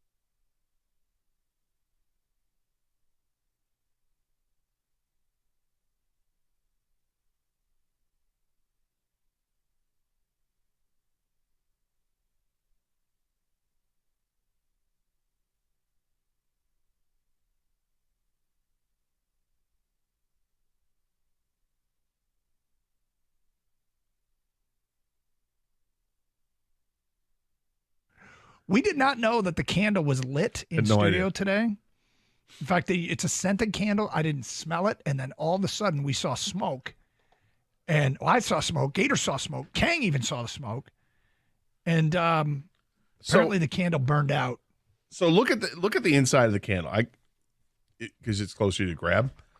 I'm guessing that what happened was that because it's getting near the end of the candle that it just drowned in its own wax. Yeah. Is that what happened? Yeah. Yeah, it's already down to the bottom there. But we didn't know the candle was even on. And then all of a sudden there's smoke. I think you just said the Lions can't lose, and I was like, what? All right, I'm not betting that game. 10 texts.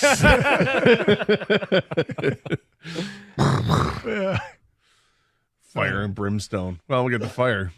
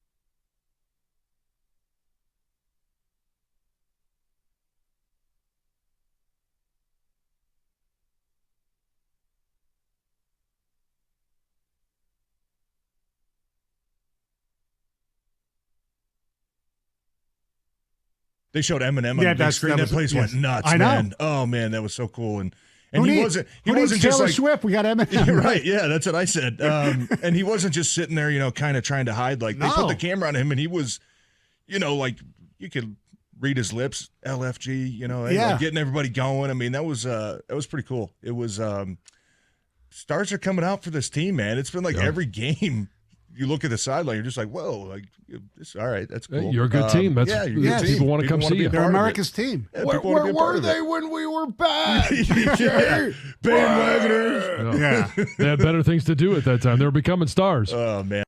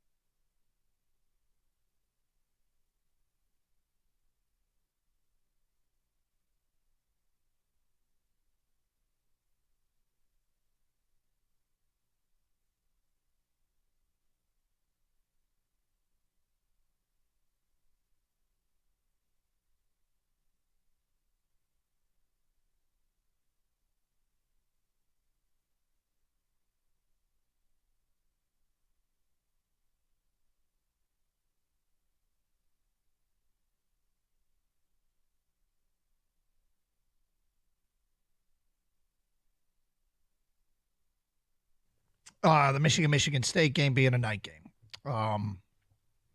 We're going to spend the next 2 weeks occasionally and more so as we get closer to remind all the adults in the room to act as such. Let's get this back to what it was, which is a good, fun celebration in our state. It's gotten kind of nasty, and not look backwards. Let's just look forward, and everybody behave themselves. This can be a great thing, and it should be a great thing.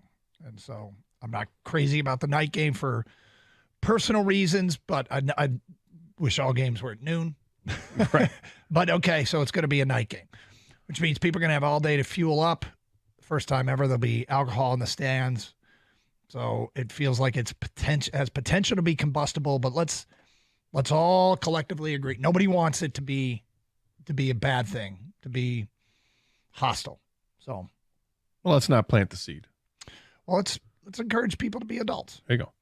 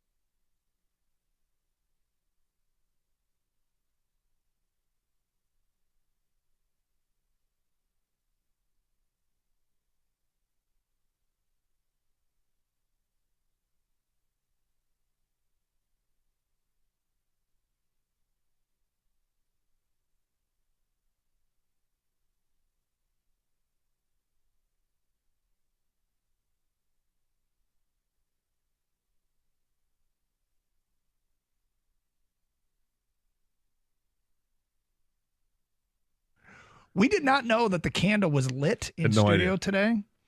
In fact, it's a scented candle. I didn't smell it. And then all of a sudden we saw smoke. And I saw smoke. Gator saw smoke. Kang even saw the smoke. And apparently the candle burned out. So look at the inside of the candle. Because it's closer to grab. I'm guessing that what happened was that because it's getting near the end of the candle, that it just drowned in its own wax. Yeah. Is that what happened? Yeah. Yeah, it's already down to the bottom there.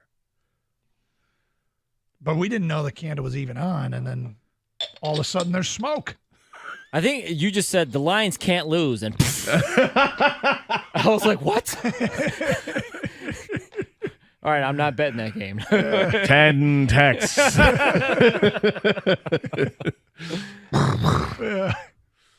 Fire and brimstone. Well, we'll get the fire.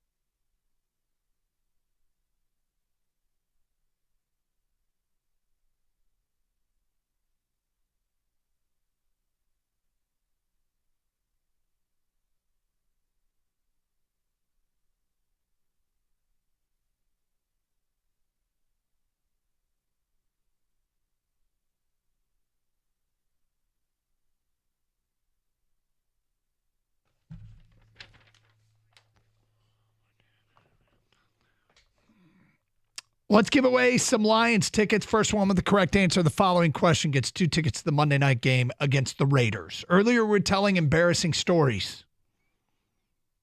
What's your Orlovsky? Gator told one about what happened on the tennis court. What was it? First correct answer at 248-539-9797. You get the tickets to see the Lions and Raiders. It's a good thing I only had one story. That's right. If you don't win, you can stop by the Buffalo Wild Wings in Dearborn on Michigan Avenue tonight for the Thursday Night Football Feast with Wojo and Rieger from 6 to 8 and another chance to win, courtesy of Miller Lite and Buffalo Wild Wings. Hey, discover how good your water can be with a new Kinetico system that removes up to 99% of contaminants. If you're not filtering your water, you are the filter. Don't be the filter. Get clean, purified water and reduce plastic bottle waste, which is a great thing. Call 855-339-4242 or visit cgcwater.com. Save up to $1,000 on a K5 drinking water system when you purchase a Kinetico Premier softener. That's 855-339-4242. Financing options available with approved credit. CGC Water Treatment and Plumbing, your authorized independent Kinetico dealer.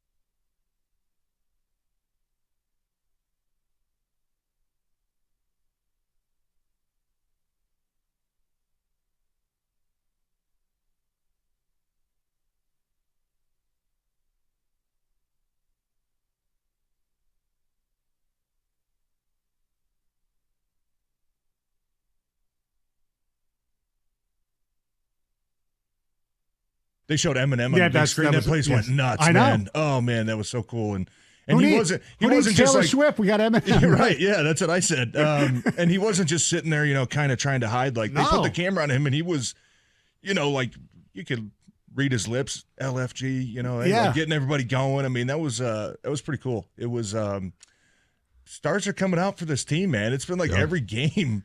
You look at the sideline, you're just like, whoa, like this. All right, that's cool. You're a good team. That's you're a good team. people want to come see you. They're America's team. Yeah, where were they when we were bad? Bandwagoners. Yeah. They had better things to do at that time. They were becoming stars. Oh man.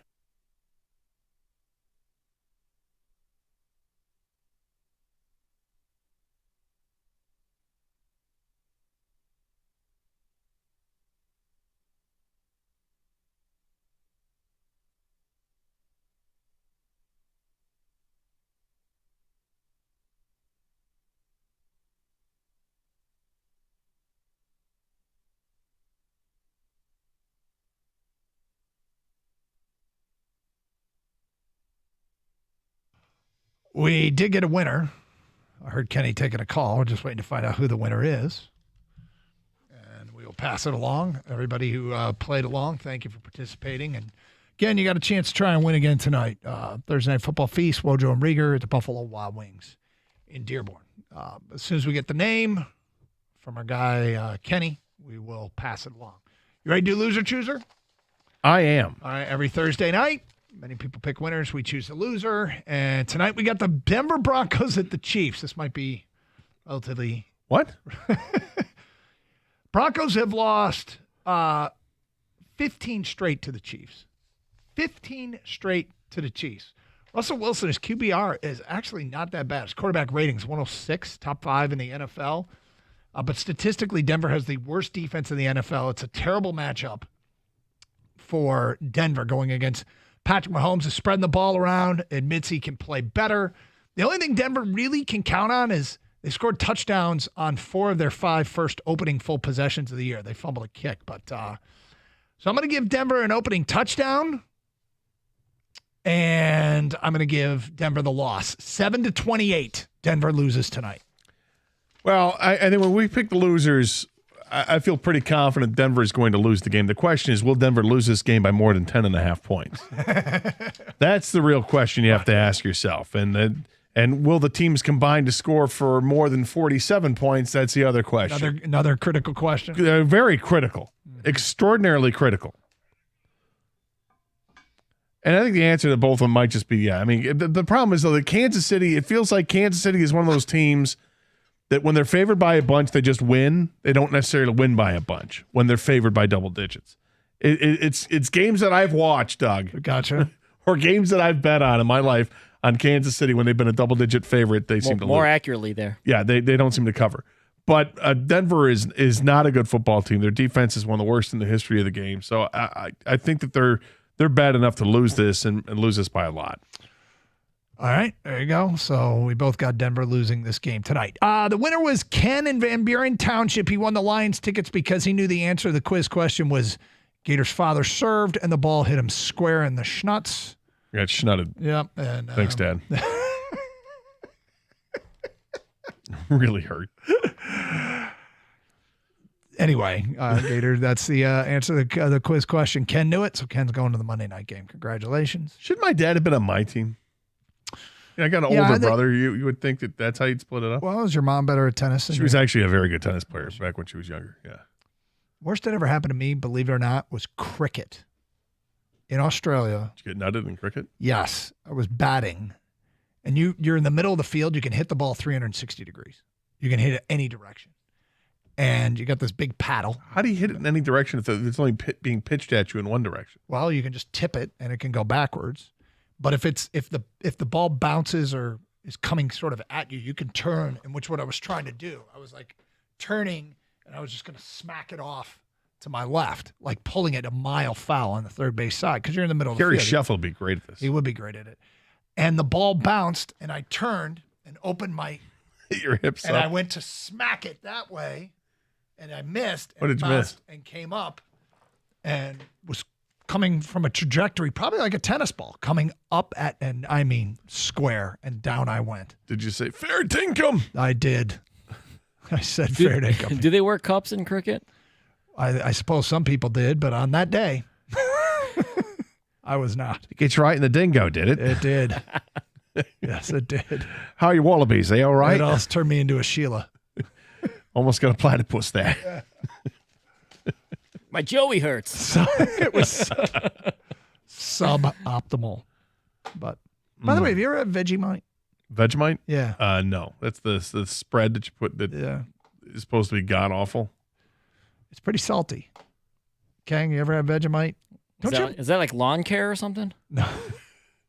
No, I got a lawn care guy. They make Vegemite sandwiches. Don't you have relatives in Australia? Yeah, my mom's going actually next week. All right. Has she ever had Vegemite?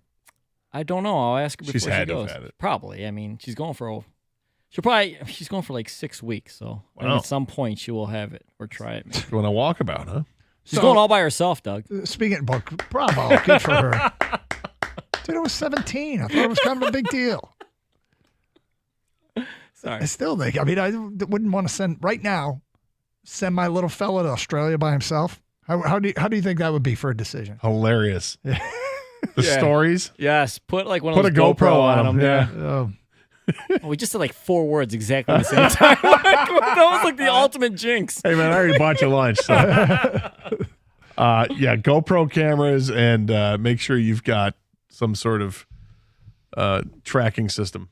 Speaking of Australia, I think last Saturday was John and I's 20th game doing Michigan football. 12 times Michigan has faced a punter that has come out of the Pro Kick Australia program. They play Indiana this weekend for number 13. Although this guy is a native of Auckland, New Zealand. Am I emptying the bucket? No, I'm probably emptying the bucket. Yeah, sorry. Australian punters, college football is rot. They're silly. They're silly with Australians. Taking over. And I mean, a lot of them, like the guy last week was only 29. Only? Yeah. These guys play Australian rules football professionally, then come over here and play college football. I don't like that. No 30-year-old should be playing college football. I think the dude at He's Nebraska, 29, Kang. I think the dude at Nebraska played for Collingwood. He was a Magpie. And now he's... Aren't we all? Yeah. we dare to dream. Oh, you didn't hear about my major screw-up in the Nebraska game, did you? No. Oh, I heard about this. Did you? What happened? Yeah, someone texted or tweeted me. I called them the Horncuskers. Could have been worse. Could have been worse. The Horncuskers? At that point, I was like, huh. I knew I did it. Like I said, that'll be third down for the Cornhuskers. And I'm like, did I almost say Horncuskers? I think I kind of did say Horncuskers. And I'm like, just maybe from here on out. The way they're playing football right now, kind of are Horncuskers. You'd have to use that name, Lance Nuthugger, whatever his name is. Nash Hutmaker. Oh, sorry. That you were trying to get me to say. Hash Nutmaker. Hash Nutmaker. No. Although I'm going to have to take a long look at the Indiana roster tomorrow. And try to plant seed? the seed. Yeah. See if I can mess you up. It's Indiana's game notes does not have a pronunciation guide. Oh, that's difficult for you. That does not help. Why wouldn't they do that? I don't know. Unless I've missed it. I'm going to have to go through it again tonight. Otherwise, I'll be on their website. A lot of websites now, you can click on a player's profile and you can click on a little that will have the player saying their name, pronouncing their own name, like an audio file.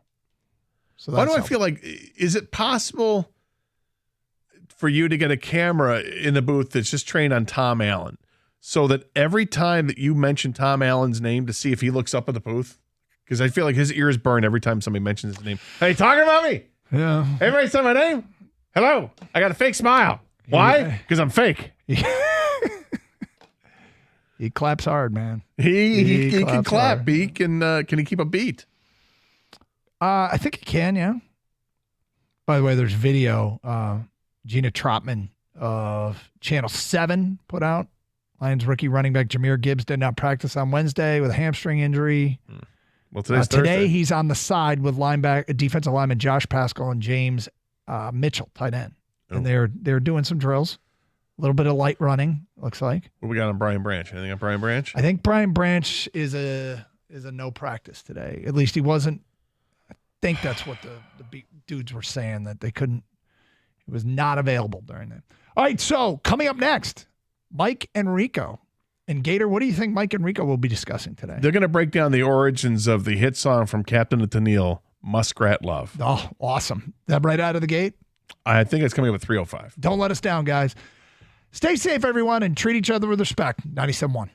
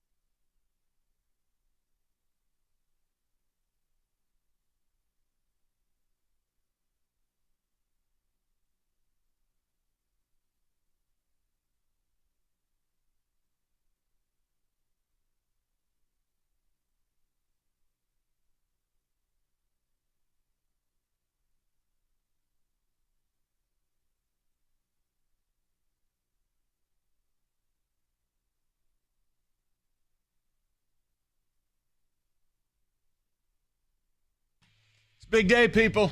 It's a big day on a Thursday, especially if you're a nerd. We're going to do the hockey today. Now, yes, we'll get to the Lions at 3 o'clock. We've got some blitzes to do and different things. But look, the Red Wings do open the season, and Tigers are done. We know we're in the midst of the ultimate excitement, which is Lions. And we also know that we have more hope that District Detroit will actually have functioning things in it than the Pistons doing anything. So that tells you where we're at there. But see, with the Red Wings, we're in a different place.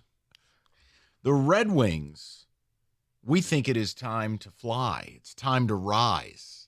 And I wanted to just ask a very simple question, not only of Kenny, but of the hockey elite. We are giving you guys lead billing on a Thursday. We're diving right in and doing the hockey. This is playoffs or bust, right? Like, we're not going to be in the business of making a bunch of excuses now, are we? The Red Wings have to make the playoffs, or Steve Yzerman should face some stiff criticism. Now, I would like to hear from the people on this. No one's using the F word. That's not what we're talking about. But I think what I'd like to do is, if the Wings don't make the playoffs, if we could kindly lower the miniature Yzerman down from the cross and we could just have a real conversation. I understand the East is difficult. I understand they play in the tougher division in the East. Correct. But here's the other thing. We're entering now, what, year 5 of Yzerplan? This is year 5, correct? We got to Brinkett. We had the offseason, spent a bunch of money. He got more of his guys, more grinders, more depth. We got the farm system right. That we were a playoff team for 18 hours last year. 18 blessed hours. We were a playoff team until Ottawa smoked us like a pack of Marlboro Reds. But here's the deal. Isn't it playoffs or bust? 248-539-9797, or we got to clip the Angels' wings. Well, that's just the problem. I don't think that people are ready for the bust, because the bust would mean that you're going to have to go and question an icon, a hero. Wah. And you're going to have to say, well, Stevie, what's going on? I mean, he's already come out at the beginning of the season and kind of lowered the bar. And, yeah, we're still in a rebuild, but kind of in a rebuild. The way I took it, don't expect a lot because we play in the Atlantic and hopefully we could do something. I guess if the Wings are in a weird spot, Mike, because I think if anybody else was running this, you would be demanding more. But I think fans are more so, we trust in Steve, and he's our guy. You're right. For the Wings, I guess the goal is to just make the playoffs, to claim one of the last spots, maybe get to 90 points at the end of the season. Man, you're using a lot of words just to say the obvious. You're saying the people are soft. Just say it. Okay. The old Rico would have said it. I know. But you know what? I was hurt yesterday. That's okay. I want to go to Kenny Cott. No one's been a more ardent supporter of the Yzerplan. No one's a bigger hockey fan. I don't think what I'm saying is unfair. The mission is the playoffs, and if you fall short of it, there needs to be criticism. Yay or nay?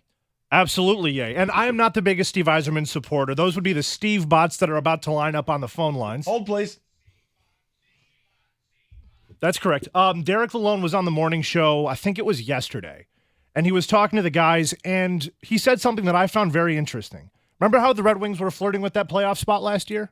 Yeah. Well, he said that they replaced 6 starters, 6, and all 6 of those guys are not even in the NHL anymore. They are AHL players. Great. That means you've improved either half of your forward core or all of your defensemen if you want to just narrow it down to 6 players in your starting lineup. That means if you're 6 players better and you flirted last year and you added a potential 40-goal scorer, this team needs to make the playoffs or at least just fall shy. Yeah, let's not get hung up in semantics. If they miss the playoffs by 2 points, I don't think anyone's going to scream and yell. No. We're talking about you can't not be in the graphic. You can't have a meaningless last 2 weeks of the season, 3 weeks of the season. We're talking about the Ottawa series in the final week. Yeah, it's time for this team to challenge a point total somewhere in the mid-90s. It's just time, because at a certain point, how long do you get? I mean, I understand the first couple of years was cleaning up Kenny Holland's mess and restocking the shelves. I mean, that's all fine. I don't want to do those shows. Right. Now you're waiting on guys like Raymond to Right. finally blossom Yeah, and but become that guy that you thought he was going to be. But it's time. Yeah, year 3, yes. 248-539-9797. David, you seem poised to speak. Yes. I hear everything that Kenny's saying, but again, everything I read says they're 7th in their own division. Yeah, but who cares about what you read? We know the team better than some of these national publications. That's what I'm wondering, though. I'm wondering if we do. I want playoffs, okay? I'm sick of not being in the playoffs. That's what I want. And if Kenny's correct and they've improved that much with the players that they've gotten over last year and we competed last year for a quick minute, for what, 18 hours or whatever it was? 7th?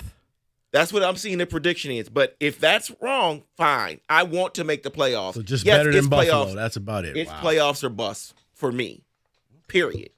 I'd like to know where the hockey elite is. This is your day, people. Play like a champion. Wings open up the season. It's a very exciting season. But this is where expectations begin now. And it's about not winning a division. It's not about setting a point total record. It's not about a President's Trophy. It's not about a Stanley Cup. It's about making the playoffs. And if you can't get it done now, then what the hell are we really doing? And again, if they fall 2 points short or something, we're clearly not talking about that. We're not talking about ripping anyone apart because they fell just short in a brutally difficult conference. Right. What I am talking about is if you're going to be in that mix, there should be time this year that you spend in the wild card, time you spend chasing the wild card, capturing the wild card, losing the wild card, getting the wild card. They have to be in the graphic. They have to be in the mix, and they got to be real. They can't be the hangers-on. They can't be the barnacle at the bottom of a boat. Hey, there's the Wings, 7 points out with 2 games left. No. That's what I'm talking Just about. wait for the young guys to get up. Yeah. Oh, we need a little more time. No, there is no more time because we're not asking for a lot. And in fairness, this town has given Steve Yzerman time. I think this town is very knowledgeable about their hockey, and he took over a brutal situation. But here and now, come on. Kenny makes a great point. When you shore up the depth of your roster and you get rid of it's a lot like when you have players transfer from your college football program and they end up at some hellhole like UTEP. Yeah. And then you replace those guys with dudes from Alabama. You got better. Mm-hmm. You replace 6 players who are now painting houses for a living with people who you paid to play hockey. You're better. You have a 40-goal scorer. Or if you're more comfortable saying with DeBrincat 30 or 35, you have one. It's time, isn't it? It is. And you know what? I was going to say they had to, but I'll even go to the fact of, if you lose in the final week at that last playoff spot, I'm okay. It'll suck. But basically, if you can do what the Lions did last season, where you took it all the way to the final game. I like that. And you didn't make it. But, man, you knew we were right on the edge. You know, it took him 10 minutes to warm the engines, David, but he's really made the best point of the segment. This year's Wings or last year's Lions? 248-539-9797. I like that. Thank you. I do. Zero smarm. But Kenny's right. We'll be inundated by excuse makers. And that just hurts my feelings. David, what's coming through on the ticket text as we celebrate? This is Kenny's day. Hockey's back. Someone says, let's go Wings. Yes, it's definitely playoffs or bust this year. That is from Dave. Oh, wait. We didn't draft the Russian kid. All right, go ahead. Aaron in Plymouth, after being in the playoff picture right before the trade deadline last year, it's time to make the next step. Playoffs or bust, even though the Atlantic is the toughest division in the NHL. How about another way to say it? Be buyers at the deadline. Put yourself in a position where you're at least thinking of buying. What's wrong with that? I like that. Paul in the D, concerning the Red Wings, yes, playoffs, or Yzerman does deserve a good bit of criticism if they're not in the playoff hunt. And I think that's acceptable. Mm-hmm. Fans are happy with just making the playoffs, and they will support Yzerman all day long. I don't want to just make it. I want to win. Maybe not this year. We aren't asking Stevie to make the conference finals, but We're in the same spot the Lions were in 6 months ago. That's Talent right. is there, and barring injuries, they have to be there. Nick in Oak Park. Yeah, but here's the thing, too. And it's a cliche, but it's only a cliche because it's true. You make the playoffs when you come to hockey, and you never know what can happen. Right, half the league Boston makes. didn't think that they were going to be just, oh, wait, we're done? Yes, you're done. Take your President's Cup and go home. Sign the Dodgers. 248-539-9797. Let's get in the mix. Hockey Elite. Steve Botch Unite. It's time. They got to make the playoffs. If you have a different answer, just explain why. I think that's where we can start the dialogue. Good? Great. Go ahead, Rico. Sell them a refrigerator. All right, you got the baseball playoffs going on, NFL. We're talking NHL. I need the fastest internet around to keep up with all the action, and Xfinity connects me to more of the great games that I love. With Xfinity Internet, I get the speed I need at a great price. No more frozen screens, no more pixelated video, just pure uninterrupted streaming bliss. Xfinity Internet is built to handle all your digital demands with speeds that will make your head spin, and so you can enjoy all your favorite apps all in one place with the Flex 4K streaming box. The 4K streaming box is beautiful, folks. You get all that with Xfinity Internet. It allows you to stream all your favorite shows. Like I said, that means you can get the latest scores as they happen. Latest injury updates, fantasy stats. Choose from a variety of speeds depending on your needs, including gig speeds up to 1.2 gigabits per second. And enjoy reliable internet on all your devices. To get started, very simple. Call 1-800-XFINITY. That's 1-800-XFINITY. Visit Xfinity.com or just drop into a local Xfinity store today for more details. Maximum download speed of 940 megabits per second when hardwired via Ethernet. Actual speeds vary and not guaranteed based on Xfinity's fastest available download speeds.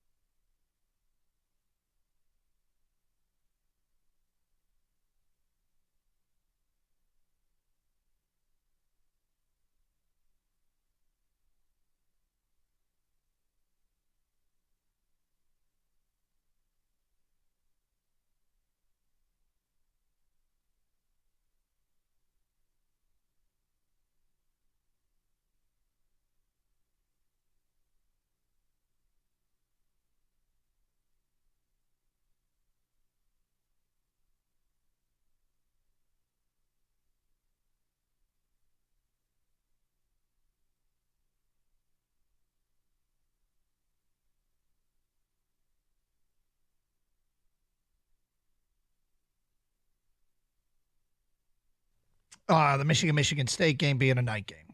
We're going to spend the next 2 weeks occasionally and more so as we get closer to remind all the adults in the room to act as such. Let's get this back to what it was, which is a good, fun celebration in our state. It's gotten kind of nasty, and not look backwards. Let's just look forward, and everybody behave themselves. This can be a great thing, and it should be a great thing. And so I'm not crazy about the night game for personal reasons, but I wish all games were at noon. Right. But okay, so it's going to be a night game, which means people are going to have all day to fuel up. First time ever, there'll be alcohol in the stands. So it feels like has potential to be combustible, but let's all collectively agree. Nobody wants it to be a bad thing, to be hostile. So, well, let's not plant the seed. Well, let's encourage people to be adults. There you go.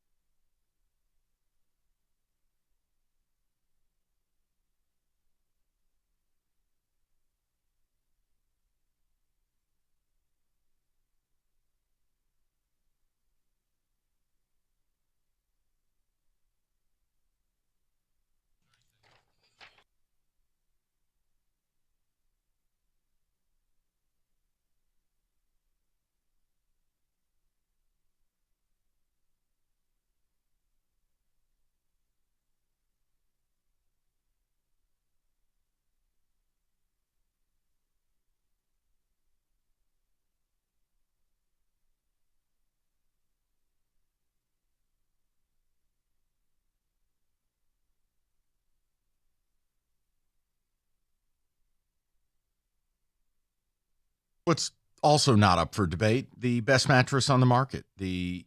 Simply put, the iComfort Eco. It's the best in the game. Supportive, designed to keep you cool, comfortable, feeling restored. Or Serta's Perfect Sleeper for pressure-relieving comfort and support while maintaining a balanced sleep temperature. Serta, made in Michigan, have been for 110 years. Go to Serta.com to find a retailer near you.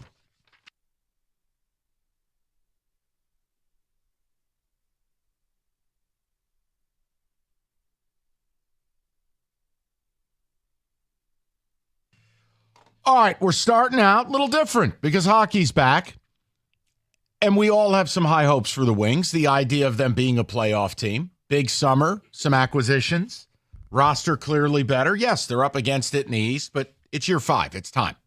It's time to see some tangible improvement here.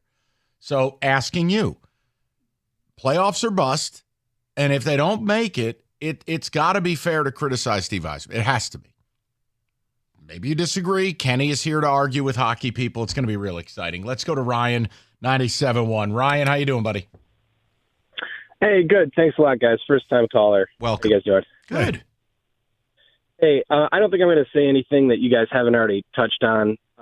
It does feel like Yzerman's flipped the roster a couple of times now. But I'm with you. Unless there's, it takes 100 points to win the division, they got to make the playoffs. Go ahead, Rico. No, I was going to say, for me, you got to make the playoffs or you got to come down to that final week or weekend and you're right in the mix and something happens where you lose a tiebreaker or you get swept in the series, but you remain competitive. You were buyers at the market. At the trade deadline. You were actually a different team. You were a fun team. You were a competitive team. So, yes, Ryan, in the grand scheme of things, I'm with you. You need to be in the playoffs. I will accept a few caveats, but that is the most acceptable one. Make the playoffs and then see what happens. And you're okay. You don't make it, Ryan. It's okay to criticize Lord Yzerman, right? Oh, absolutely. And I'd be more comfortable saying maybe not necessarily playoffs or bust, but you got to be over 95 points, I think, by the end of the season. Yeah, look, if they have, let's say they finish 95 on the button. You think I'm going to be angry? No. It wouldn't be fair. 95 points should get you razor's edge / in the East. 95 would have gotten you in last year. Right. And 92 was the bar to clear last year. Okay. So if they get 95 and don't make it, I won't be mad. No. That's just a bad draw. That's like going 10-6 in the old NFL and not getting in. Yeah. That's like our draft lottery luck. Oops. Not optimal. Let's go to Bob, 97.1. Bobby, what's going on, buddy? Hey, Mike and Rico. Appreciate it. Yeah, man.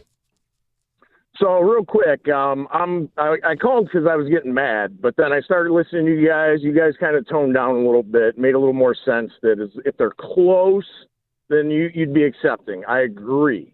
The reason I don't think it's playoffs or bust is because if you go back and look at the season that Yzerman took over, the Red Wings ended the season with how many points? 39. 39. Now we're talking about 95. That's a huge jump in expectations for the team. They had 39 right, but points. over 5 years, it's not. That's 4 years. We're going into 5, right? Right. So this is the expectation. Yes, that's not a huge. Good. Hold on. No, you had really good offseason moves. Okay. But you got to remember the guys that they signed, Hull and Gostisbehere and some of the forwards. These are guys that are actually trade chips. These are not players that are going to be here in a few years. They signed 3-year deals, most of them. Yzerman is playing this smart right now. I am an Yzerman slap, I will admit it. No. But the defensemen that we have in the minors are almost ready. They're so close. Edvinsson probably made this team if he was healthy last year and doing what he did this year so far. He would have made the team. Hey, Bob, can I ask you a question? Yes. In what world would Steve Yzerman bring in a potential 40-goal scorer, a superstar type player, to not have playoff expectations? Do you think he did that for fun? Not just one. No, we needed 2 of them. So he signed DeBrincat for 4 years, which gives us time. Soderblom is another guy who will be on the roster this season at some point. So will Edvinsson. But they brought in some of the lesser forwards and lesser defensemen to just get us close this year They're trade chips to move at the trade deadline. Justin Hull is not a guy God. you're keeping on your team for 5 years. No, but when you Oscar bring Fair guys signed a in, one-year deal. all right. But when you bring guys in, if you're still selling at this deadline, Bob, I don't know how you expect people not to be upset. I don't. Listen, I don't think that's the plan. What I think the plan is to give Edvinson time in the minors, give Soderblom time in the minors. This season, they're going to come back up at some point. Injuries happen. Get a good look at them. See what you got. If we make it, Lalonde has said in interviews that they don't expect to make it, but that is the intention. Yzerman's not going to say that. He's going to tone it down and give us, hey, give me another year or two. That's GM speak. Lalonde is speaking a little bit closer to the players' thoughts about we're going to go for it. We're trying to make it. But the backup plan is we got a couple guys who are definitely needed on playoff teams if we're not going to make it. If we don't make it, Bob, Bob, I understand. I mean, I don't need to hear it 4 times. I'm going to say it to you again, citing their point total from 5 seasons ago. How can I put this in a nuanced manner? I don't care. That's irrelevant. It doesn't matter It'd be what like happened 5 citing years the Pistons winning 17 games 5 years prior. You cannot. I'm sorry, but it's almost like there are people that are the lead counsel for Yzerman who call the show. You're building this case in court as to why he can't do his job.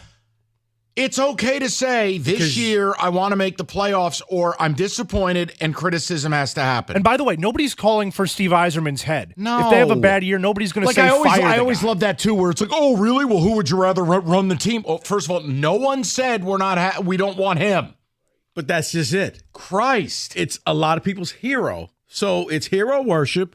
You give them more runway to screw things up and do whatever, and you'll find a reason to justify But it. it's year 5. I understand, Mike. I don't understand how people view that as, well, you guys are a little too far. Wait a second. You mean to tell me that in 2023, where we're at in sports, you think paying customers, you think people are going to sit there and go, 5-year rebuild, and in year 5, I didn't make the playoffs. And that's okay? Because what you would hope for is something similar to what happened in Michigan in Ann Arbor with Harbaugh, where it took him a while, and now he's finally getting it. So it's like, okay, see, you just had to trust Jim. A lot of Steve Yzerman people are saying he'll eventually get it. The only reason Jim still has a job is COVID. You do realize that. Had they gone to Kinnick at night and gotten smashed, and Ohio State drops 100 on him, he was gone. You will never convince me otherwise. I'm talking about the people who are just because if you criticize Steve, they can't. It's sacrilegious to them. I don't get that. You don't get to do that. He's just a guy who puts his pants on the same way we do. No, he's the captain. Not anymore. He's not. He's the GM of the team. He's the president of the team. He's the man. Yeah, and it's 5 years in. Like, come on. C on his jacket. I don't. No, David. Yes, you two understand that, but for people like Bob, actually, yes, put a Captain C on his blazer. Let's do that. We don't need a lapel pin. Put a C on there. If that's how we're going to do this, all his blazers should have embroidered Captain C on there. Just put it on there. Hell, maybe in like Swarovski crystals, we can put the captain across the back. It's the playoffs. We wouldn't be having this conversation if his last name was Smith. People would be like, you know what? We got to do better. This guy has to go. Nobody is saying that, but you are saying you got to be competitive. Yes, you're in a tough division. So what? Make it work. I want to enter the last 10, 12 games of the season, either in a playoff spot or a couple points out. I want something to play for here in the last stretch of the year. Yeah. Why is that an unfair expectation? It's not. We're counting the math. We're counting games. Saying, okay, you know what? We're basically scoreboard watching. I think that's the goal for everybody. In the final week, if you're not in, you're scoreboard watching and looking at this game and this game to see how it's going to help or hurt you. I take the GM out. I just have expectations for my team to be well, period, in this town, regardless of who the GM is. So stop looking at his name and say, oh, he's Steve Yzerman. He's done great things here. Doesn't matter to me. Do your job now and win. When you're in 5 years. When you're in a rebuild that doesn't have expectations, you're in a failing rebuild. Like the Pistons are a failing rebuild. No one has any expectations. The over-under in Vegas is 27 games. The idea that they're in, year 50, it'll be year 5 for Weaver, and let's say they double up. Let's say they win 30 games. That means you win 30 and 52. You're nowhere close. You didn't make the playoffs. Like, you get in this endless treadmill. There has to be like the Lions were the worst team in football 2 years ago. Last year I said, I think they're going to surprise a lot of people. I think they can win 9 games. I don't know if that gets you in or not, but 9 games. This year I said, okay, we're going to win the division. It's an improvement. Now, the NFL's different than hockey. It can't be vis-a-vis. I'm making a point like year 5. I'm not saying they're hoisting a trophy. But they started, and they only had, 39 points, 38 5 points. years ago. I mean, it just doesn't matter to me. That was pre-COVID. All right. Hungry Howies. You don't feel like cooking on a Thursday night. Hungry Howies. Your football team sucks. Hungry Howies. Your football team's going to win the Big Ten for a third straight year. Also, Hungry Howies. But it's hockey season. Not only do you have Hungry Howies tonight for the Red Wings opener, but you're helping somebody. A portion of the proceeds of every pizza sold in the month of October, Hungry Howies is going to donate to the National Breast Cancer Foundation. They are on a drive to raise over $5 million. And your purchases help. So whether it's hockey's opener, whether it's eating your feelings while State loses to Rutgers, or you're up 50 against Indiana, it's Hungry Howies. Order some pizza, support the month of giving, National Breast Cancer Foundation, and let's hit the $5 million goal. It's Hungry Howie's Pizza.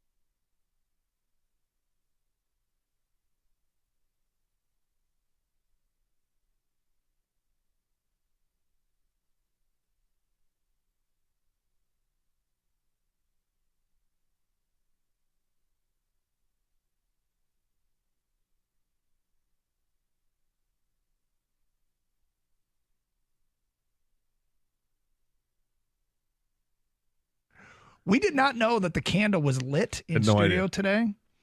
In fact, it's a scented candle. I didn't smell it. And then all of a sudden we saw smoke. And I saw smoke. Gator saw smoke. Kang even saw the smoke. And apparently the candle burned out. So look at the inside of the candle. Because it's closer to grab.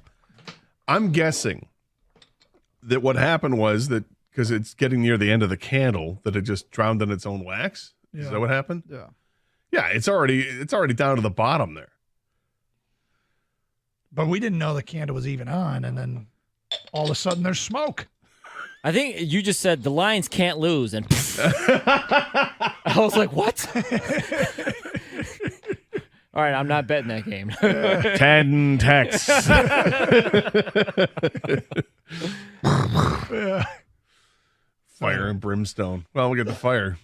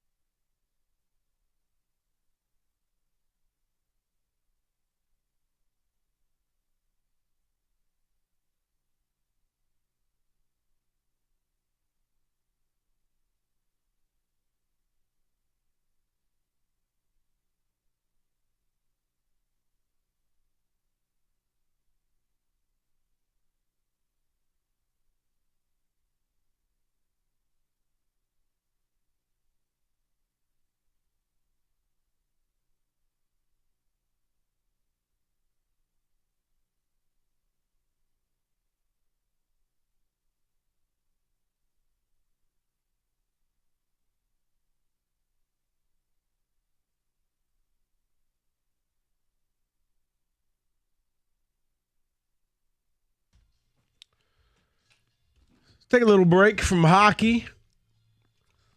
Let's do that football, David. Do the football, David.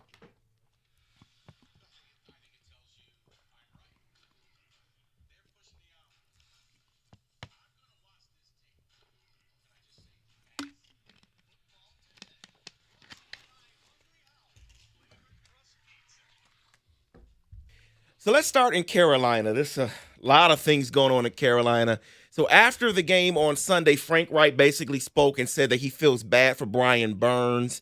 Says that the guy's a winner. That's where you feel bad for guys like that. He's been here a long time, and we've not been able to win. But then this week, the media began to ask him questions regarding some things. Some things were out there about the Panthers owner being involved in their selection at number 1. And then the media asked him more about what David Tepper's temperature is in the midst of a disappointing 0-5 start. This is what he had to say.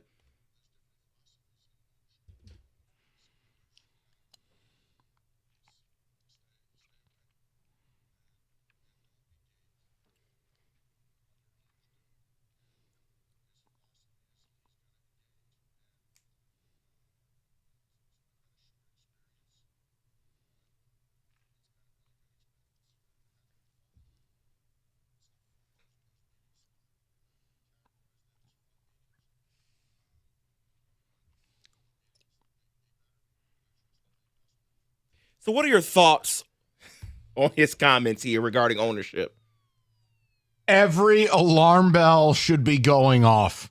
Yeah. That is not how you want your head coach sounding, especially when, they're intimating that Tepper wanted Bryce Young and Reich wanted Stroud, and the owner's all over my ass 5 weeks in.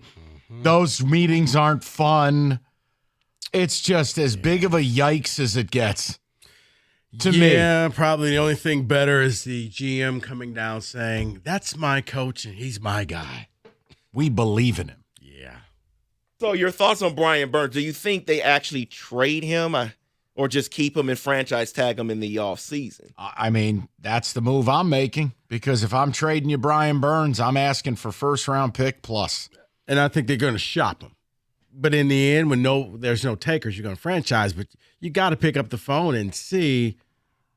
You just need one stupid team out there to say, yes, we'll give you everything that you want. Let's jump over to Denver, because news came out today that they are going to part ways with Frank Clark. He agreed to a pay cut this morning, which means they will pay him, the new team, if they trade for him, will pay him the minimum for the rest of the season. So I'm just going to go local right here with this one. Should the Lions go after Frank Clark? That depends whether they believe he's a fit here culturally. Now, look, Frank Clark's a piece of garbage as a human being, or at least he has been. Maybe he's found God and he's a wonderful man now. I don't know. All I know is he's one of the most clutch pass rushers in the postseason in league history. I don't get what the Broncos are doing. They parted with Randy Gregory. They're parting with Frank Clark. I mean, and neither guy are Boy Scouts. But if Clark can help you win this year, I'm just looking at this year. That's where I leave it to Brad Holmes. We'll talk about it in the offseason, but can you help me? But yeah, him and Randy Gregory, not good guys. Now, if they believe their locker room is strong enough to bring in that type of guy and they hide all the laptops, be okay. Bolt down the Surface Pros. Make sure Frank doesn't turn into old sticky fingers again. We had 50 of these. Why am I only counting 40? Where are the other 10? He's a terrible. Well, I'm not even bringing up the other stuff he's done. I'll leave that to Brad Holmes. You need a few bad eggs in every locker room. They have to make a determination whether he'd be worth it. Well, guys, get ready, because it is happening again. Taylor Swift is going to attend tonight's game against the Chiefs and the Broncos in Kansas City. Of course, I'm sure Amazon is excited about tonight, but are you excited about seeing Taylor Swift again? I on don't TV? care. I don't care. I don't care. I don't care. Yeah, but see, I don't care. You're not the people who they want. I'm not listening. I don't care. I don't believe she's with Kelsey. This is as big of a ruse as the moon landing. Signed Rico. I don't care. I don't care. This is fake. It is not real. Why didn't they land in the space lake on the moon? Signed Rico Beard. I don't believe any of it. I'm sick of hearing about it. Enough. What he said. Enough. David, we're not the target market. We're going to watch the game regardless. But when you hear people saying, oh, you know what, I'll tune in and watch a little bit of it. Yeah, that's who they're going. They're going for the Taylor Swift fans. I was listening this morning driving around, and Heather was like, yeah, I'll watch some of the game now that I know she's going to be there. I don't care. Enough.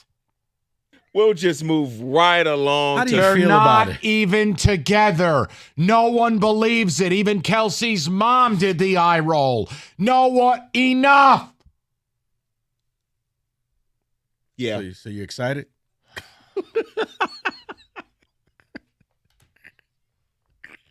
Let's move right along to Minnesota because there are some questions being had at media sessions today. So Justin Jefferson, of course, is out for a while. The questions that are surfacing today, we're asking Kirk Cousins if he would waive his no-trade clause to facilitate a deal. He said, I am just very focused on the Bears and going 1-0 this week, and anything else is not worth my time or energy or attention. That's not a no.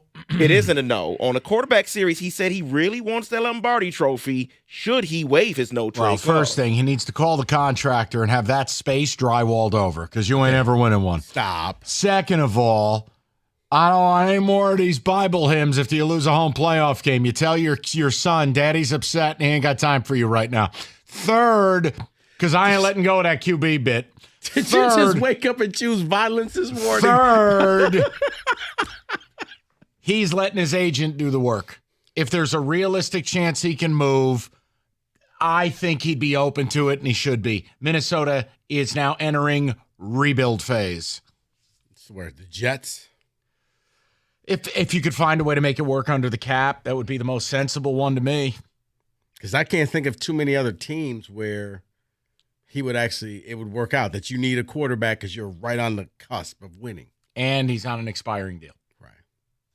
Here's a team that may need a quarterback. I'm so confused with what's going on in Cleveland right now. Deshaun Watson has missed another practice today. Yet he's cleared. He's in cleared. the parking lot? I have no idea what's going on. Working inside on some things. But the team has decided to call up P.J. Walker from the practice squad because they're playing the privileged 49ers. Right. And let him go after the defense. Yeah, that worries me. See, this was a scheduled loss for the Niners. They were going to go on the road as 2.5-point favorites, and the Browns are going to beat them.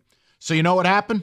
Now Deshaun goes, Niners are coming to town, privilege. I'm not playing. Line goes to 5. Now it's up to 7 because they're so scared to play DTR against you guys. They don't want to hurt his feelings and stuff. They're playing PJ Walker. Now the Niners are 7-point favorites. It's privilege. I'm seeing 8, but yeah. Now to answer your question about what's going on. Strays, man. I don't even know what I did. Nobody knows.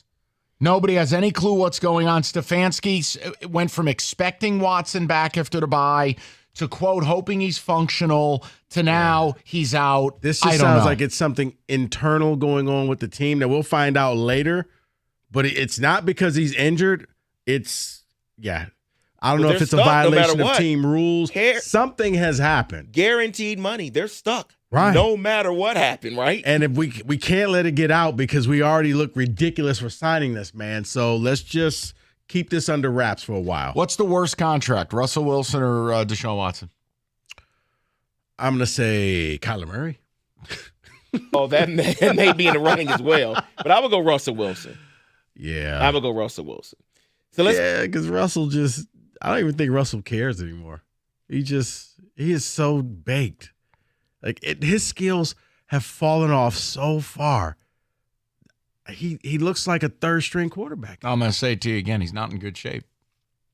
But I thought he was in the best shape doing like knee lifts on the He's planes. become the new Cabrera. This is not – look at pictures of Russ in his prime. Look at him now. You want to know why you can't move? You want to know why you can't run? Wondering why people keep catching up to you? You got a little bit more of you. So let's close it out with this. Does the game stay within 10? Because the line tonight for the Chiefs 11. Broncos is 10.5. Or is it 11? Kelsey, I mean, I guess. Kelsey, short week, hobbled. I don't know if he plays because it's kind of like when they played the Lions, bigger picture. But see, I don't Taylor's need you not tonight. showing up if he's not playing. All right, look, here's the deal. This You're happens. right. This happens every year. The Chiefs, huge favorites, 10, 11, 12 points. They never cover. You're asking me a question that is disgusting to answer. You would have to bet the Broncos. Or you just watch the game or do one of Rico's touchdown props. But if you're betting, you can't go laying 11 points in a divisional game. You can't do it. No, I agree with that. I would watch the game. You can go Chiefs money line plus an anytime touchdown and enjoy your life. Yep. Because if not, you're what about risking a little Rashi Rice tonight? What's that on the? We'll get. I'll have that for you. Thank you. Thank you so much. That is Taylor Swift. I don't care. I don't care. I don't care. In football today. All right, whether you're a business owner who needs health insurance or you purchase your own, it is time to shop for 24. Tons of changes in the marketplace. That's where Mike Papura National Benefit Plans will help you. He shops every health insurance plan available. He makes sure that you and your employees get the best bang for your buck. And how do we know it? Because Mike's taken care of health insurance in the Metro Detroit area for over 2 decades. He's the man with the plan. Mike will show you a variety of options, including the least expensive one guaranteed. Why try to figure it out on your own? He's a free consultant for you. It's Mike Papura, National Benefit Plans. Call him now, 877-734-2200. That's 877-734-2200, or you go on the web, nbphealth.com. Remember, National Benefit Plans would like to be your health and life insurance agency for a lifetime.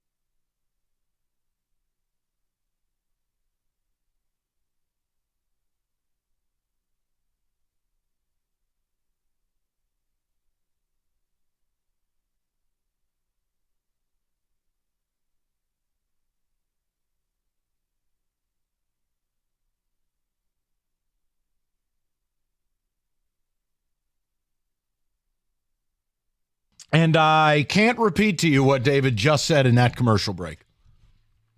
I'm not saying it. We will get with some of the people momentarily. I want to get to the ticket text. We got to go on the board. But, David, that's a disgrace for a pastor to say something. That was not me. That's a disgrace. Oh, my gosh, that was not me. Now, the ticket text. Oh, my gosh. Oh, man. It's okay for fans to want their team to win now. I don't know when people in the city decided we weren't allowed to expect anything out of our teams. The Red Wings need to be in it in May or June. Mm-hmm. The 3 guys replacing our 6 guys he's talking about, I don't understand, or I don't consider huge as an upgrade. Yeah, but Kenny's point was you replace 6 guys that are no longer in hockey with actual legitimate NHL players. You raise the water level. Someone saying, please play the shut up button for Bob. My gosh, this season isn't a holding pattern, they say. I'm with you. I don't understand. I don't understand how you have this endless loop with Yzerman.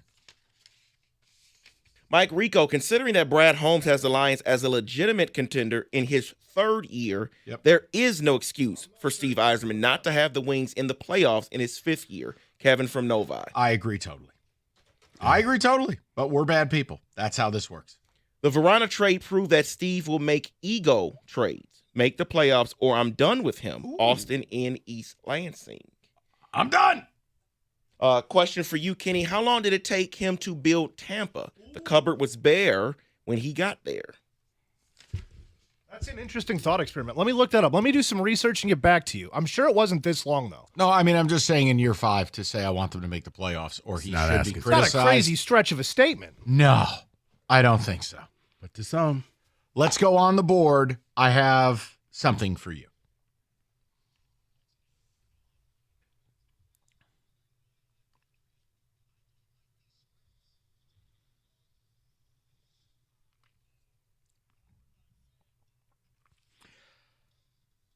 And yesterday, there's a reason I told you I wouldn't mess with any of it. But if you were desperate, here's what you could do. So naturally, I go, well, you could go Braves, loser.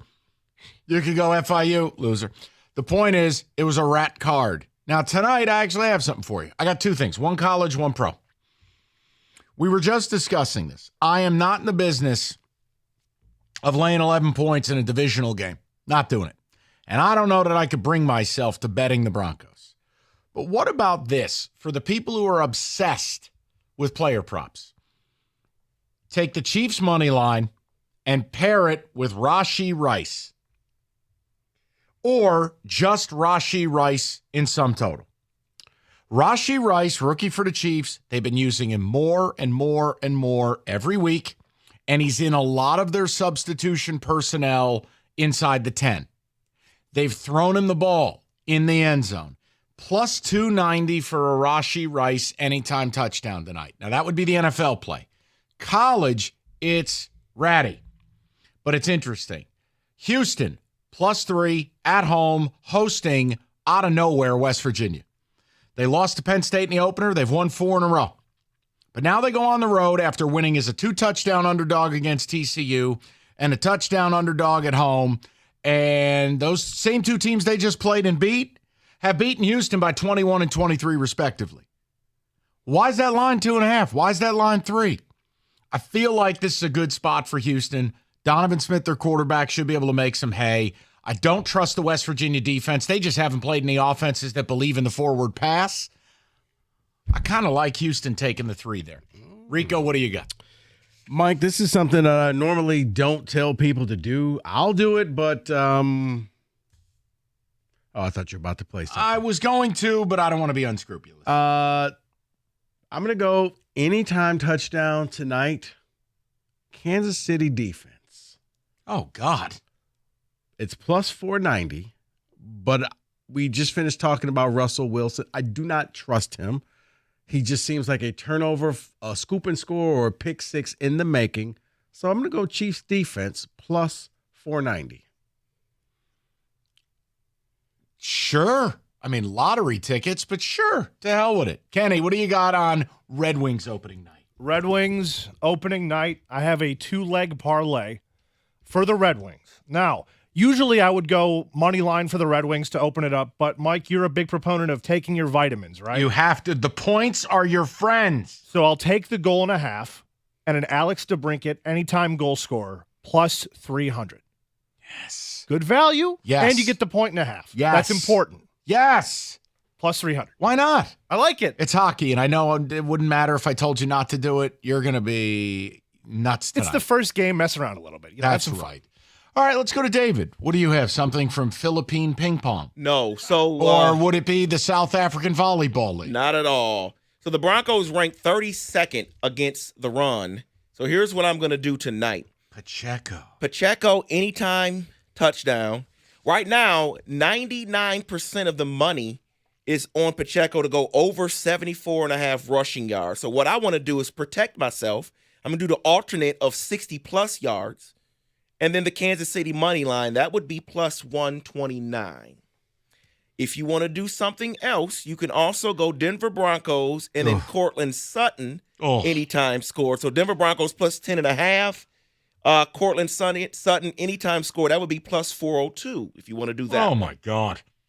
David, that last one, I don't have the chops to bet that. Sutton has scored 3 touchdowns in 5 weeks so far. I can't. Not after what the Broncos did last week. Understood. I got to stay away from this. But the thing Pacheco tonight. one I like, for sure. Unlimited. All right.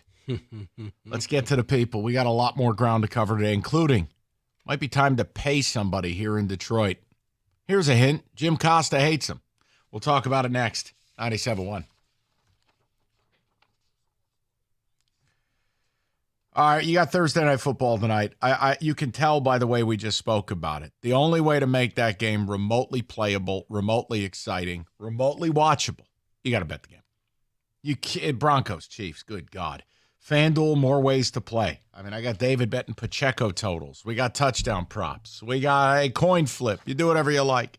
The bottom line, FanDuel.com/ticket. It's FanDuel, the official sports betting partner of the NFL. 21 and up, present Michigan. Refund issued, non-withdrawable bonus bets that expire 7 days after receipt. Max refund $5 unless otherwise specified. Restrictions do apply. See terms. Sportsbook.fanduel.com. Gambling problem 1-800-270-7117. It's FanDuel.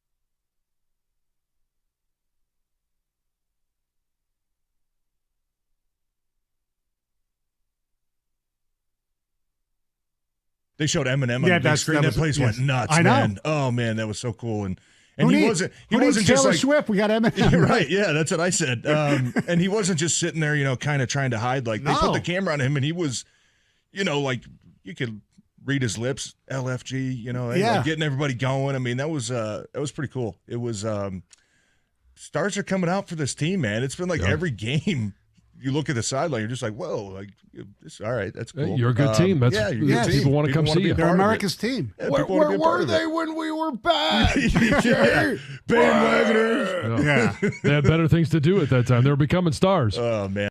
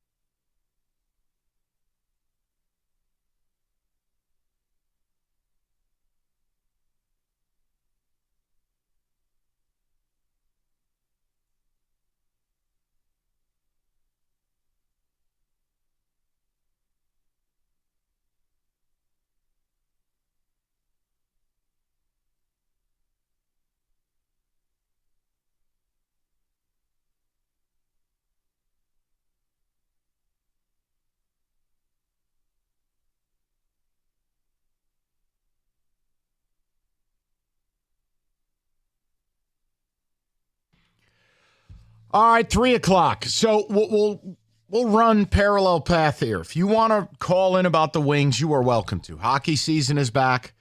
The expectation, at least for this show, make the playoffs or come damn close. Like this idea that there's not an expectation in year 5 and you can't critique Yzerman or you can't expect anything. I don't understand some of the callers. I don't. Oh my God. I mean, it's not quite our time yet. Well, when the F is it? When we're dropping flowers off at Rico's urn? Nope, we're not doing this. I'm just making a point. Now, the other thing we need to get to, because your bye week is fast approaching here. The Lions are 4-1. They're 2 games up in the division. Now, I happen to think they have a very difficult game this weekend. Anytime you go on the road, the team you're going to face was on bye last week. They're lying in wait for you. This will be a real impressive spot for the Lions to win. But Jared Goff, as we sit here right now, 5 games into the season, is the number 1 quarterback on Pro Football Focus. You don't have to treat it as gospel. You don't have to value it. But I'm just giving you, it's an indicator that even if you don't think he's number 1, he's number 3. If he's not number 3, he's number 5. And number 5, he's number 7. Whatever. Are we ready to pay Jared Goff? Because your bye week is a good spot to get that done. Mm-hmm. Now, I know you're going to hear from people like, and I don't get the sentiment that, Jared Goff. How much more does Jared Goff have to do? We are essentially past the quarter pole. He's playing some of the best football in all of football. You are 4-1. You are second only to the Miami Dolphins in explosive plays in all of football, a.k.a. runs and passes of over 20 yards. That doesn't happen if your quarterback's not balling. Okay? Miami 1, you 2. Now, the difference is theirs go for 80 and you get tackled at 24 yards. But they're still explosives. So my question is, what more does Goff have to do? And then part 2, what number would you begin to get scared of? What is it? I mean, you can't be scared of $40 million a year. Is it 42, 45? What if the Lions went out and they paid him $200, fully guaranteed? Yeah, I was about to say. I'm asking. It's not the per year, Mike. It's the totality. When you see $200 million, that's when people are like, well, he's not worth it. Long-term guaranteed contracts are a great idea.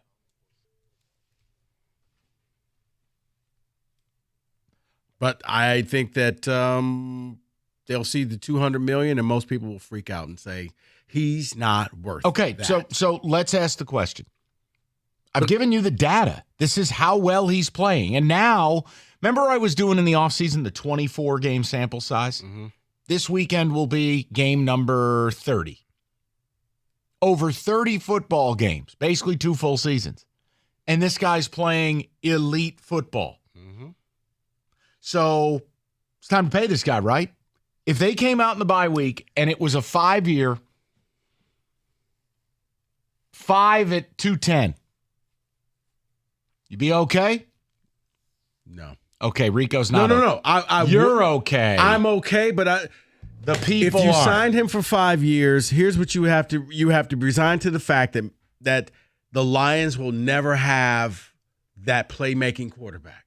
And I think bottom line, a lot of fans want that. A lot of fans want what you see in Kansas City, what you see in Philly, what you see in Buffalo, what you see in Cincinnati. They want that here. He's never going to be that, but he will win you games. He will be a solid 8.5 every year of that contract. You know what you're going to get, but he's never going to reach that 10 out of 10. Look at this 2-shot. Doesn't Repson look like a ventriloquist dummy? He really does. Like Jake Butt is on TV talking with Dave Repson in Chicago. It looks like Jake Butt is using Dave Repson as a ventriloquist dummy. He's so tiny and he's sitting so low in his chair. Like he looks up at Jake Butt like he's Christ. This is the most amazing. I'm sorry. Look at that. Mr. Marbles, is that you? Come on. What were you doing saying? radio for 2 right now. 248-539-9797. David. I was saying people want a superstar. If you sign him to $200 million, a lot of folks only see him as a game manager, and they don't feel like you should pay him that. And you know what the next narrative's going to be. Oh, well, what happens when Ben Johnson leaves? I can already hear Cookies saying that. Yeah. Guys, you believe or you don't. And if you don't, say why. But we're through 5 games. It's kind of getting time to pay this guy. 248-539-9797. Or do you want to wait for another 3 or 4 guys to get paid and the price just goes up? And that's just it. The price is never going to come down. It's just like hitting the button. Okay, we're in right now. We're going to pay. Yeah, pay him now. Here's the thing. There's been flash in Detroit before at the quarterback position. You've had sidearms. You've had throwing it deep. You've had going down the field. You've had that before, but you didn't have winning. I can't get enough. Turn his mic off. I can't get enough. Look how tiny he is. But you did not have winning. And right now, Jared Goff is bringing winning. He's winning flat out. What is he, 12-3 in his last 15 games? That's what fans need to be thinking about. Forget the flash. Pay winning. And that's what he's doing right now. He is, David, but it just means that your drafting stash of Hendon Hooker was a wasted draft pick because he's not going to play. 100%. It means that you won't be able to go out and make some type of a deal for Caleb Williams. You were betting against Jared Goff by drafting Hendon Hooker. It never made sense to me. Mm-hmm. That 3rd-round pick could easily have been a corner. Could sure use one of those right now. Another D lineman. Could you always use another one of those right now? Instead, you drafted a guy who realistically, for the health of the franchise, it's best if he never takes a snap here. Because the minute you pay Jared Goff and he stays healthy, Hendon Hooker never plays. Ever. Then factor in, you drafted him in the 3rd round, and he was never going to play this year. It's a complete red shirt. I'll never understand that one. I'll work my way beyond the Jahmyr Gibbs, Jack Campbell, whatever. Okay. I'll never understand this Hendon Hooker thing. It was a luxury pick, but you treated it like, you know what? Let's just gamble it all on the biggest long shot. Would you stay focused, please? They ought to do this show with Repson sitting on his lap. It's unbelievable. It's unbelievable. I can't get enough of the Big Ten Network. All right, let's trade seats. But it's not going to matter. Hey, that's what I'm saying. It's not going to matter. I mean, Jake Butt is just looking down on him. He's like Thanos, and he's like, "Hello, little man." Yeah, we go back to no TVs in the studio. All right, let's get the billiards TV in here. Hey, so what were we saying about Goff? 248-539-9797. You want to get to the people? Let's get to the people. Let's do it. Go to Brett, 97.1. Hello, Brett. Hey, Mike, how are you? Good. What's on your mind?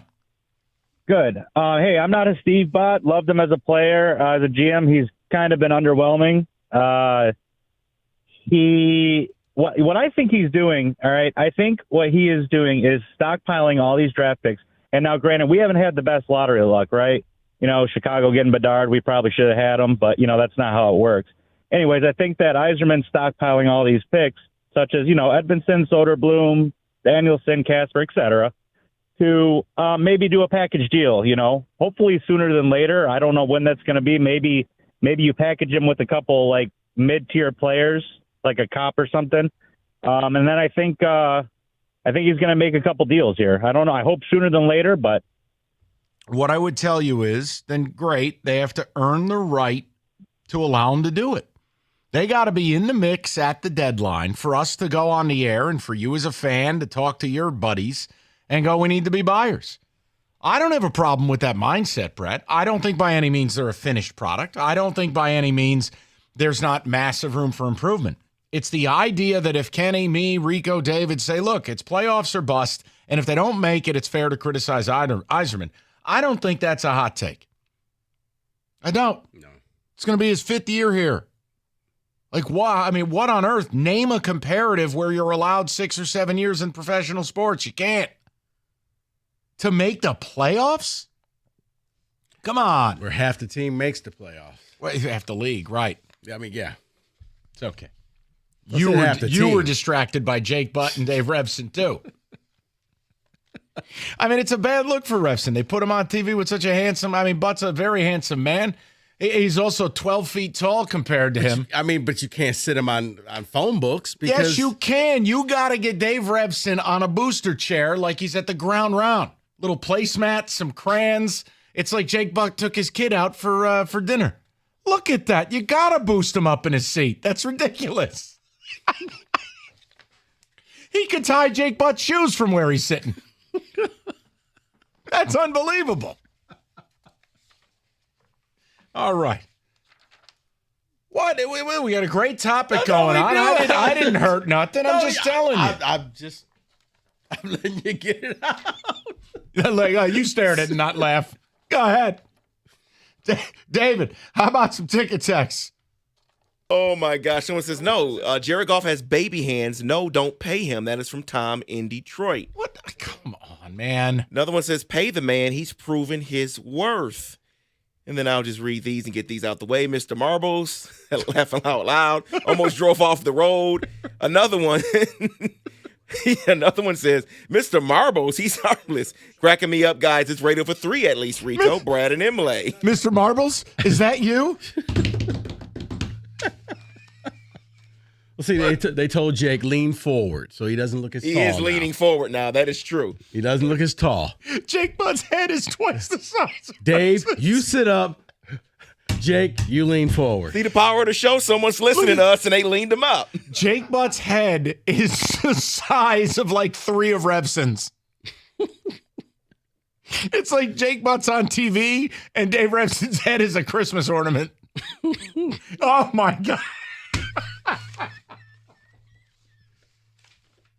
I'll read this. I say, pay Goff when his contract is up. Save that money for 2 years. If we are good, then he will stay. But the money you'll pay him in 2 years will be ridiculous. Guys, it's time to pay the man. You've identified him as your franchise quarterback. It's time to pay the man. Yeah, and I don't think he's going to play on a lame duck contract and just like, you know what, I'll just stay here because if he gets hurt, you're not going to pay him. So you might as well use this bye week, get this thing over with, lock him up. And admit you wasted a 3rd-round pick. And maybe it'll make people happier if they extend his contract for 3 more seasons instead of 5. I've lost it. I'll just read this one for you, Rico. It's amazing. Just, David, give me a sock. I can just do it all with my own co-host. I'm telling you, I feel like they boosted Revson mid-segment. They must have us on in the BTN Command Central because I told you the power of the Jake, show. Look over there. Real quick. Let me read this one. This might have some point here. As long as they replace Ben Johnson with someone with similar acumen, if not better, I'm good with Goff getting the bag. Yeah, now good Ben luck. Johnson I mean, gets- good luck yeah. with that. You do get to a point here now. The man's going to be a head coach next year. I don't know. You're never going to find better than Ben Johnson. The idea is you find somebody in-house who knows enough of the offense and understands the sequencing and the way business gets done. And guess what? Jared Goff takes more ownership in the offense post Ben Johnson. Yeah, you basically just keep it going. And that's what the good teams do is just, okay, you're leaving. Okay, wide receivers coach, you are now the OC. How come there's never a Spartan on BTN? That's a good question. Well, it was. Oh. It's Josh Langford. No, I mean a real one, like a football player. All these years, they always get Wolverines up there. They're never a Spartan. I thought I saw Jay you conquered on there before. No. He wasn't? No. David's just pulling names from 03. Thanks for playing. No, I don't think they've ever had. It's just been Jake Butt. No, let's just throw another Wolverine up there. Any other Wolverine season ticket holders they can put on BTN? Any former Maze Ragers or Daily Writers or anything else they can put up there?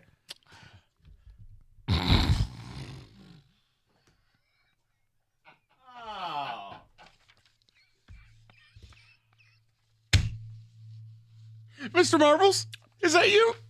Go ahead and let you do your thing. When you've been injured in an accident, whether it's...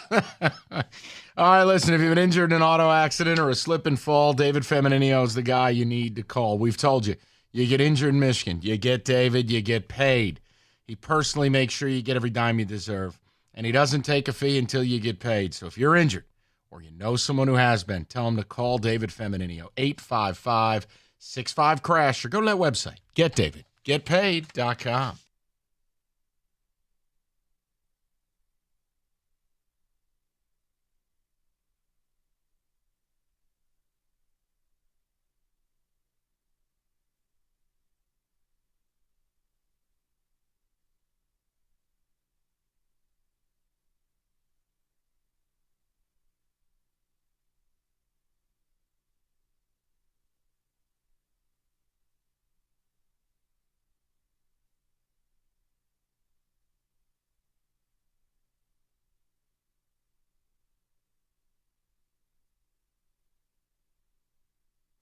The Michigan State game being a night game. We're going to spend the next 2 weeks occasionally and more so as we get closer to remind all the adults in the room to act as such. Let's get this back to what it was, which is a good, fun celebration in our state. It's gotten kind of nasty, and not look backwards. Let's just look forward, and everybody behave themselves. This can be a great thing, and it should be a great thing. And so I'm not crazy about the night game for personal reasons, but I wish all games were at noon. Right. But okay, so it's going to be a night game, which means people are going to have all day to fuel up. First time ever, there'll be alcohol in the stands.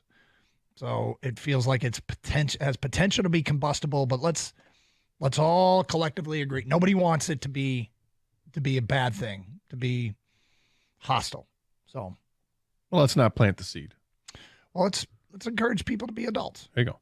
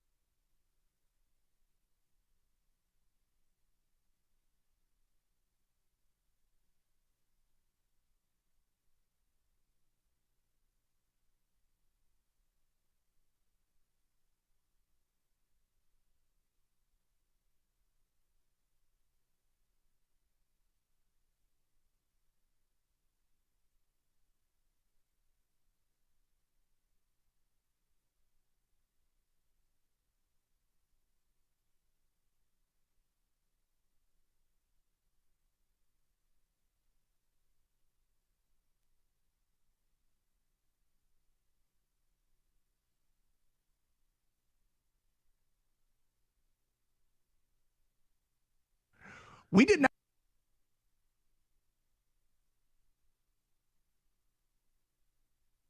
All right. Let's get to the people, shall we? It's You're on fire exciting. today. And Kenny we're gonna go around the rink at 3:30. Hockey's back. So for all of us neophytes, Kenny is gonna play the role of professor. Alex DeBrincat, Can you imagine fill in for Brock Purdy? Like what redneck university Kenny would be a professor at? Meth State.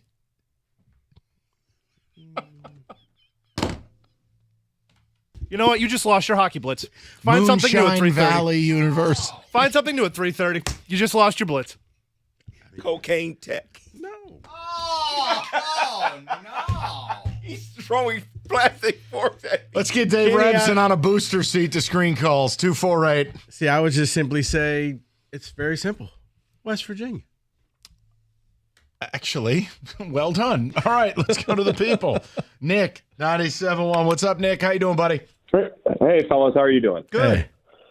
Good. Yeah, no, I mean, I've been calling for a Goff extension, since the offseason, to be quite frank, which may have jumped the gun, but I'm totally comfortable with 4 years. And I think it's fair if fans want to see what happens after Ben Johnson leaves, right? Maybe more comfortable with a 3-year deal, but I mean, what's the other option? Even if somehow Caleb Williams walked in the door next year, he's not going to know the offense as good as Goff, and he might not even be as good right away, So for a team that's built to win the division for the next 3 years plus, how do you restart? Not everybody's as privileged as they are out in the Bay to have the last pick in the draft to fill in, right? That's right. So it's just like, I mean, we have we know what we have. And I think the Goff haters are just always going to be because they just can't overlook him. And I don't Nick, know. That's the thing I don't understand is if you found your franchise quarterback, how do you not pay him? How is there any hesitation? I don't understand it. No, because Nick. And I'm not saying Daniel Jones is any better than Goff or anything, but what was the alternative to Daniel Jones? That was my whole point. Just made the playoffs. The Giants had to do it. There was no choice. But here's the thing. Goff was never looked at as the franchise QB. He was always the Band-Aid. When he was the throw-in for the Stafford deal, and we'll give you picks so that you can go out and get your own QB. Well, the funny thing happened, he kind of started playing very well, and now it's going to take a lot of Lions fans some time to realize the guy that I thought was just a fill-in guy is actually our guy. He's actually going to be the guy that leads this team to new territories. I agree, and I think if you listen to him talk, especially when he talks to Gator and Doug, like he talks about reps and knowing more because he's been in the league for so long, right? And I trust him that he knows the inside and outs of this offense. And he talks about, when Ben calls this play, I can almost feel it coming, and that's what you want with your offensive coordinator, right? And so I just trust the guy. I think Dan trusts him more than anybody, and it wasn't immediate. He made Dan trust him, and it wasn't easy. So he's fought through. He's accepted this city, the Cali boy with Midwest grit, and I think he's the perfect quarterback, and he's found a home. He's found a home here. And I mean, Nick, look, and I want to expand on something Nick said because Nick brought this up and it's very relevant. And I got into an argument with Costa about it the other day, and I'm like, Jim, you're an idiot. I go, this whole narrative of like, look at what the Giants paid Daniel Jones, and I'm like, how lazy can you be? First of all, he ain't getting paid 50, 52, 55. He getting paid 40. Second of all, what choice do you have when you go out, you make the playoffs, and you win a playoff game? What choice do you have? You think letting your quarterback go is remotely acceptable? Okay, I'll play this game. Because this is what Jim does with Goff. We'll draft and stash. Really? Who? Now we're sitting here, and you mean to tell me a guy like Cookies is willing to turn this thing over to Hendon Hooker sight unseen when you have Pro Football Focus's number one quarterback, when you have a man over the course of 30 games that has been a top 3 quarterback in the NFC. So I said to him, I go, all right, we'll role play this out. Now, hindsight being what it is, you can do this with the Giants. Who are the Giants supposed to get? Do you know what this ding-a-ling said? They could have done what their neighbors did and gotten Aaron Rodgers. The Giants didn't have the cap space. They didn't have the draft capital. Right. They didn't have any of it. I go, swing and a miss. I go, what else could they do? They could have traded for Lamar. Could they now? I must have missed the lineup of teams that offered for Lamar. I said, Jim, you're worse than a caller on this. So now the Lions are going to be in the same situation. You pay the man. Yeah. I go, Daniel Jones didn't turn into a pumpkin overnight and all of a sudden forget how to play football. I go, the Giants' offensive line is a sieve. It's tons of injuries, 26 sacks, pressured on half his dropbacks. I go, if you're grading, I said, you could give me Patrick Mahomes. The Giants would still look very similar based on that pressure, the amount of hits. It's Fugazi. So that's my whole point is how can Costa and the Costa Army still think there's a pathway that doesn't include paying Jared Goff? Because Jared Goff was never their guy. He was never going to be their guy. Who cares? They will always see Jared Goff, and they will see a Band-Aid. They will see a throw-in to Stafford because Stafford went off and won the Super Bowl, and all we got was Jared Goff, this loser but guy. Goff played his way into being more. He got better. Let me ask you this. And like you said, he found a home, and he's comfortable. And Mike, here's the thing about Jared Goff that I like. And normally I'm not a big fan of the whole rah-rah after the game speeches, but I watch when Goff speaks, people listen. Like, they love this man. He is the leader of this team. Been to a Super Bowl. So this team has rallied around him. I don't understand why the city of Detroit can't. Yes, he'll never be Mahomes, but that's okay because there's only one Mahomes out there.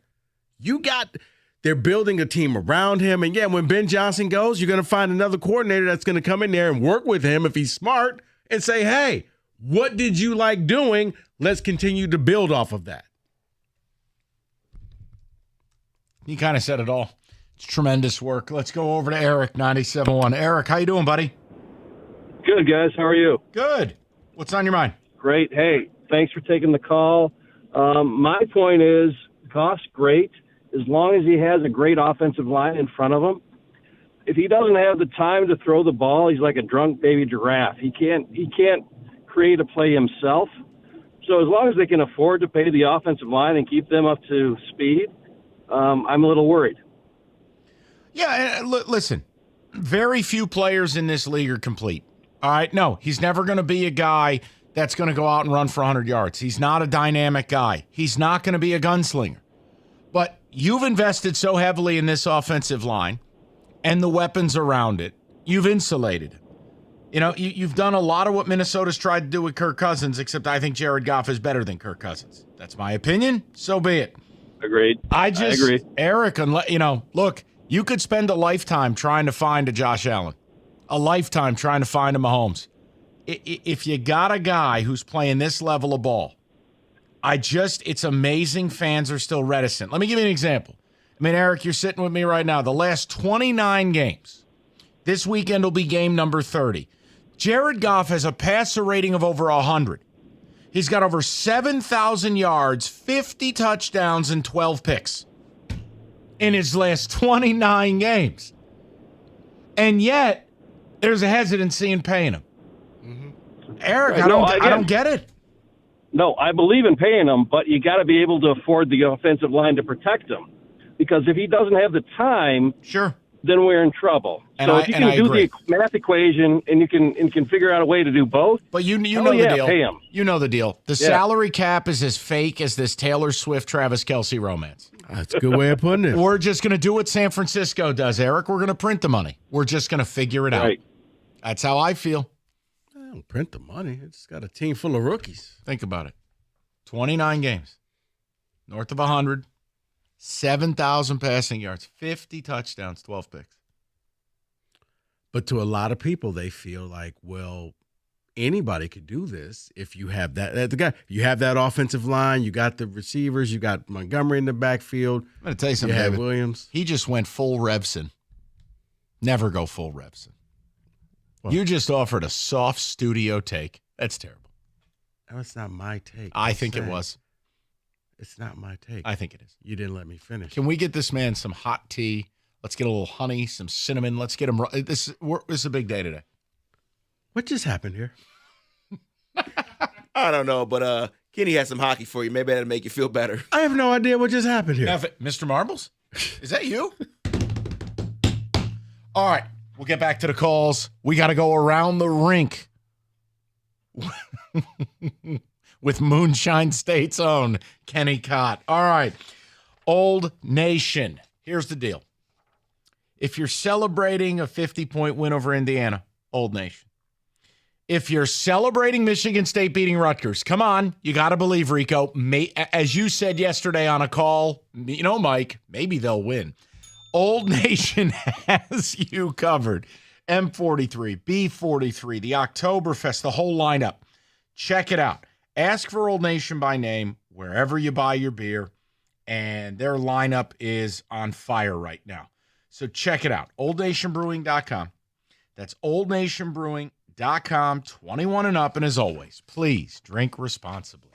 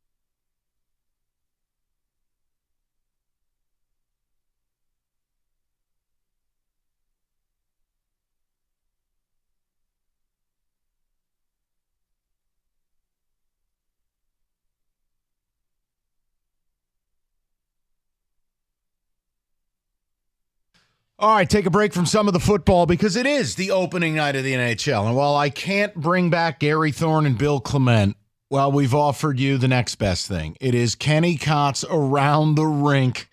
As we get started, let's learn together. Let's be entertained together. Mr. Kenneth Kott, music, please. All right. God. I'm Ron Barr from EA Sports. I love it. All right.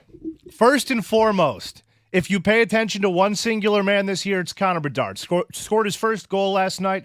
It sucks that he's in Chicago. Feels kind of rigged that he's in Chicago. But if you pay attention to one man on this planet for hockey purposes, do it for Connor Bedard, 98 Chicago Black. Wait a minute. He's in Chicago. Rebson's in Chicago. Diminutive duo. Yes, he is not he's not the largest man. David, Bedard is tiny. I was about to say, not great in stature. But if he can score, 40, 50 goals, it doesn't matter how tall the kid is. He looks like Theo Fleury with better teeth. I mean, a lot of people have better teeth. Fair. Theo Fleury. Fair. So in my mind, Boston. High level we got production. effects? All right. Dude, the hockey budget is low. I mean, they're not great, but they are effects. I'd rather have effects than no effects. Better than my original prop bet casino. Rico's. You didn't even have a Rico's prop bet casino, did you? No. Roberto just hit a button and it's like, black guy in numbers. Gambling. Go. So let's talk about the Boston Bruins, guys. I have them as my most likely to fall off team. They lost Patrice Bergeron, David Krejci, Tyler Bertuzzi, a handful of other key pieces for them. The captain in hockey, the most important guy in that locker room. And losing Bergeron, he's your heart and soul of that team. They're going to fall off. I don't know by how much. They probably still make the playoffs. I'm not saying they won't do that. But that makes an Atlantic team very gettable in this impossible division that we play. Well, the other thing, Kenny, it just feels like their run is endless. Yeah. They've been so good seemingly for so long. It would make sense if all of a sudden they take a solid 10 to 12 point step backward. Yeah. Well, hell, more than that after last year's historical campaign. Well, that's what we said last year was, they lost some pieces. They're going to fall off. Best season in NHL history. I know. What are we doing here? I don't know. I'm tired of them. Yeah, unless they go pick up somebody at the trade deadline. I agree with you, Kenny. They take a step back, but it's still good enough for Boston. And that takes us to the lower half of the Atlantic. We keep hearing how stacked. Wow. All right. We hear how stacked the top is, but with teams like Boston and maybe even a team like Tampa losing Vasilevsky, falling off, it sets up for somebody to fill the void. Look for an Ottawa. Look for a Buffalo. Pick for one. a Red Wing. Pick one. Red Wings. Okay. That's who fills the void. That's who at least sneaks in. Ottawa also has a shot, too. I mean, they've been playoff bound for the last couple of years, if you ask me, but they haven't been there yet. Next thing. Not Red Wings related, but next thing. Will the Toronto Maple Leafs finally win a second-round playoff series? No, absolutely not.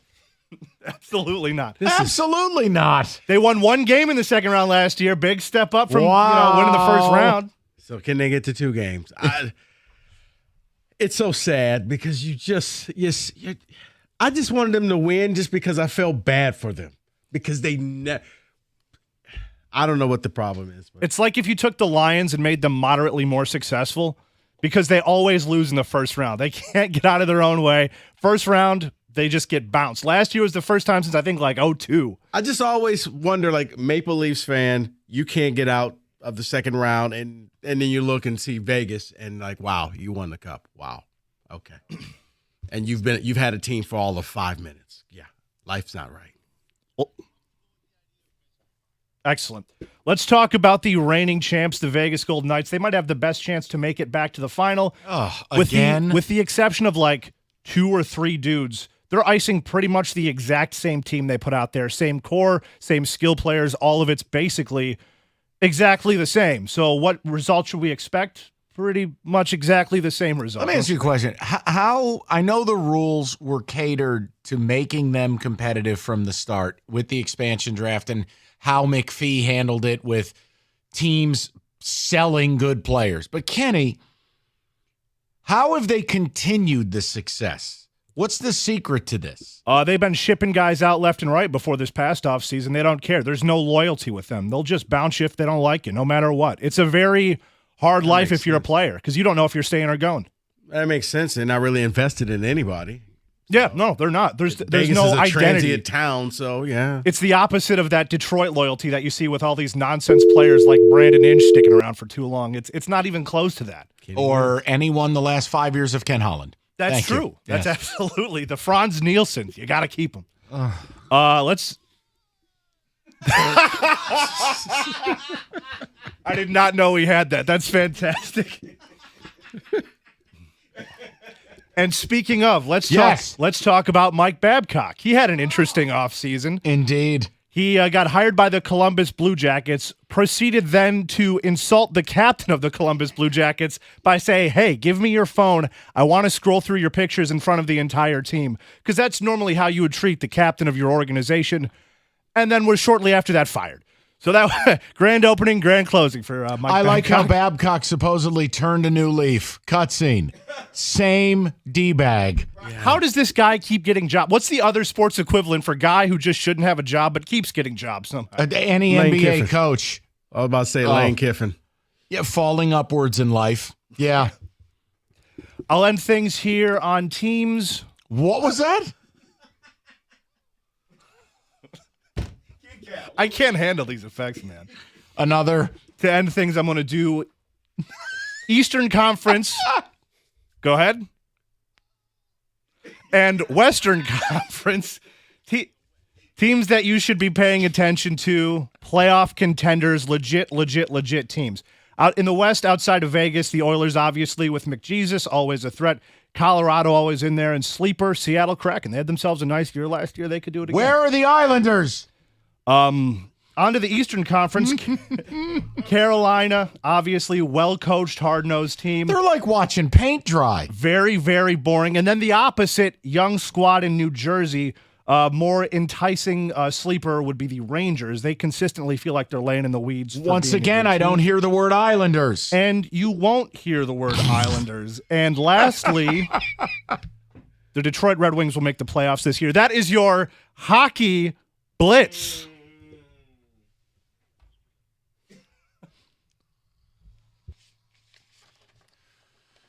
I feel like I learned so much there. And I also appreciated the Ken Cal drops. Listen, new customers, $200 in bonus bets guaranteed when you place a $5 bet. That's $200 in bonus bets guaranteed, win or lose. And if you've been thinking about joining FanDuel, no better time to get in on the action. More ways to play, more markets to bet. It's FanDuel.com/ticket. Kick off the NFL season with FanDuel, the official partner of the NFL. 21 and up, present Michigan. First online real money wager, only $10 first deposit required. Bonus issued. Non-withdrawable bonus bets that expire 7 days after receipt. Restrictions apply. See terms. Sportsbook.fanduel.com. Gambling problem? Call 1-800-270-7117.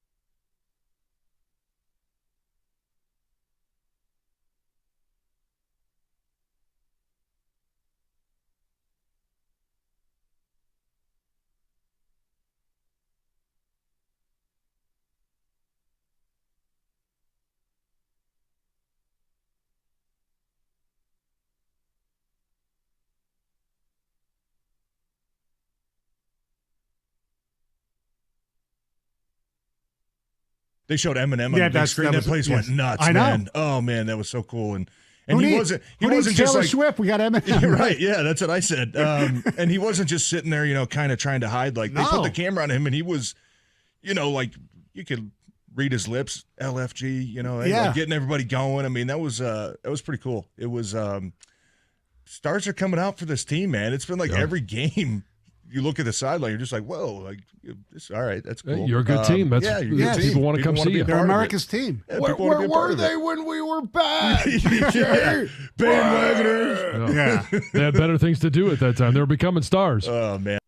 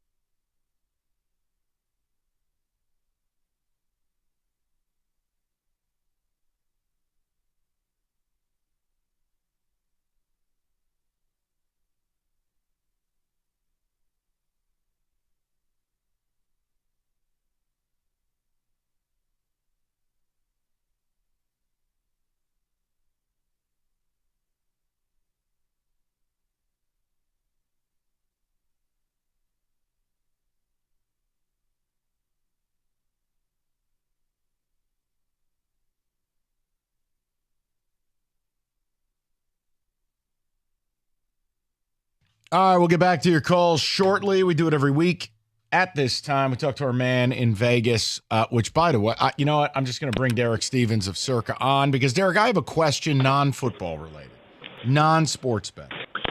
I just need to understand. I have read articles. I've seen pictures. This F1 race that is coming to Vegas, is it as big of a nightmare as it looks like from outside looking in and the construction and everything and the chaos? Yeah, Mike, I gotta watch my words on this one. This is it's going to be a great event for Las Vegas. It's a great event for our country to get a third F1 race here in the United States. But I will tell you, it's making things daily life in Las Vegas a little difficult, to say the least. That's all I needed you to say. I believe me, I'm not trying to get anybody in trouble. I was just shocked at the amount that goes into it and how difficult it looks like to get around out there. And I got to ask. Because is it difficult right now for people landing in Vegas to get around and get to their hotel and do what they got to do? Nah, getting in, flying in the airport, all that's all well and good. But right around that track area, that 3 mile area, it's like an extra hour to get in and out if you're working there. So it's a little bit difficult, a little congested in that area. So let me ask you this about Michigan, because now they seem to have woken up. The numbers they're laying in every game are huge. This weekend they play Indiana. It was sitting at 33.5 or 34. Again, when you talk to the odds makers here, do you almost have trouble putting up a line for U of M in some of these games to entice action? Yeah, look at this. The number's 33 right now, hanging at Circa Sports, and the total's 45 and a hook. So effectively, you're trying to figure out, well, will Indiana score 7 points or not? That's the big question. Good so yeah, God. It's a very difficult line. You can't do much with it. You can't parlay it. Can't really tease it. You get no value. So yeah, when you have a mismatch like that, it's pretty tough. Obviously, since Harbaugh's been back, there's been a thought that Michigan's going to now start running it up a little bit. So, if you like Michigan, you want to lay the 33, then you're also thinking about, well, maybe it's easier if I just go over. So there's a little bit of element of how you got to think through the game. Let me ask you this, and then Rico, fire away. For next week's game, I know some places have posted look-aheads. I want to know if Circa has Michigan State next week. Do you have a number for that game yet, and are you able to say what it is? It'll at least be a 21 point number would be my guess. I would say, you look at it, you look at things in tranches, and Michigan's going to be at least a 21 point favorite. And then when you think about it, the history of this rivalry is the only thing that's keeping this number a little bit lower. This thing could close. With Michigan State, it could close 27. I mean, that's kind of where we could go. And when you talk history, Derek, it's just real quick, is in Spartan Stadium, no matter who the coach has been or how good or bad the teams have been, Michigan hasn't beaten Michigan State by more than 19 points at Spartan Stadium since 1985. That was the last time it happened. I mean, that's the whole thing. I mean, this is a rivalry. I mean, this is where, you got players and you got families and you've got generations and alumni. The adrenaline in the state of Michigan for this game, takes a whole nother level here. So that's where there's a limitation on how high a number like that could go, which is different than what you're seeing with Michigan, Indiana this weekend. Talking with Derek Stevens. Derek, let's talk about a more competitive game, one I'm looking forward to watching this weekend. Michigan State Rutgers, good for you. Notre Dame, USC. Notre Dame, 2.5-point favorites in that game. Are you seeing much action on this game? Yeah, I mean, that's going to be one of the most widely bet games of the weekend here. We're looking forward to showing it. It's going to be a center screen type of game for us. I mean, two national universities here, so it should be a lot of fun. That'd be a game that I actually wouldn't be surprised to see go to a 3. Derek, it's supposedly going to be like just bad weather in the Midwest on the on the east side of the United States. How much of a factor is that when you guys come up with the over/under and the point spread? Well, I mean, you go in thinking weather's going to be neutral, and then you make adjustments off of that. Remember, rain's one thing, snow's another. Wind is probably the biggest issue nowadays, and obviously a lot of the professional college football bettors take that into account. If there's potentially a storm going up the East Coast, the way we would see things on a Tuesday and Wednesday is we just see reduced handle because it's the uncertainty that reduces people's willingness to make a play early.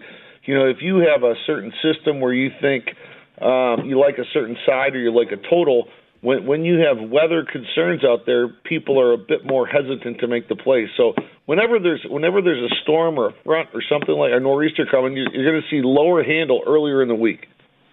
All right, Lions, last one. This is it's a tough spot. You're going on the road in the NFL. The team you're facing is off a bye week. The Lions have been sitting 3 and 3.5. It's an extremely difficult game for them. I just wondered, is this a two-way action? Are the Bucs getting the backing because they're the home dog? Where does that sit as we head towards the weekend? No, we opened at 3. We went to 3 minus 15. This morning we were 3. You had to lay double juice minus 120.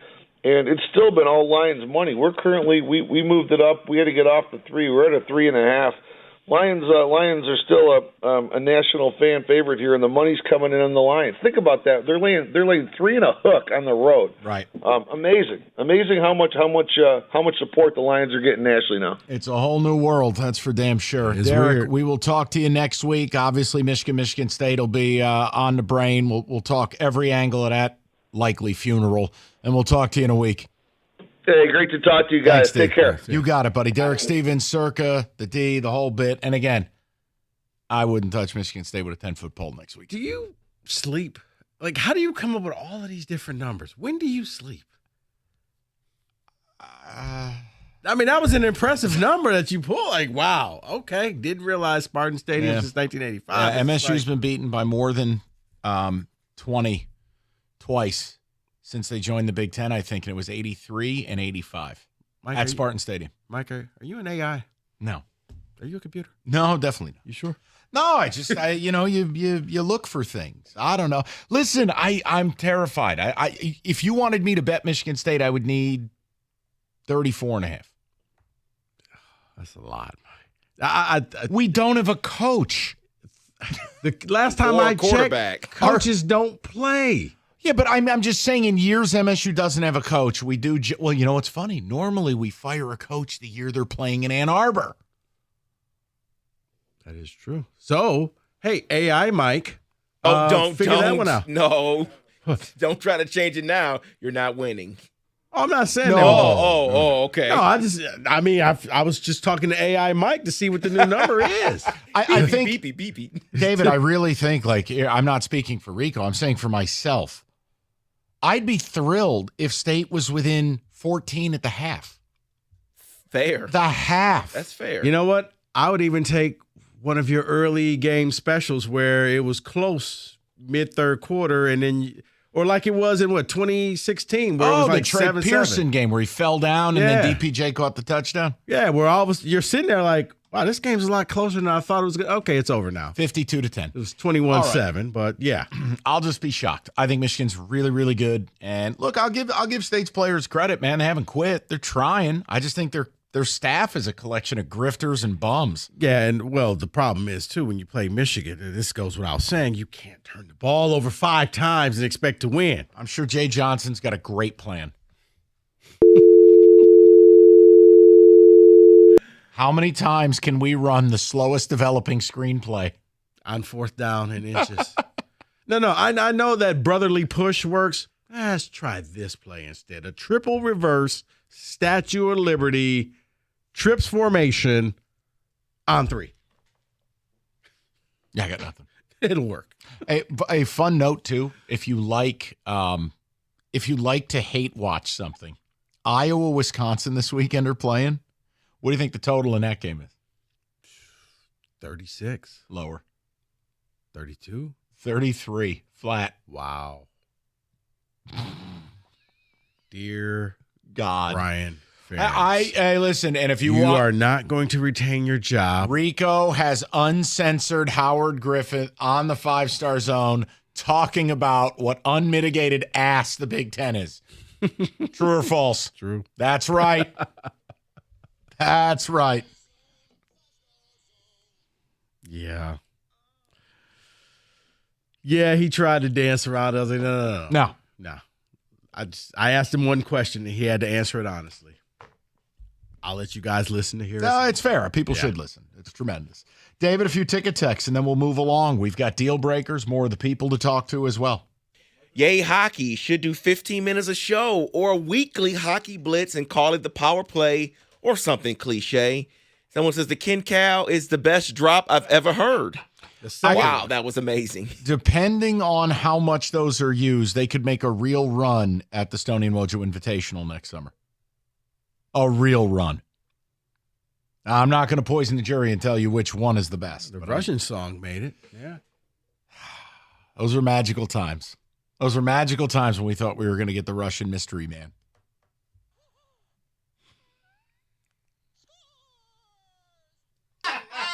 No, the other one might be the winner. Where's the third one? Nope. The other one. You mean the first one? I think I only played 2. No, you played 3. And there was one where it sounds like he didn't make it to the bathroom in time. The first one.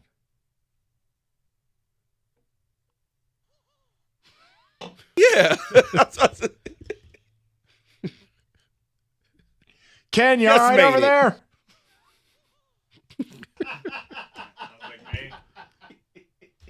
The stall won't open. All right. That's enough. 248-539-9797. We'll get with the people. We'll get to deal breakers as well. And if any of you are still in the Costa Army and not wanting to pay Goff, line up. Can't wait to hear that. 97.1.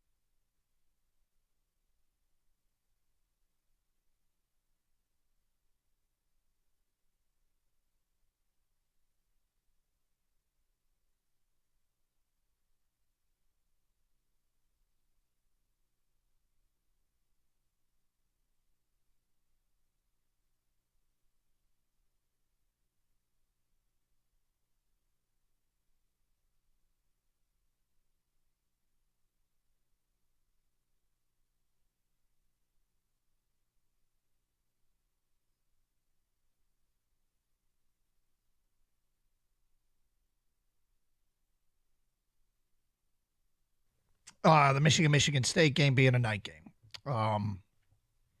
We're going to spend the next 2 weeks occasionally and more so as we get closer to remind all the adults in the room to act as such. Let's get this back to what it was, which was a good, fun celebration in our state. It's gotten kind of nasty, and not look backwards. Let's just look forward, and everybody behave themselves. This can be a great thing, and it should be a great thing.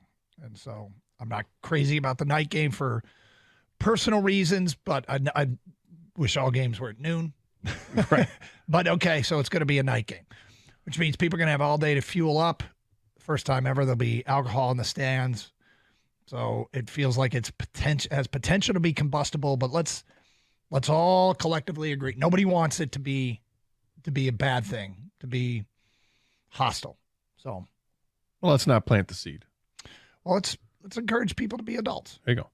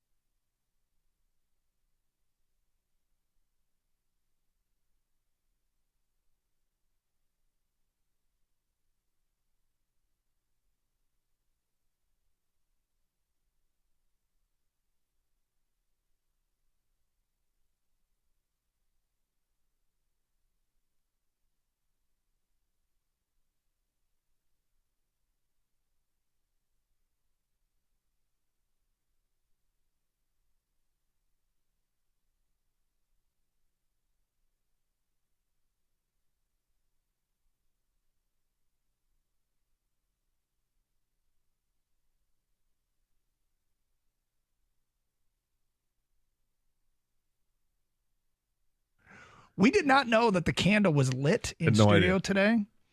In fact, it's a scented candle. I didn't smell it. And then all of a sudden we saw smoke. And I saw smoke. Gator saw smoke. Kang even saw the smoke. And apparently the candle burned out. So look at the inside of the candle. Because it's still very aggressive. No, I'm in a great guessing. place today. No. How you in that happened? song? Yeah, it's just like dead. Just very aggressive. Now, let's get to the calls and the ticket text. We will do deal breakers at 4:15. Does that work for everybody? Works. Kenny Cott took us around the rink. Very exciting. We've also had a conversation about Rebson, Bedard, and Mr. Marbles. Who's the more diminutive of that trio? And by the way, it makes no sense. The MSU line is moving down this weekend. I'm trying to sell hope to Spartan fans. Look, if you can just win a game and from a football perspective feel like essentially life worth living, a.k.a. play football, I get some joy out of it, I want to continue to play football. You don't want the team to quit. Probably moving down. Looks like it's an all-day soaker going on. But everyone's betting on Rutgers. A ton of rain. No, everyone's betting on Rutgers. Oh, why would that line be going down from 6.5 to 5.5 to 4.5? Come on. It's the Caden Hauser effect. That's what we're going with. Can't wait till we lose 17-0. All right. Let's go to the people. Let's go to Mike, 97.1. Mikey, what's going on, buddy? Good afternoon, fellas. Good afternoon, Michael. So we're talking golf. Isn't it nice that we live in a world now where we can even justify having that conversation? Correct. Like the fact that we're in a position where we now have to start talking about paying ridiculous money for a quarterback. I love this fact. I'm all for paying him at this point. He's absolutely earned his way into a payday. I think maybe the disconnect in the fans' eyes, in Detroit anyway, is he's clearly never going to be a flashy quarterback. He's almost a throwback in a weird sense because he's a young guy. The game has moved towards mobile quarterback. It's moved towards having a super athlete in the position, or so the league tells us. I don't really care if I have a super athlete in the position as long as we're winning. And he's doing that. And he's playing the way that it needs to happen in order to do that. So by all means, lock him up, get him fully ingratiated, make him the guy. And to expound on that a little bit, we were talking earlier about the third-round wasted pick of Hendon Hooker. I actually still don't mind it. I'm warming up to the idea of it because, to me, it becomes more of a long-term, gives you options move. It's pretty clear this team doesn't value draft position the way the public would, or that I do. So they're grooming the guy. Maybe they can trade him to a needy team at some point and turn him into another quality player. Maybe at some point when Goff... Mike, the whole point is we all had high expectations for this team right now. And when you take a third-round pick and you take a player who, A, was never going to play this season, and B, if things are going well for the franchise, never plays for you at all, the pick makes no sense. And when you think about it, I can't. A third-round player is this year in a bubble. In looking at this year in a bubble, I agree with you 100%. And I tend to be more in your line of thinking in that it's a wasted pick anyway. But I can see the mental gymnastics that the organization would do in justifying the pick. But a third-round pick is a starter in the NFL. That's where I'm at. Hey, look, and I mean, ultimately, Mike, the point I'm making is there's no scenario where Hendon Hooker playing is a good thing. You know, Jared Goff is a franchise QB here. Which brings me to maybe you can flip him, right? If Hendon Hooker's not injured in his draft, he's not going in the third round. No, he's going in the second round. So in 2-3 years, you translate him to a second, third round worthy player down the road. Right, but Mike, and I return to the same point. I don't care about a second or third round pick in 2027 when I was here in 2023 winning the NFC North. Yeah. Second of all, I don't know about the trade value of a guy that by the time you deal him is 30. I'm just going to say, unless he's going out there really putting up numbers, a second, third numbers round where? pick. On PlayStation? Right, that's he's never going to play. You're never going to get a second or third round pick for him. If anything, you're looking at a seventh round pick. That's about it. Go to Austin, 97.1. What's up, Austin? Hey, guys. Noted Canadian and hockey elite here. Welcome. First of all, thank you. First of all, Kenny, it is absolute malpractice for you to even be mentioning the Oilers as a cup contender after they absolutely got bombed out of Vancouver last night. Thank you, Mike, for that pick. Hey, Kenny didn't want to listen to me. I thought it was a nice one. It was a nice one. It cashed. Anyways, but I just kind of wanted to address how absolutely Charmin ultra soft some of these expectations are for the Wings this year. Go ahead. Do we not realize that the Arizona Coyotes, the most poverty sports franchise in the world, made the playoffs 3 years ago? The Columbus Blue Jackets made the playoffs 3 years ago. The Philadelphia Flyers. There's only one team in the league with a longer playoff drought than the Wings right now, and that's the Buffalo Sabres. Jesus. Wow. That's depressing. Yeah, and we are debatably top 1 and 2, probably with the Canadians, 1 and 2 hockey franchises of all time. I mean, the Leafs, they won 13 cups in their first 51 seasons and none the next 53. So they're pretty much Michigan football of the NHL. Yeah. I mean, Michigan's got a great shot to get it done this year. But yes, I mean, Austin. So asking for Kenny to ask, hey, is Toronto going to win a second round playoff series? I mean, my answer is just no by default. It never happens. Yeah. Ever. Yeah. By the way, Kenny, he's very upset at you for not backing my Vancouver selection. And the Oilers are frauds in Austin's mind, wanted your take. I was trying to get through my bad Chicago pick and kept getting interrupted. I'm sorry, Mike. Okay. What do you want me to do? That's all right. Austin, question, though. If the Wings don't make the playoffs this year, the criticism of Yzerman's legitimate, correct? Correct. The seat is very hot. That's where, to me, yes. Now, in this town, forget it. People have a 15-year rebuild plan. Just give him some time. They'll give him more time to make the playoffs with the Wings than they're going to give District Detroit to get finished. Because in year 14, it'll be the right move. It was the right move. The District, the Wings, Houston. Rank them. Mike, 97.1. What's up, Mike? Hey, Mike. Hey, Rico. How you guys doing? Good. What's on your mind? Mikey, I love you guys, Rico, but I'm sorry. You guys want to have a quarterback that can contend with Mahomes, with Burrow, with the top 5 quarterbacks in the NFL. He's on our roster, and yes, it's Hendon Hooker. Dude, he would have been he was the leading candidate for the Heisman before he got hurt. He went into Alabama and threw 5 touchdown passes. The guy is just, you know what he's got more than anything else, you understand the Heisman Trophy is not a corollary for professional success, right? I understand that, Mike, but the point is he's got something that Goff doesn't have, and I think it's essential in your starting quarterback. Mobility. He's got the it factor. He can make things happen. He can win a game in the last 3 minutes by himself. He can win that. We need that. If we're going to take San Francisco and Philly, we need to have quarterbacks to that caliber. If we're going to go against the AFC top quarterbacks, we need a quarterback of that caliber. I like Goff. He's really done well. I don't have anything bad. The other thing, Mike, hold on, work with me, though. Mike, when you say you like him, let's put some data to it. In his last 29 games as your quarterback, he has a quarterback rating of north of 100. He has the longest streak in professional football, now at 12 games, of a QBR north of 85. He's thrown for 7,200 yards, 50 touchdowns, and 12 picks. If that's not getting it done, what? I mean, Mike. But you're just saying you want the it factor. I understand, Mike. I understand, but you're putting stats. You tell me about the Heisman not being anything to judge a quarterback by. Right. You're putting stats, and you want to trade stats for $250 million. Here's another way to look at it. If we don't step up to the pump, if they wanted him, if Holmes and Campbell wanted him, he'd already be signed. They know what they're doing. I trust them. They picked up a gem in the 3rd round, and we'll see that next year.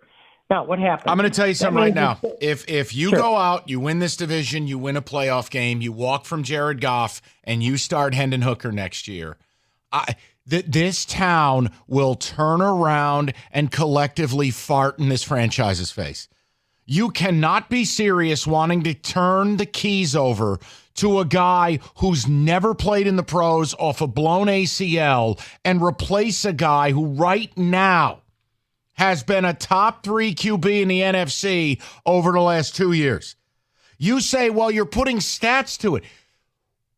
The stats I'm offering you are in the National Football League and in his last 29 games, not what he did or who he did in college. It is just not relevant. You know what? The only stats that wins. He's winning. Argue that. I sound like Kenny Cal. Just argue the fact he's winning games. I don't understand this. He is in control of this offense. The team looks up to him. He is running this thing. He doesn't have the it factor. That's why you don't want him. Congratulations. If you keep chasing after the it factor, you will end up drafting quarterback after quarterback after quarterback. That's me listening to that call.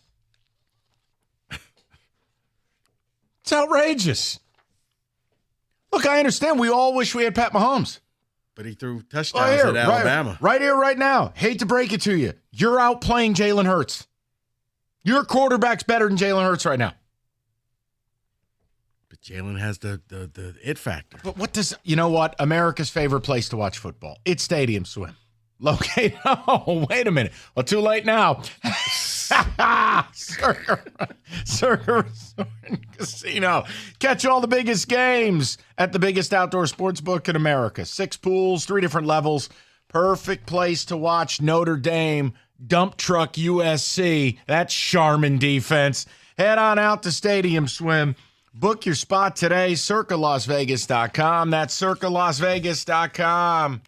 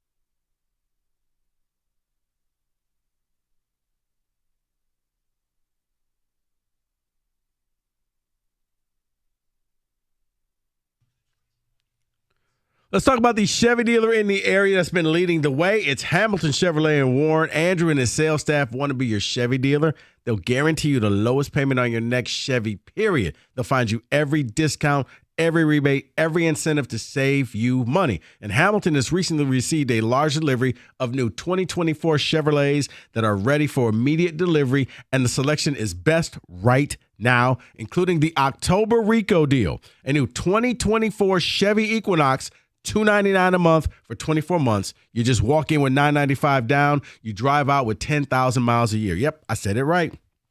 A 2024 Chevy Equinox, $299 a month. Where else are you going to get something like that under $300? You know what I say. The best deals are found at 14 Mile and Mound. Just stop in to see my guys at Hamilton Chevrolet. Tell them Rico sent you. Make Hamilton Chevrolet your Chevy dealer. Visit HamiltonChevy.com. That's HamiltonChevy.com. Chevrolet, find new roads.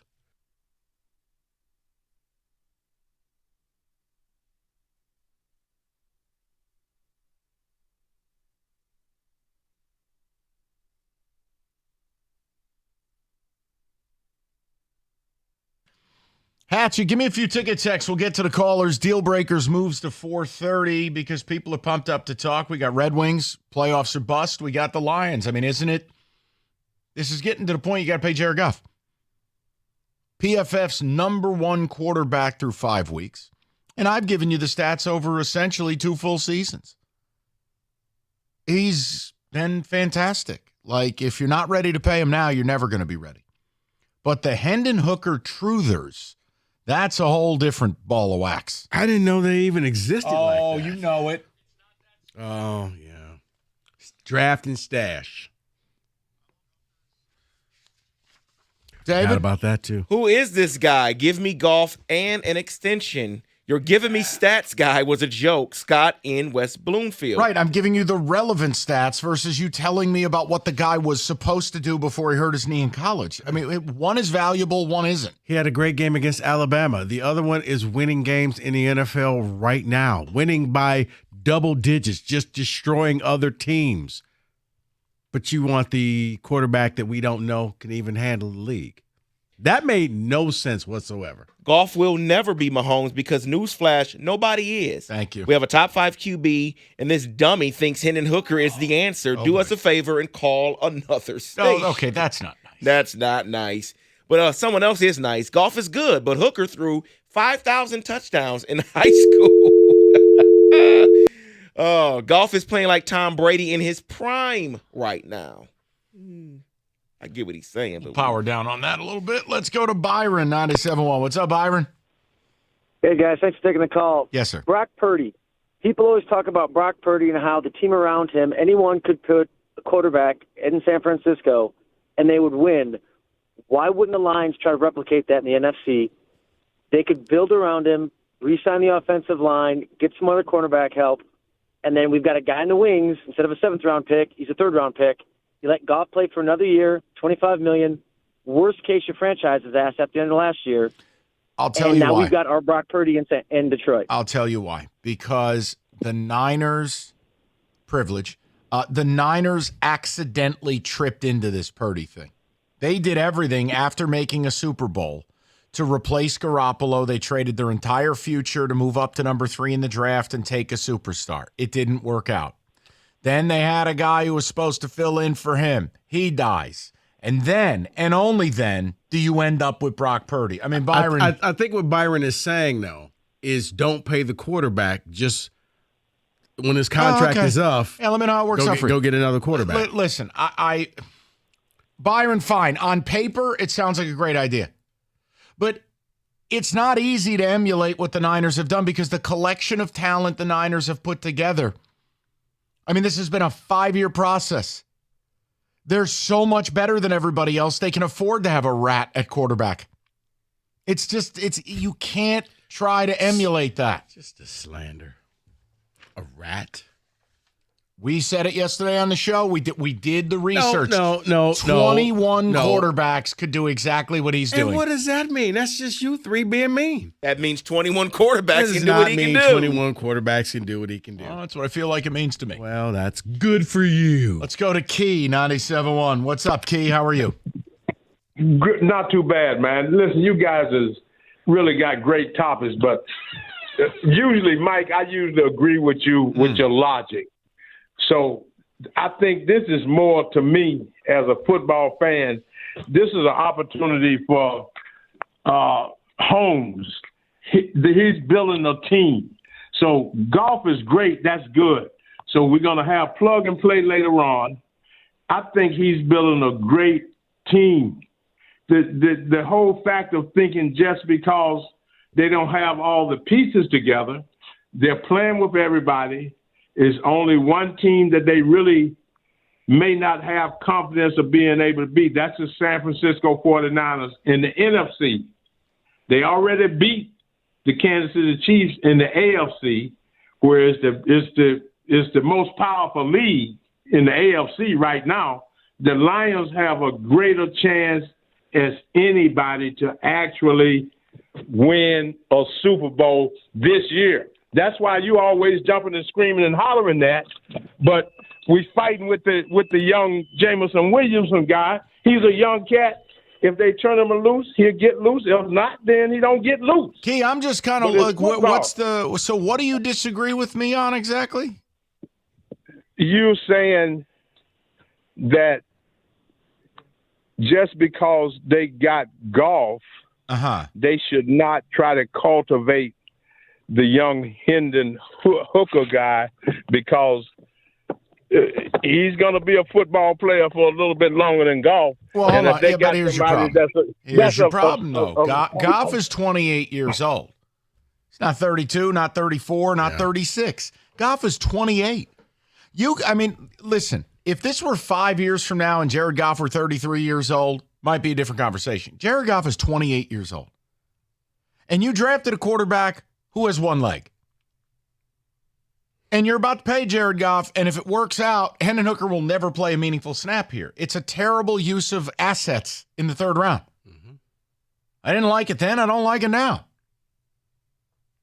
Yeah, third-round pick. You could have had a starter or at least somebody contributing in the two deep. Plain and simple. You could have at corner, since Mosley's dead again. Yeah. Guys, let me give you this news here. It's outside of the topic, but I think it's pretty important for this week. Sam Laporta has entered the practice report. Portal. He did not practice today with a calf injury. No. So Laporta is questionable? Right now, it's just no practice. We'll see as the week continues. Well, tomorrow. Yeah, I was going to say, you mean as tomorrow I forgot happens? Tomorrow's Friday, yes. That would be a titanic loss for this team. He's gotten better every week. He's become one of the best young tight ends in the sport. But did he catch 5 touchdowns against Alabama? Okay. You know what? Yeah, good. I hope you're happy. No, it's just some of the hills that people die on. Let's go to Joe, 97.1. What's up, Joe? What's going on, fellas? How are you? All right, so do Goff deserve to be paid now? I would say yes, but fellas, we got to be careful with this because say if Ben Johnson walk after this year. Yeah. Now you say we signed Goff to 3 years, $100 million plus. You know he's going to get that. Now we bring in a new offensive coordinator. Now you know Goff struggled under the old offensive coordinator before Ben Johnson. Now we're bringing a new offensive coordinator. He struggles mightily under the new offensive coordinator. What do? You can't keep playing. You set him on the bench.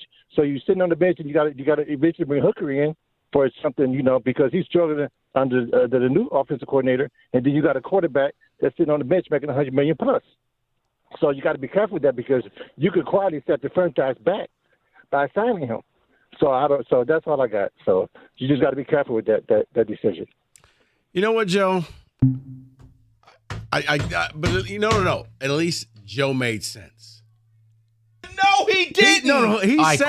He's saying if a new coordinator comes in, now I don't think you're going to tear this thing up because it works. Hypothetical, Ben Johnson leaves. Stacked on another hypothetical that Jared Goff somehow turns into a pumpkin. Stepped on another hypothetical that then somehow, some way, we would then bench Jared Goff, who's been the franchise QB, for Hendon Hooker. I'm saying, in other hypotheticals, you get hit by an asteroid at 5:30. Why do you just keep trying to kill me off? I'm not. I'm making a point. It's absurd. The team isn't extending Goff if they don't believe in him. It has nothing to do with Ben Johnson. They would believe in because him. A lot of people believe that they're a package deal. Well, those people are stupid. Without Ben Johnson, he's going to be nothing. So when he leaves, it's like, well, help me. I don't know what to do with my hands. 248-539-9797. We'll get more of the people. We got deal breakers coming up. A little football today as well. Lots to do. Rico's over here. He's watching a COVID-era game between Michigan and Indiana. You know what's so sad about this? What? It's the new nature of college football. Neither quarterback is on their team right now. Yeah, that's Joe Milton versus Michael Penix. Great sport. You've heard me mention Northville Lumber, oldest company in the state, largest Trex decking outlet in America. Nobody stocks more. Nobody sells more. It's Northville Lumber. They get it done right. They move enough product to cover 26 football fields.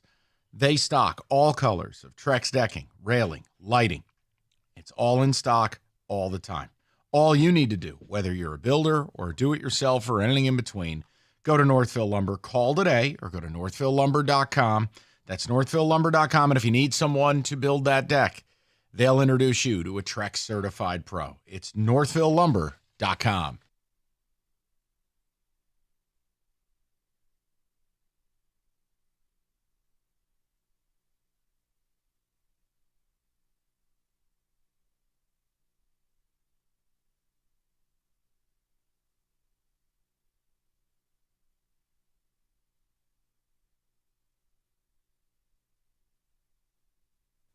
The Michigan State game being a night game.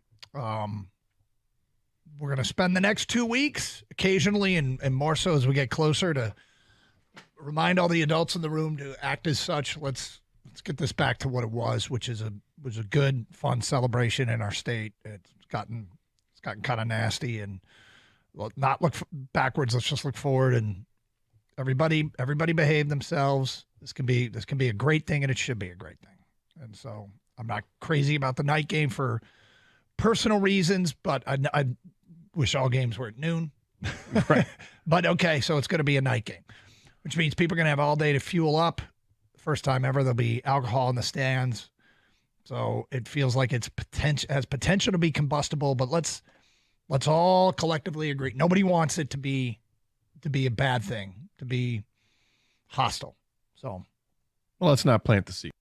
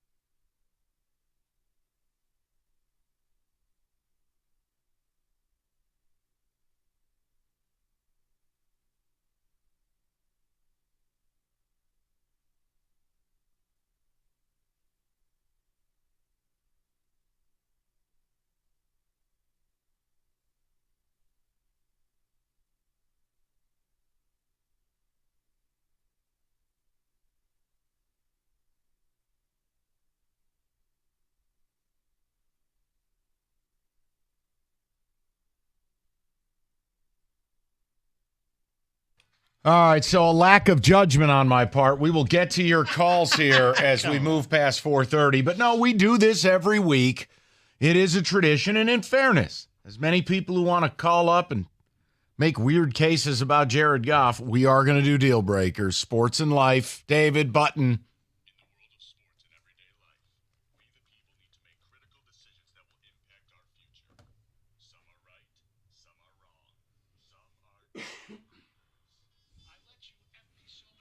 Oh. Okay, let's see what we get. Well, we'll start off with the sports. How about that? Tremendous. All right, here we go. Yeah, let's hear it. You invite your buddy from work to your tailgate party on Sunday downtown.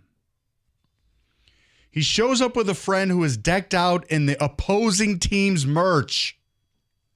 You ask your buddy what's up with that, and he says he has no idea. You have no idea that the guy was such a fan of that team. Do you let him stay at the tailgate or tell your buddy to get him the hell out of there? It's ruining everyone's good time. Yeah, who cares? You can wear. It's a football game. You're allowed to wear the jersey of whatever team you like. I would say as long as it's not a big rivalry. See, Kenny, it'd be different if this was Georgia, Florida. I'm thinking that way. You wouldn't feel the same way. If this was Michigan, Michigan State, that's a problem. Or if you were a Philadelphia Eagles fan in Philadelphia and your buddy happened to bring someone wearing the opposing colors, which could be a problem for other people around tailgate. Listen, did you know beforehand he was bringing a +1? No. Then I have a problem on principle. I invited you. I didn't invite this yutz of a friend. Second of all, unless it is a huge rivalry or a very tense game, I wouldn't have an issue with it because, as Kenny said, it's an effing game. But in today's society, where we see fan fights every week, fan violence every week, I would just say, if it's a big game, no, that's a problem because I don't want none of that nonsense at my good time. Now, Rico would never throw a tailgate because he's selfish, not selfless. But let's say Rico showed up with his man bag and brought some scumbag from the opposing fan base. What do we do? I would simply say this. If the person is obnoxious, then they got to go. Agree. But if the person is just a fan of the team, right. and then you know what, you talk to them and hey, they graduated from that. You know what? Right. And you behave yourself. Wearing it but not trash talking is two different things. Hey, go over there, enjoy yourself, and leave this person alone, okay? Right. They're okay here. Even a little bit of trash talk, if it's friendly and in right, jest, that's is what fine. I'm saying. But this is we're not going to get in this person's face. Now, if the person shows up and basically his middle fingers to everybody, you know what? Go. Take your friend someplace else. See, but here's the thing. You would have to kick the friend out, too. They didn't tell you beforehand they were coming. David, did you hear what I said? Take your friend somewhere else. That's the thing. Implied, you're going to. But if they just regular game, I have no problem with it. But if it's Michigan State, and you're bringing a friend that's a Michigan fan no, I'm sorry, that's a problem because it might cause a problem. Well, yeah, I mean. That's why I don't like doing the whole Michigan. Amen. Let's do the cross tailgate. No. How about we don't? Let's not do that. No. I don't even like watching games with people who don't like my team. That's fair. I don't even like it. It's just an annoyance. I don't want to hear from you. And sometimes I don't like watching with people who like my team. Correct. I can't be around him all the time. He can't be around me. Oh, you're too negative. Yeah, we'll have some more Kool-Aid, scumbag. It's the same thing. You know what? It's literally the Dr. Pepper commercial. Mike, it was the first play. The season's over. Meanwhile, the team's down 35-3. Mike, there's still plenty of time. Rico, get the hell out. Mike, you remember trouble with the snap. he just points to the stairs. He goes, right. Kindly leave. But the dogs like me. Truth. Next. All right, here we go. Yes. This one I'm interested. You find out that your coworker is working an after-hours side hustle with your direct competitor. Do you tell someone or just leave it alone knowing the guy has a wife and kids? I'm the wrong person. I pretty much have a DGAF attitude with everyone and everything if it doesn't concern our daily show. I would just be like, whatever. But I guess it depends how much of a company man you are. I'm not. Guess, right? Yeah, definitely not. So, I wouldn't say anything. I don't care. Unless it hurts my bottom line in any way, then I don't care. Do whatever you got to do. Feed your family. Doesn't matter. If this guy's causing problems at work and this guy's acting like a real pain in the ass, well, that's different. But, I'm with Kenny. Don't care. That's a YP, not an MP. Yeah, I'm the same, man. Unless you're stealing my ideas and you're taking them other places, but you gotta, man, go do your thing. I don't care. Why do I need to say anything unless they're causing trouble? I don't care. Don't care. Mm-mm. Plus, I wouldn't even know what was going on. That's how little I care about most people. It'd be amazing for you to just find out what was going on. Wow. That guy works here? Oh, good for him. Don't care. Next. I don't care. Here's another coworker one. Oh, super. Your coworker of over 10 years is getting married. Oh, God. Out of 15 people in your department, you were only one of 2 that did not get an invite. You don't really care, but you can't figure out why, and it's starting to bug you. There's your first problem. Do you ask or just leave it alone and be glad that you saved a few bucks? There it is. It's a blessing. This child is a blessing to the both of us. In fact, I would take it as a badge of honor I didn't get invited.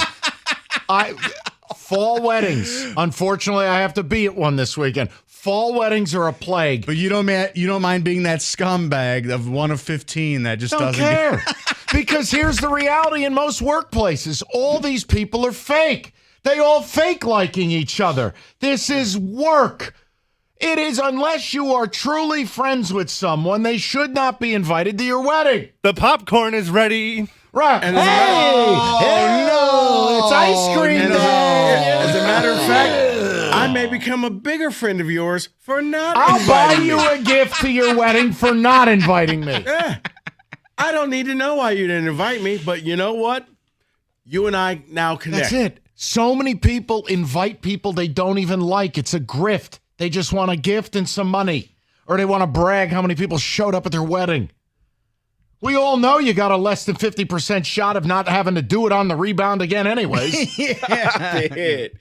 I think I would wonder why I wasn't invited. And it would bug you, right? I think it would. Why? Because I would wonder, what did I do? David, you don't like anyone. That you're not being truthful. No, I don't like anyone, but I still would wonder, maybe did I do something to them to cause this? It would be like if Kenny was getting married and he didn't invite David. That's different. Well, we're all on the same show. I know why he wouldn't invite me. Right, that's true. Stop. That is true. He'd already hit his minority quota. Come on. It's either Rico or David. Right. Right. No. David, it was an either-or scenario. Rico's on the marquee, right. You're not. There's only so many cars that need to be parked. Exactly. Oh, stop. Okay. Now, see, you took it. I'm glad Rico took that too far and not me. Sorry, Tony Ortiz. I wanted Lee! Sports Station. Lee! But no, I wouldn't care. I wouldn't. It wouldn't bother me in the least. I'd prefer to not be invited. Wow. Let's get to the next one. All right, here's one. Your neighbor's son has a band, and they practice on the weekends in the garage. Mm-hmm. I'm just thinking, over the weekend. Over the weekend. Oh, you might say that at the end of this. Your neighbor has promised you that he has given the kids a curfew. Yeah. But the last 3 weekends, the kids are still playing until 11 p.m., and you can hear them talking loudly until at least 1 a.m. What do you do about this? Nothing. Unless you're brewing up meth or you're shooting off guns or doing crazy nonsense. I don't know, you're having a rave in the backyard. I leave people alone because I like to be left alone. So, like, big deal. It's 11 o'clock. If you ever want to do it, you have the ability I'm sorry. to do Yeah, you're right. I want to sit here strumming a guitar at 3 a.m. No. I'm just You might want to listen to some Dean Martin. I'm just... Exactly. There you go. So this is the Jay Rieger scenario. Yes. Yeah. Fireworks. I don't believe in causing a problem. Let people live unless it's egregious. No law involved. No, because once you go down that road, now everyone in the neighborhood thinks you're a bleep hole anyways. Unless you're working like midnights or something, it's like, hey, dude, I really got to get some sleep. Your kids, I can appreciate the music. I got to work. Right. Can they just tone it down? I'm not calling the cops. I'm just going to talk. Is that the answer? I'm just going to talk to them, man to man. Hey, just, I get off at midnight. I need you guys to basically, yeah. I think you don't want to be the neighborhood Karen in this situation. No. So to me, it's not my pig, not my farm. No, if it's 3:30 in the morning and they got a DJ booth in the backyard and they're lighting off fireworks and stuff. Hold on a minute now. But generally, it has to be egregious. I'm just not into that. I don't like bothering people. Yeah, I wouldn't do it. This actually happens in my household.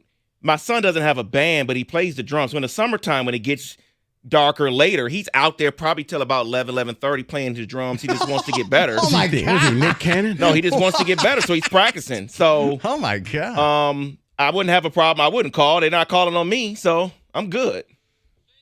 That's what your neighbors are saying. Well, then come to me and talk to me when I get home today. I'll be waiting for you on my porch. This guy thinks he's a regular John Bonham. Oh, he's really good. Yeah, sure he is. He's really good. Nobody believes you. I know. All right. No, He's going to be on the first string drum line. Yeah, actually. Okay. Yeah. If he doesn't play football. I actually disbanded the MSU drumline. That money's going to NIL. Please. We need players. Please. We've also just laid off Zeke the Wonder Dog. And Sparty will no longer be on campus. I was about to ask you what about Sparty. I sold the Sparty statue for a strong safety. Half of every artesian pretzel sold will go straight to the NIL. That a baby. Mike went to Pawn Stars. That's Right. okay. Hey, I got a lightly used dog that catches frisbees. Let me bring somebody in to look at that. Hey, let me go talk to my expert. You know what? Maybe you should have got the booty lounge, and there's your NIL money. Wow. Forgot about that. I wanted to put that in the stadium, and you told me no. You did. Put it right there in the handicap section. Go right ahead. Oh, Mike. how's that family section working out? To hell with families. We need players. All right. That was not who said it. That was Deal Breakers. All right, NFL, Thursday night football tonight, Broncos, Chiefs. The only way you could survive this game is to bet it because this is really bad. Russell Wilson, FanDuel. Unlimited. No, you're not. You're an idiot. FanDuel.com/ticket. Don't miss out on your chance. Get a no-sweat same-game parlay, America's #1 sports book. FanDuel, the official betting partner of the NFL. 21 and up, present Michigan. Refund issued, non-withdrawable bonus bets that expire 7 days after receipt. Max refund $5 unless otherwise specified. Restrictions apply. See terms. Sportsbook.fanduel.com. Gambling problem 1-800-270-7117.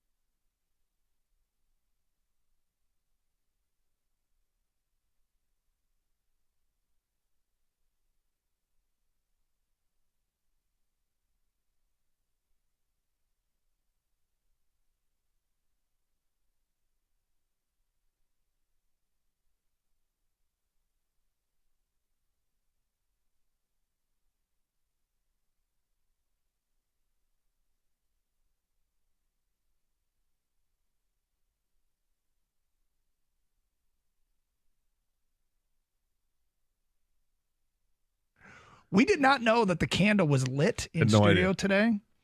In fact, it's a scented candle. I didn't smell it. And then all of a sudden we saw smoke.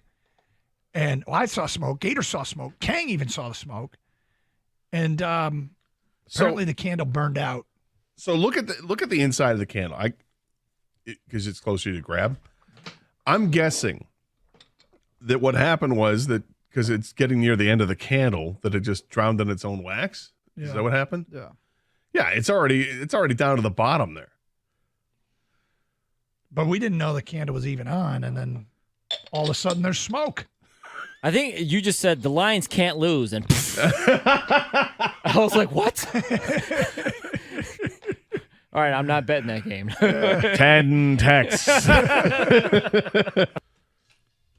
Take a little break from hockey. Let's do that football, David. Do the football, David.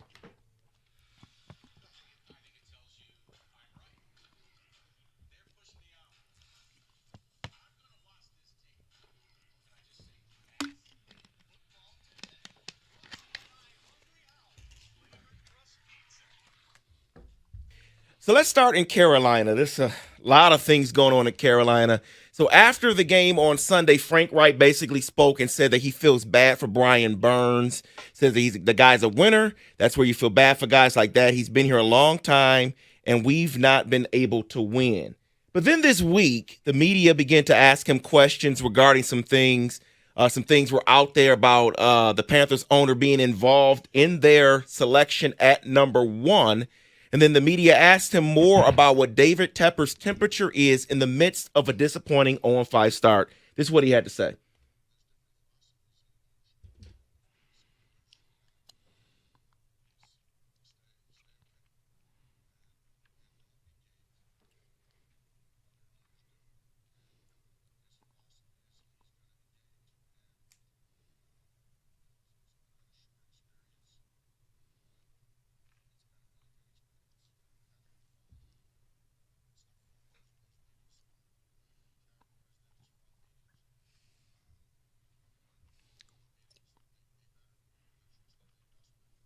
So what are your thoughts on his comments here regarding ownership?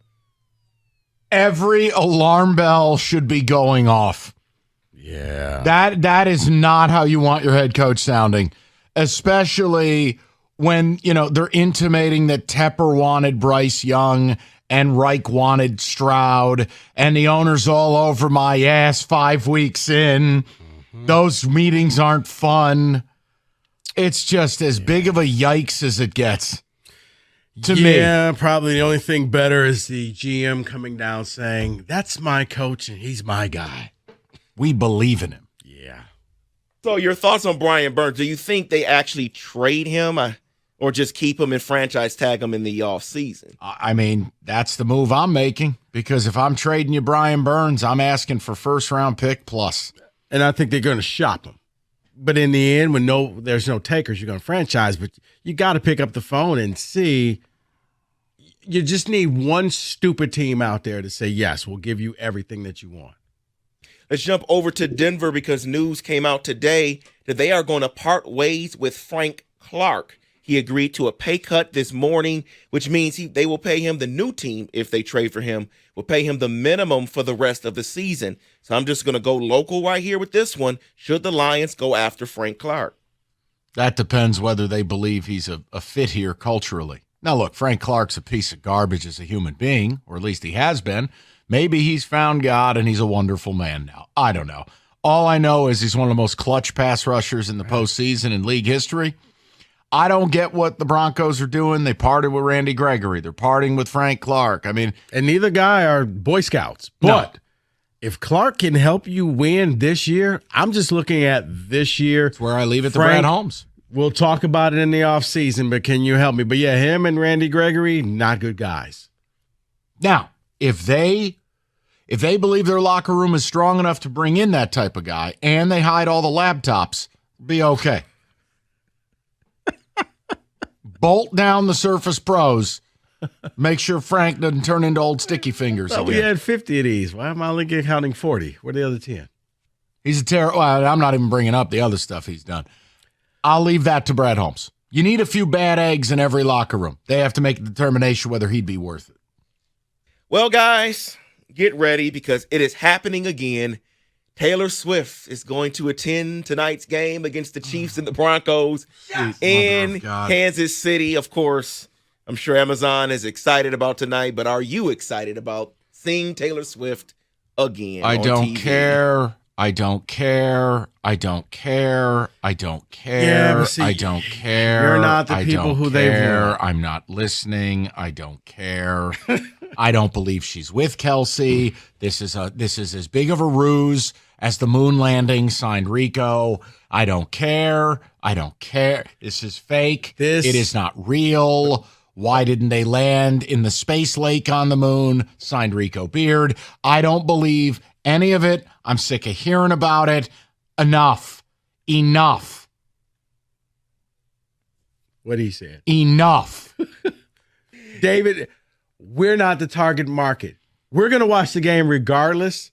But when you hear people saying, oh, you know what, I'll tune in and watch a little bit of it. Yeah, that's who they're going. They're going for the Taylor Swift fans. I was listening this morning driving around, and Heather was like, yeah, I'll watch some of the game now that I know she's going to be there. I don't care. Enough. We'll just move right along. How do you feel about it? Even together. No one believes it. Even Kelsey's mom did the eye roll. No one. Enough. Yeah. So you excited?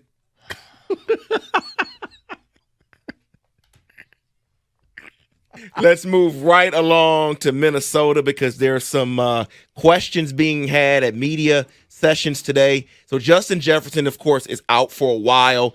The questions that are surfacing today, we're asking Kirk Cousins if he would waive his no-trade clause to facilitate a deal. He said, I am just very focused on the Bears and going 1-0 this week, and anything else is not worth my time or energy or attention. That's not a no. It isn't a no. On a quarterback series, he said he really wants the Lombardi trophy. Should he waive his no-trade clause? Well, first thing, he needs to call the contractor and have that space drywalled over because you ain't ever winning one. Stop. Second of all, I don't want any more of these Bible hymns if you lose a home playoff game. You tell your son, Daddy's upset and he ain't got time for you right now. Third, because I ain't letting go of that QB bit. Did you just wake up and choose violence this morning? Third, he's letting his agent do the work. If there's a realistic chance he can move, I think he'd be open to it, and he should be. Minnesota is now entering rebuild phase. Where the Jets? If you could find a way to make it work under the cap, that would be the most sensible one to me. Because I can't think of too many other teams where it would work out, that you need a quarterback because you're right on the cusp of winning. And he's on an expiring deal. Here's a team that may need a quarterback. I'm so confused with what's going on in Cleveland right now. Deshaun Watson has missed another practice today. Yet he's cleared. He's in cleared. The parking lot? I have no idea what's going on. Working inside on some things. But the team has decided to call up P.J. Walker from the practice squad because they're playing the privilege 49ers. Right. And let him go after the defense. Yeah, that worries me. See, this was a scheduled loss for the Niners. They were going to go on the road as 2.5-point favorites, and the Browns are going to beat them. So you know what happened? Now Deshaun goes, Niners are coming to town, privilege. I'm not playing. Line goes to 5. Now it's up to 7 because they're so scared to play DTR against you guys. They don't want to hurt his feelings and stuff. They're playing P.J. Walker. Now the Niners are 7-point favorites. It's privilege. I'm seeing 8, but yeah. Now to answer your question about what's just keep going catching on. Strays, man. I don't even know what I did. Nobody knows. Nobody has any clue what's going on. Stefanski went from expecting Watson back after the bye to, quote, hoping he's functional to now he's out. This just sounds like it's something internal going on with the team that we'll find out later. But it's not because he's injured. It's, I don't know if it's a violation of team rules. Something has happened. Guaranteed money. They're stuck. Right. No matter what happened, right? And if we can't let it get out because we already look ridiculous for signing this man. So let's just keep this under wraps for a while. What's the worst contract, Russell Wilson or Deshaun Watson? I'm going to say Kyler Murray. Oh, that may be in the running as well. But I would go Russell Wilson. Yeah. I would go Russell Wilson. So because Russell I don't even think Russell cares anymore. He is so baked. His skills have fallen off so far. He looks like a third-string quarterback. I'm going to say it to you again, he's not in good shape. But I thought he was in the best shape doing knee lifts on the planes. He's become the new Cabrera. This is not. Look at pictures of Russ in his prime. Look at him now. You want to know why you can't move? You want to know why you can't run? Wondering why people keep catching up to you? You got a little bit more of you. So let's close it out with this. Does the game stay within 10? Because the line tonight for the Chiefs 11. Broncos is 10.5. Or is it 11? Kelsey, I mean, I guess. Kelsey, short week, hobbled. I don't know if he plays because it's kind of like when they played the Lions, bigger picture. He'll try. But see, I don't Taylor's need you not tonight. showing up if he's not playing. All right, look, here's the deal. This You're happens. right. This happens every year. The Chiefs, huge favorites, 10, 11, 12 points. They never cover. You're asking me a question that is disgusting to answer. You would have to bet the Broncos. Or you just watch the game or There do one it of is. Rico's Right touchdown props. There But it is. if you're betting, you can't go laying 11 points in a divisional game. You can't do it. No, I agree with that. I would yeah. watch the game. You can go Chiefs money line plus an anytime touchdown and enjoy your life. Yep. Because if not, you're what about a little risking- Rashi Rice tonight? What's that on the? We'll get. I'll have that for you. Thank you. Thank you so much. That is Taylor Swift. I don't care. I don't care. I don't care. in football today. Take a little break from hockey. Let's do that football, David. Do the football, David.